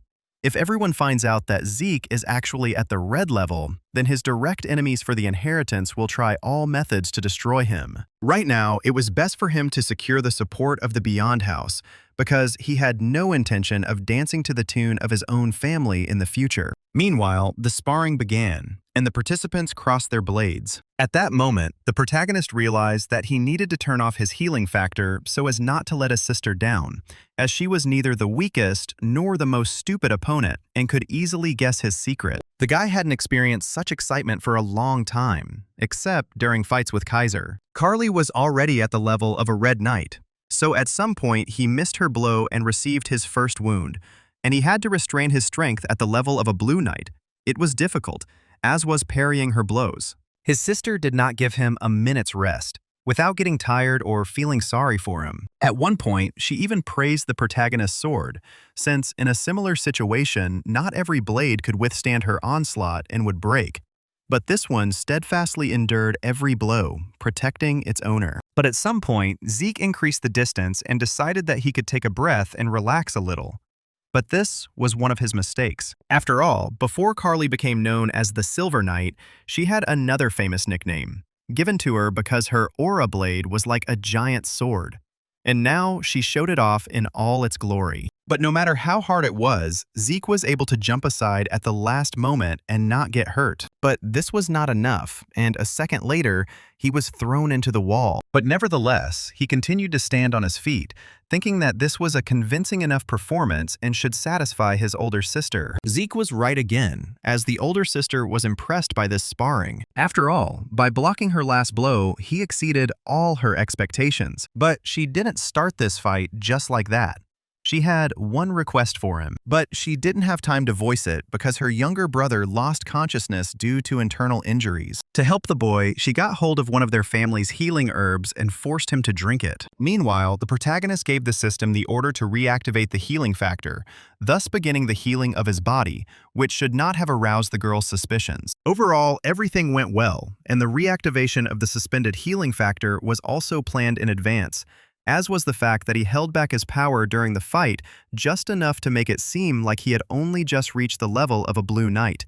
And when the blade flew at him, he deliberately exposed himself to the blow instead of parrying it. And for some reason, there was a strange delay just before the impact, after which everything went like clockwork. He allowed Carly's aura to enter his body, despite being able to directly block it with his own, which naturally caused him internal injuries. Now his sister is convinced that he does not have full control over his aura, and in theory, she should mistakenly believe that he suffered from overexertion. Maybe that was the case, but the girl didn't say so, instead asking the guy to call her his older sister, after which they went to a quiet corner on the outskirts of Atlas, which was extremely strange. The interesting thing was that they were sitting in an ordinary carriage, but inside it was a huge space that was impossible to guess, as it was created by magical camouflage. So it was the perfect atmosphere for conversation. The conversation actually began, and it was quite serious, because the girl asked the protagonist to help her destroy Abel. Right now, Abel is breaking one of the core principles of their family, the oath of neutrality, and is actively participating in the conflict between the Roman Empire and Alencia, on the side of the Empire. Zeke didn't expect his brother to take action so early, so he wondered if anyone in the Four Seasons Fortress still knew about it. But absolutely everyone knew about this. But they successfully turned a blind eye. Overall, the Order has split into two parts at this point, with a faction within the Council of Elders supporting Abel and the Empire. Only a few of them still remain neutral. The Council's conservatives have chosen the path of least resistance. It's only a matter of time before they change their name to their brother's side. Now Carly's people were investigating the levers the man was pushing, but they couldn't afford to wait for him to make a mistake, because if they allowed him to do whatever he wanted, a full-scale war could break out at any time. Therefore, the elder sister decided to create a force capable of stopping Abel and not allowing him to start a war. After all, he is now gradually raising the highest ranks of the Drakers to his ranks. Most likely, he believes that everyone of lower rank will follow him on their own. However, true knights do not bow to authority, but act only in the name of justice and the common good. And it is for this reason that she, true to her principles, plans to gather under her flag the Knights of the Fortress of the Four Seasons, just like her. But it wasn't in her nature to force anyone to follow her. So she doesn't force Zeke to take one side or the other, because as a pure-blooded awakened one, he has a great and bright future ahead of him in any case. Now the guy better understood what kind of person was sitting in front of him. He saw in this girl strong convictions, but at the same time, enough flexibility to sacrifice them for the common good. Carly paused for a moment and then continued. She understood that if something went wrong, Zeke could be labeled a traitor, so he should think carefully before making his final decision. But he had already made a decision, even though he was still inexperienced. But he asked for permission to join her righteous cause, which was approved by his sister. At this point, his meeting with his older sister ended, and he could begin searching for his ancestors' library. And as he walked towards the designated point on the map, he reflected on how he had tried to leave his family because he wanted to avoid Abel's interference while he was preparing his forces for war. But now, he had people on his side who shared his goal. So by and large, he no longer had any reason to leave his family. In fact, everything worked out for the best. He could stay in the family and keep an eye on Abel. Carly would be at the head of their supporters. He would get less attention. Now he wanted the main role in his plan to be played by his older sister, even though in the past she had been unable to defeat Abel. Despite all her merits, she was not a pure-blooded awakened. But if he took her side, then it was quite possible to tip the scales in their favor. After some time, he stood in the room that should have housed his ancestors' secret archive. He just didn't expect to see some useless old books. But that's exactly what he saw. It seemed to him that if this archive was marked by the system, then something crazy would be hidden here, like a heart or a thing of Bahamut. But there was nothing here. Only when he accidentally stepped on a stone, the system launched an update and a closet began to materialize in front of him. Moreover, he received a strange message stating that the secret archive of Terracon Draker had been synchronized and updated by a third-party administrator, Zeke Draker. Something that suggested that the ancestor was also using the system. True, he didn't particularly want to delve into the intricacies and subtleties right now, so the guy asked the system to find him something that would help him become stronger right now. And only one book was found according to his request. This was the True Dragon Sword Study Guide. The most interesting thing is that the main character has never heard of such a technique before. But everything happens for the first time. And this book was written by the closest associate of the king, the hero Kaiser Saturn Draker. The book's preface stated that Saturn Draker was to share the reasons why he sought to develop the essence of the true dragon sword. At that time, the connection between humans and dragons began with the great hero king, thanks to whom the pathetic humans were able to formulate contracts with higher beings, dragons. However, the dragons did not help people because of any good or bad motives. The fact was that people have always been weak, and the dragons sincerely pitied them. So soon the number of contractors increased dramatically, and their civilization spread across the continent. Saturn couldn't shake off the heavy feelings about the rapid growth of the dragons and their contractors, and it frightened him. After all, if these creatures help people out of pity, they can at some point turn away from people, direct their power against them. If suddenly their fears become reality, then humanity will be completely defenseless and will be wiped off the face of the earth in one night. So he set out to find a way to resist the dragons. At first, he turned to magic, but magic was the first gift of the dragons to people. They drew circles on the hearts of people who were previously unable to generate mana, thereby gifting them with magic. Therefore, using magic against dragons was absurd. So he thought about the elemental ball of the hero king, which even dragons feared. But this power was only available to those who inherited the blood of the fairy monarch. So he threw all his efforts into developing a new force, this time exclusively human. But the irony of fate was that the one who helped him most in his research was the contract dragon of the hero king, Kronos. He himself stated that he was doing this out of boredom. But there was a certain determination in his words. And after some time, they found an aura. A power not based on any of the elements, nor on mana, something that only humans could manifest. Having discovered this clue, Saturn continued his research into the aura even after the Hero King had passed into the spirit world. But it did not take long for him to reap the fruits of his labors, and he described the principles of forming and controlling the aura, and its application in swordsmanship, and distributed the manual for the study of the true dragon sword throughout all the kingdoms. However, in the world of dragons, their artifacts offered quick and easy power. Few were interested in the true dragon sword, which gave strength in exchange for hard work. It was fortunate that his fears of dragon betrayal had not yet come true. But he knew that the day would come when this fencing would be useful to someone. So he asked the person who found this manual to master the technique described in it. At that moment, the system presented the protagonist with a new quest, in which he would have to master the secret technique of the heavenly dragon sword. True, there was a time limit, but rewards were also offered for completing it. Moreover, as a reward, he will receive the coordinates of the treasury of the kingdom of Kronos, where there should be many interesting artifacts. The only problem was the time limit. so it would most likely be more difficult to master this data than the elemental sword. Of course, he would complete the task, but for the first time, the boy clearly understood that his ancestor was right.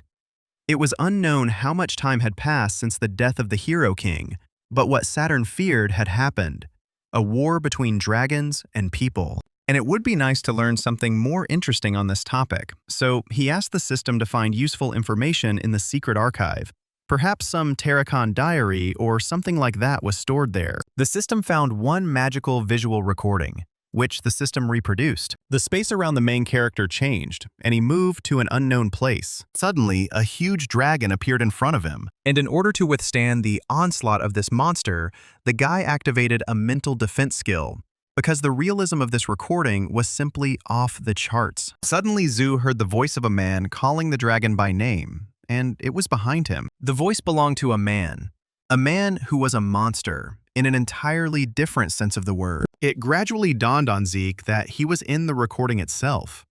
And if he had found it in the secret archives of Terracon, then he was now viewing the legendary final battle of his ancestor with the dragon. But something strange was happening, and it wasn't just that the recording was a little glitchy, but that the dragon and the man were behaving extremely unusually. Terracon was waiting for something. The dragon was waiting too. And then Bahamut said that he was disappointed in his contractor, and this put the protagonist into a state of shock. Believing that a distant ancestor was a dragon contractor, like Kaiser and Kronos, was difficult, unexpected, and beyond comprehensible. Suddenly, everything around became quiet. The guy could no longer hear any voices. Meanwhile, the dragon and the man were talking about something, and Zeke wanted to hear the words.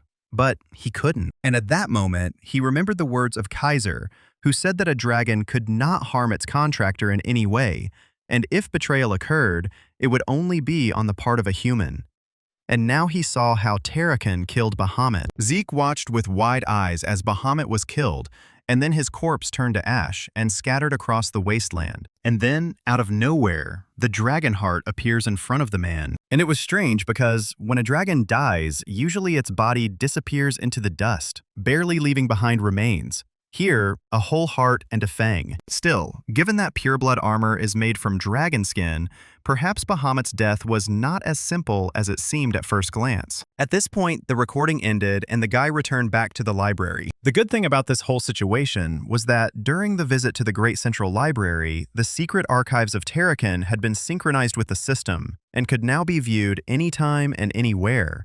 So Zeke immediately watched it again. But, as expected, interference started in the same scene, and he couldn't hear what the dragon and the human were discussing near the end of the recording. Naturally, he couldn't leave empty-handed, so he mastered all the new information by gradually combing through the archive. Zeke realized at least that the manual for studying the true dragon sword stood at the origins of the creation of the art of dragon fighting. But Terracon at one time simplified the obviously difficult-to-learn aspects. Now, this art was easier to learn, but its effectiveness was significantly reduced, to the point that it was no longer capable of even causing serious injury to dragonborn monsters, despite its grandiose name. However, if you implement your own special techniques, you can achieve the desired effect. But what bothered Zeke most were the discrepancies between the Dragonslayer story for the people and Terracon's real diary. Nowadays, everyone uses the legend of the Dragonslayer, which says that Terracon defeated Bahamut and started a golden age of peace and prosperity.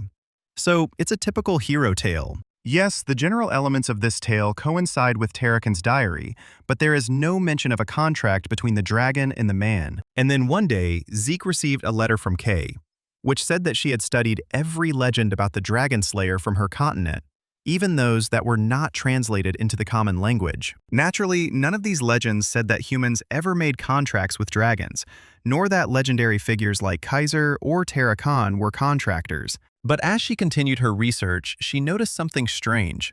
All the sources were suspiciously talking about the same thing, as if it was all coordinated.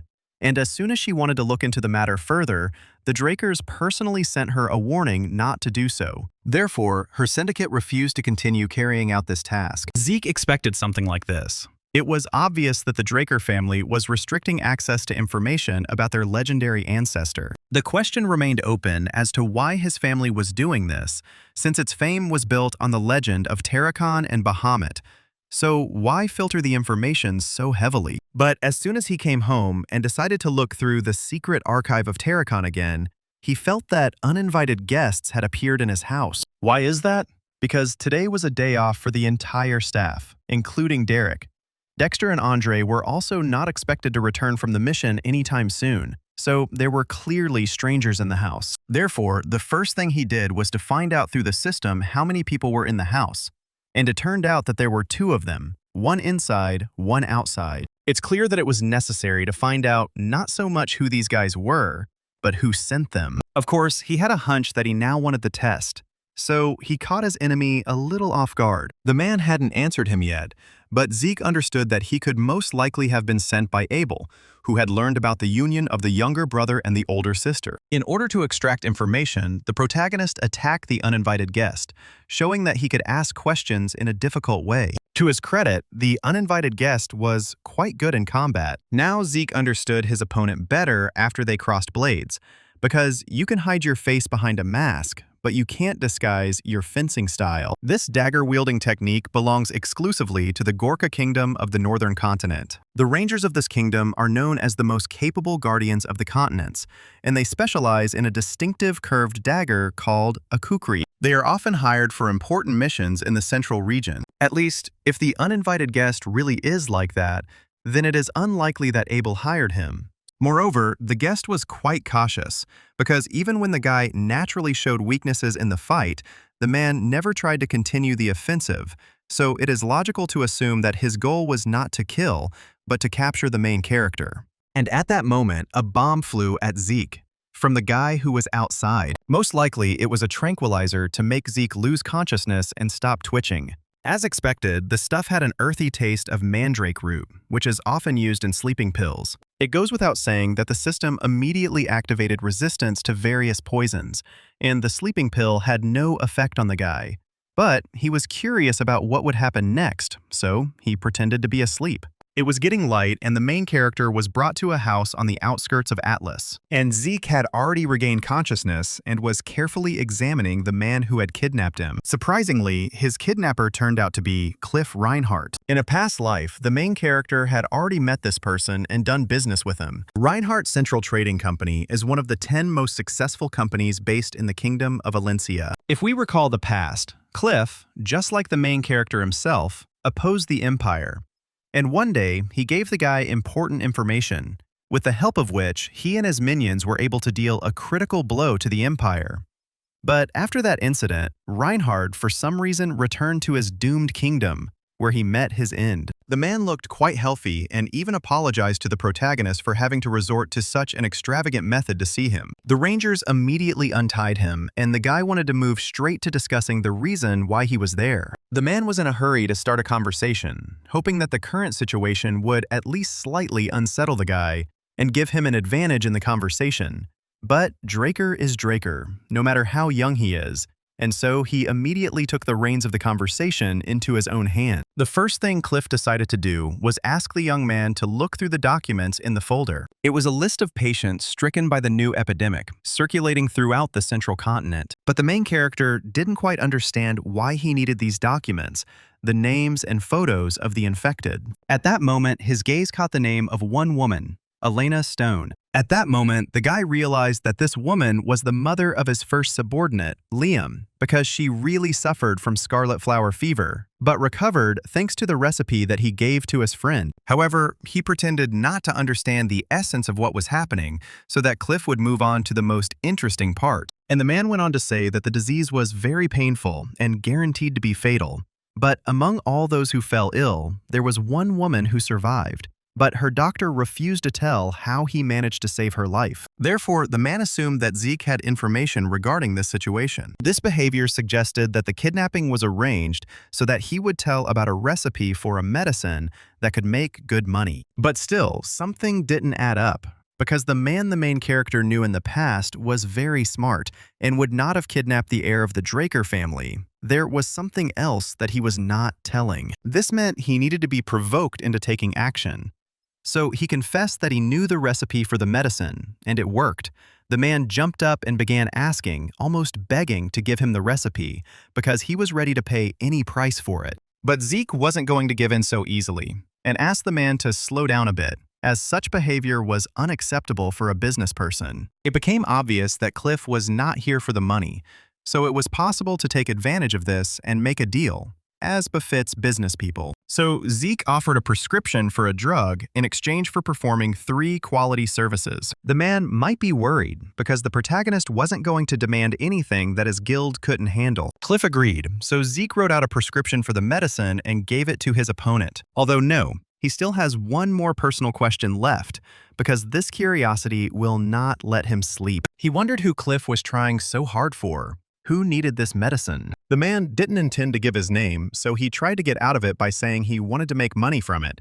But his body's reaction gave him away. But the guy kept pressuring him, so Cliff gave in and admitted that he was looking for a cure for a member of the royal family of Valencia. But he couldn't say the exact name.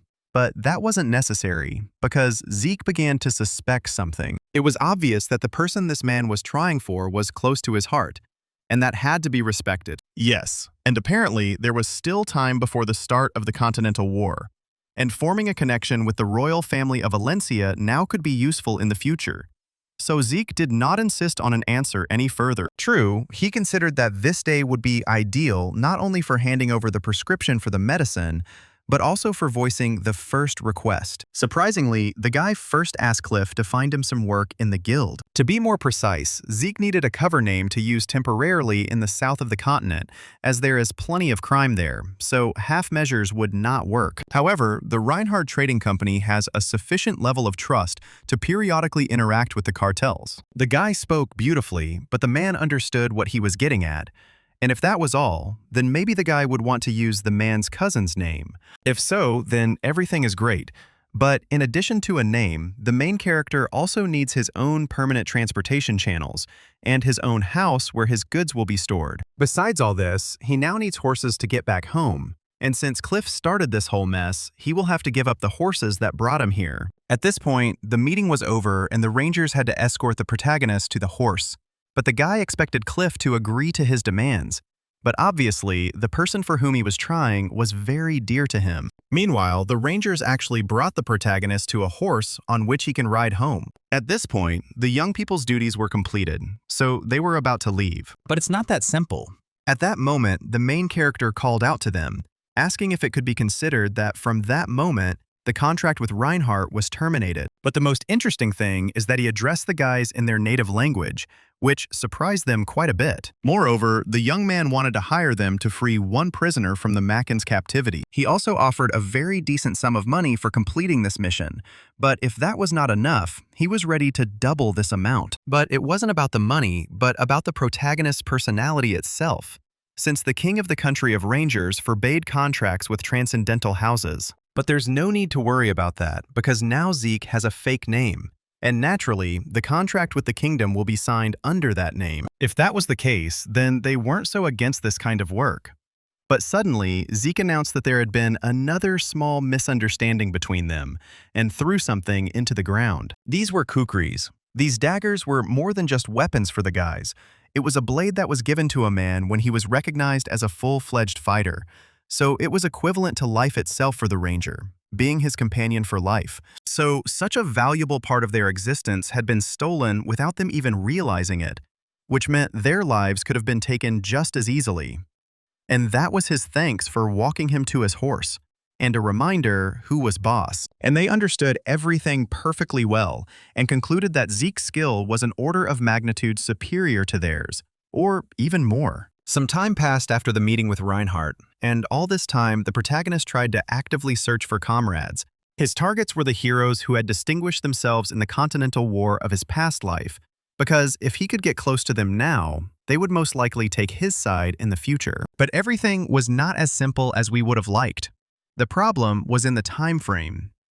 The Knight of Silence Bishop Castek had already graduated and joined the Knightly Order of the Kingdom of Tibia. Knight of the Mist Jeffrick Solmo was currently in his final year and was participating in field training, so he was also not at the academy. Asta Ella went on academic leave because he could not continue his studies due to severe insomnia. Reina will enroll next year, and they are still related, so it will be easier to persuade her to be friends. As a result, of all the people the main character wanted to befriend, only Diego remained. Therefore, it was necessary to establish a relationship with him, and for this, Zeke dropped by the circle to begin working on gaining trust. And the guy immediately took him into circulation since they needed a drummer for the band. And now Zeke is beating the drums along with all the other guys, even though he didn't plan to do that at first. For the first time in God knows how long, he didn't think about anything, didn't worry about anything, didn't make any plans, but simply had fun from the heart. But Diego was too incredible and sucked all the life force out of the main character,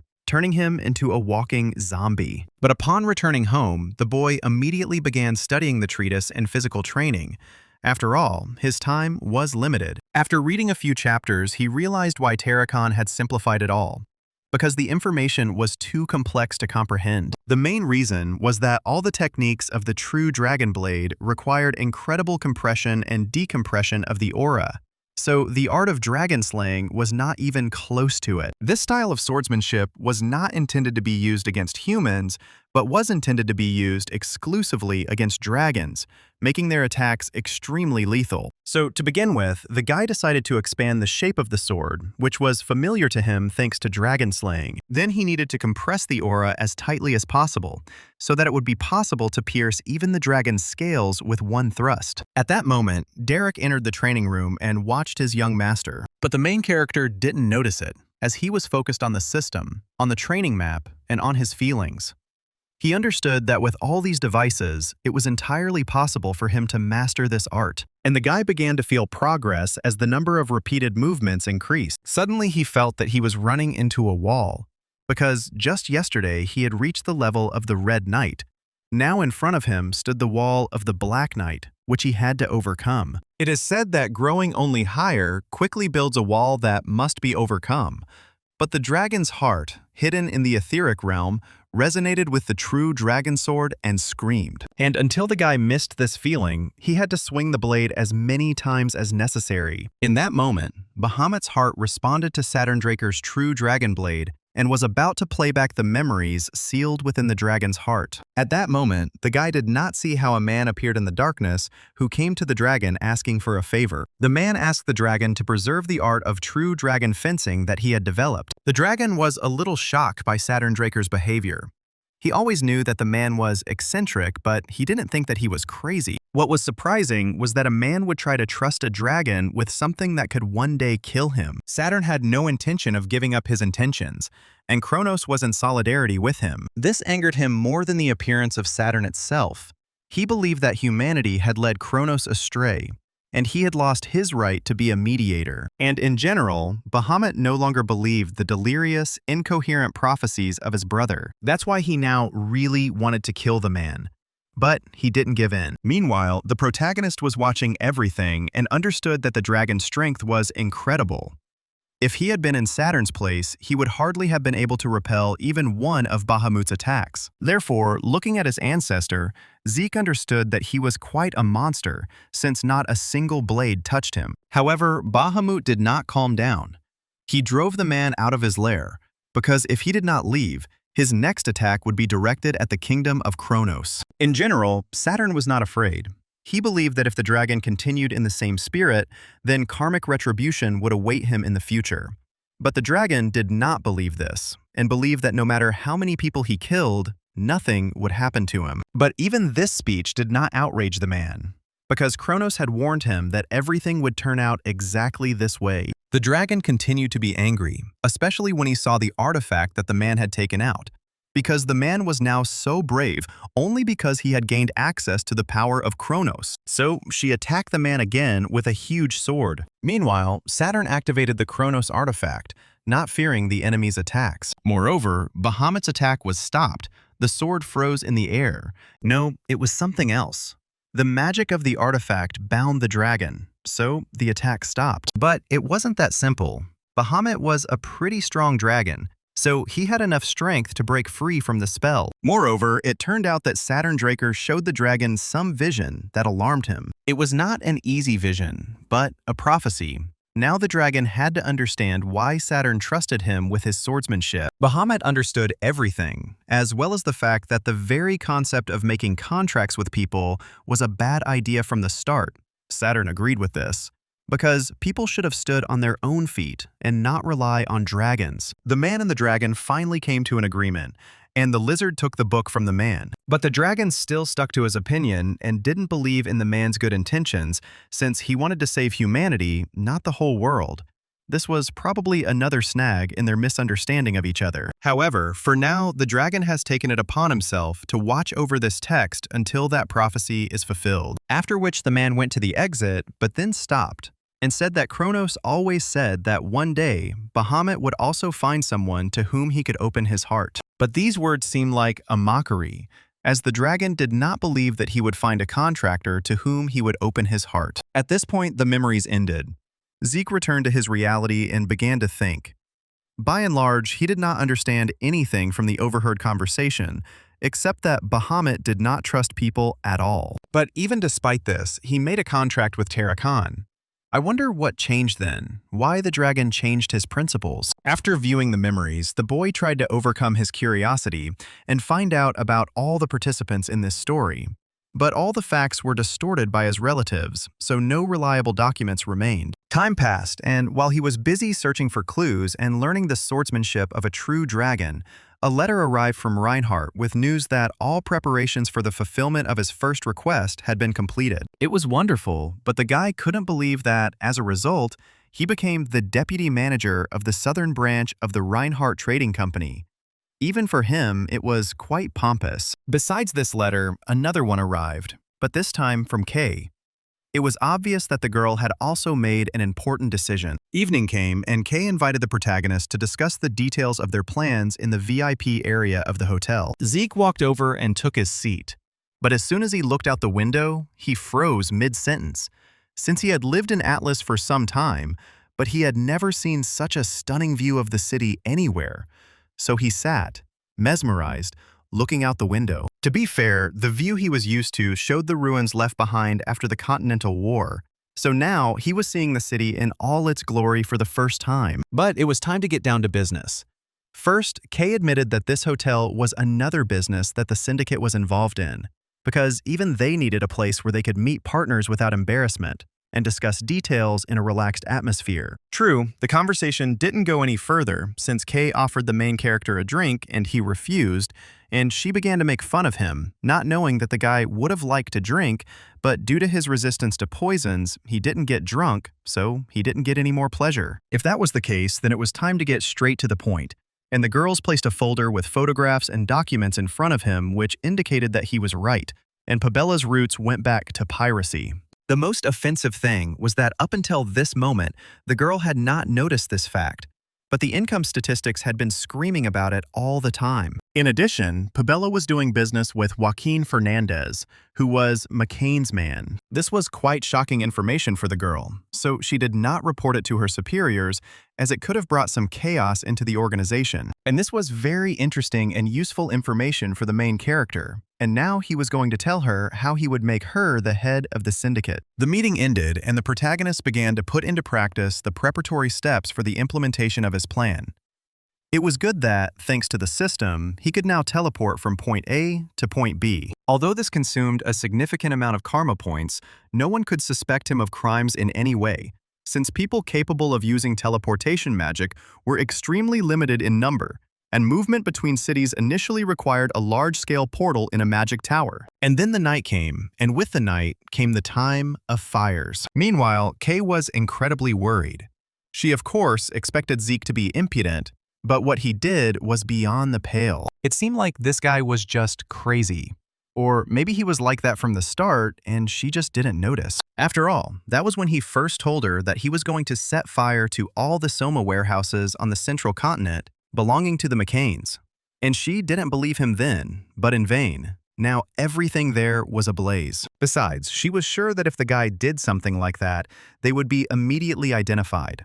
But this did not worry the guy, since he was used to being proud of his exploits. Besides, he was going to blame it all on one of McCain's henchmen and traitors, so he wasn't particularly worried about how things would develop further. Moreover, he was going to set up the entire top leadership of the Syndicate and Pabella, and leave them to Don Juan with a white bow, realizing that the formidable men would kill each other. Kay was very worried, which is why she received a reprimand from the main character, who did not understand her hysteria, because she herself wanted to become the head of the syndicate, and now she is backing out?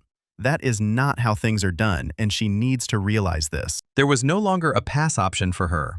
Either she was responsible for her actions, or she raised the stakes. There was no other way. At that moment, she remembered long-forgotten feelings and desires, because she did not join the syndicate to do all the dirty work and clean up after losers. That's why she snatched the bottle from the guy's hands, realizing that she was ready to follow him through fire and water. She was going to go to the bank and didn't care about the consequences. And this was what the main character needed. He promised her to do everything possible and impossible so that she would never regret the bet she made. Kay, now standing on the balcony and smoking a cigarette, recalling that evening, shuddered, remembering that she believed the guy and bet everything on him.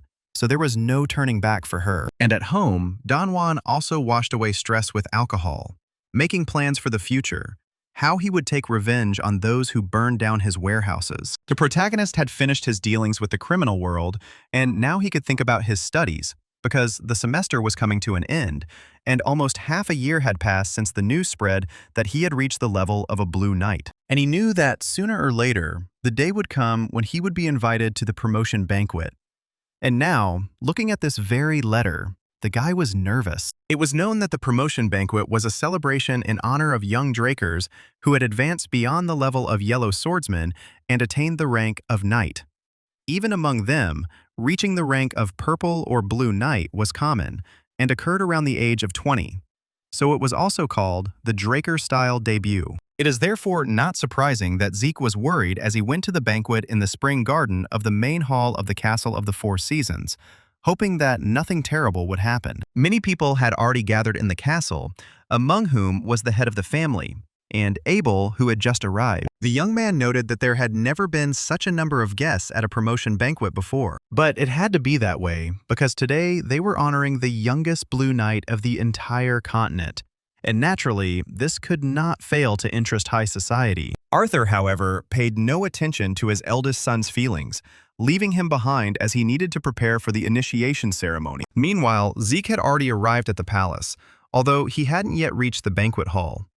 He was hot and uncomfortable and didn't want to go anywhere at all. To his surprise, he was escorted to the door by Dexter, who had broken away specifically to spend a little time with his student, since he had been pulled out of retirement and was now being forced to work like a workhorse. Even though he was in a bad mood, Dexter did not leave his student and walked with him to the spring garden. In fact, this castle is divided into 4 main sections for a reason.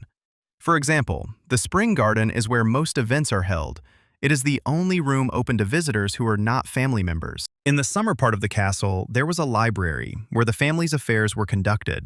And there was also an office for the head of the family. In autumn-fall, closed knighting ceremonies were held. The last part of the castle housed a repository of rare artifacts accumulated over the last 1,000 years. In his past life, Zeke knew this only by hearsay, and today was his first time visiting the castle in person. So he was interested in everything. And now they were standing near the door, but the main character would have to go further himself, since this door was exclusively for the hero of the occasion. After which, Dexter asked his student not to worry and to knock out everyone who would be at the banquet, but he himself would not go there, since he still had things to do. For the first time in his life, Zeke was probably happy, because it's hard to describe the feeling of someone caring about you, given his background. Nevertheless, the main character pulled himself together and entered the banquet hall. After some time, Zeke reached his father and Arthur began the initiation ceremony. The head himself said that in the name of the future achievements of Zeke Draker, he was blessed with the name of the glorious Draker family, in the name of his future great and small knightly achievements. And henceforth, Zeke Draker would be known as the Knight of Draker, and he was given the title by right of blood. This was a shock, not only for the guests, but also for the protagonist, since for the Drakers, the only requirement for knighthood is personal achievement, which he did not have. Even Abel, the youngest Blue Knight before Zeke, had to work for 3 months to earn his achievements before he was initiated. However, Arthur's actions clearly went against all established order. Although the Patriarch has an indisputable right to dispose of titles, so no one will object, the question is what he had in mind. Nevertheless, the man played wonderfully to the audience, raising a toast to his son. He spoke beautifully, motivatingly, so that you really wanted to raise a glass and drink to a bright future. It was strange because in his past life, Arthur hadn't said a word, even when Howard had expelled the boy.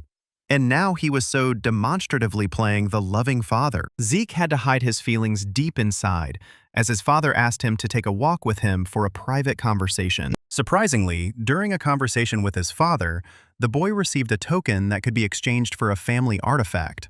It was a priceless gift that needed to be used wisely. Both the conversation with his father and the dedication weren't such bad events. The worst thing was that the boy needed to find the strength within himself to endure this holiday, because it would last not 1 day, but 3. He simply couldn't understand how people could do such things all day long. It was obvious that high society wasn't for everyone. At that moment, a girl called out to him, and it was the princess of the kingdom of Valencia, Melissa. It was an unexpected meeting, since Zeke knew from newspapers from his past life that Melissa, although an outstanding person, one day she stopped all her public activities. No one knew the reason for this act. There were even rumors about a contract killing, since she soon disappeared altogether. Although in this life, it cannot be said that she often attended receptions or appeared in public. But the girl is here, and that means everything is fine. And then it dawned on Zeke that Cliff hadn't just come to him and looked for a cure for nothing.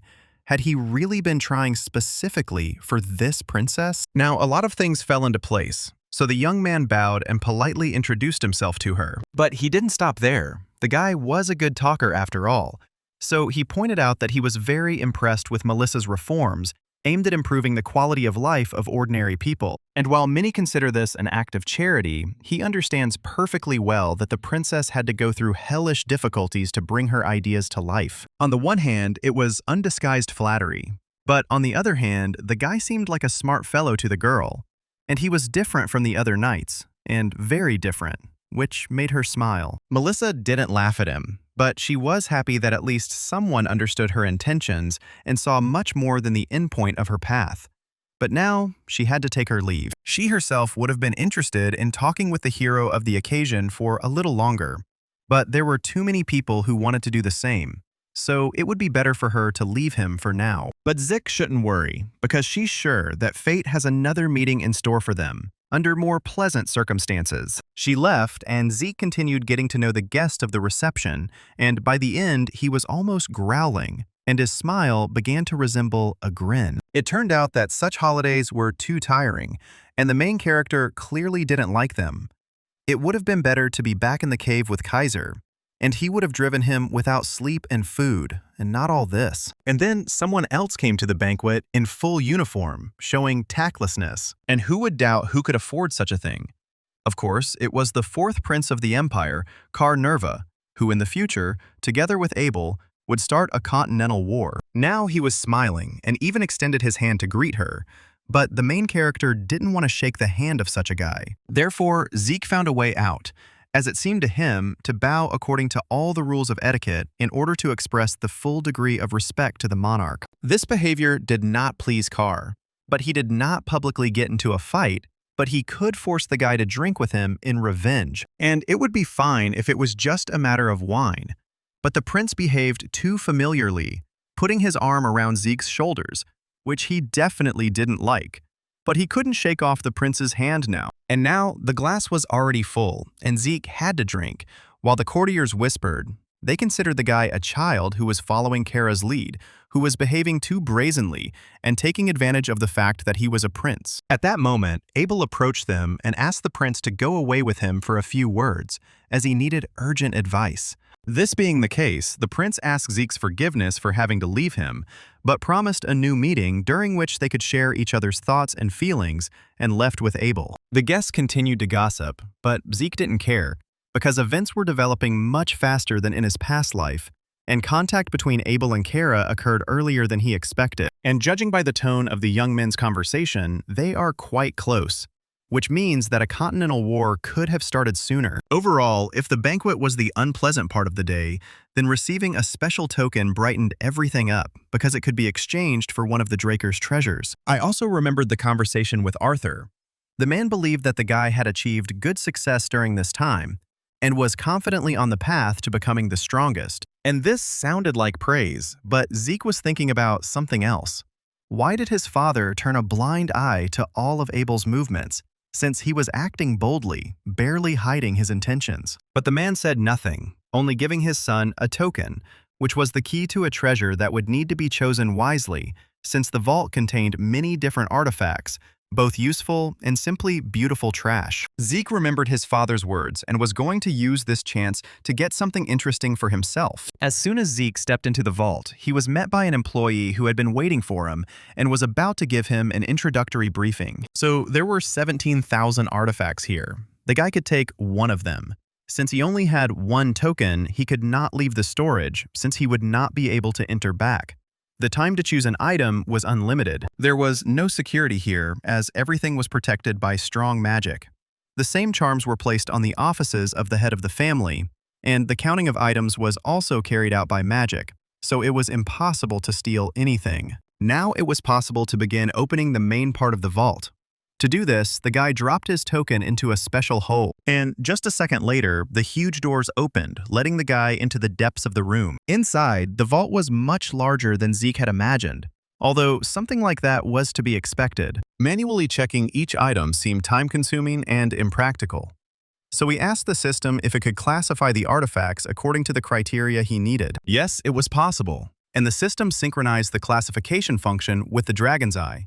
Now the guy only had to choose the criteria, and he could begin. And he began, although there were more selected items than he had expected, and they were all displayed on his mini-map. It was necessary to reduce their number, so he decided to weed out those things that were not artifacts and that could only be used once. There were still many positions, so he excluded all the swords that were weaker than his black blade, and they all disappeared from the list. Suddenly he discovered one artifact on the list, next to which there was no name or other information. This interested the guy, so he started looking for the item and found it.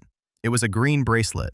The bracelet looked extremely ordinary, so it was strange that the system couldn't find any information about it. Suddenly, a message came from the system.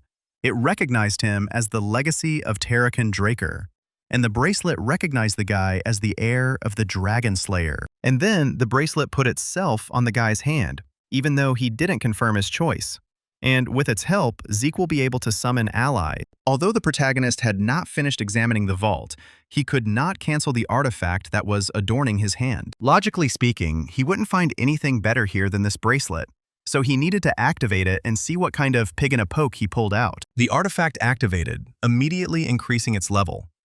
Furthermore, a spirit beast was found that perfectly matched the protagonist's soul, and it was supposed to appear here any minute. Surprisingly, this beast turned out to be a dragon horse. The creation was magnificent, and the gift was difficult to appreciate, like the heart and horn of Bahamut. Zeke was so lost in thought about the items he had received from his ancestor that he didn't notice the horse approaching him. She wanted warmth and affection, and Zeke felt like he had met an old friend he hadn't seen for ages. This is what the unity of souls means.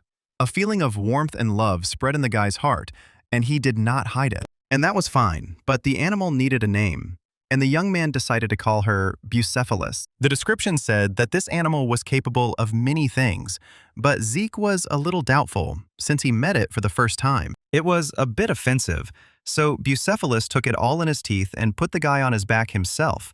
If he wanted to test him, then let him do it. And in just a moment, Bucephalus was galloping forward with the speed of lightning. Despite all this, the clatter of hooves was not heard, and it was an incredible feeling of lightness and soaring. That was the end of the adventures in the storage facility.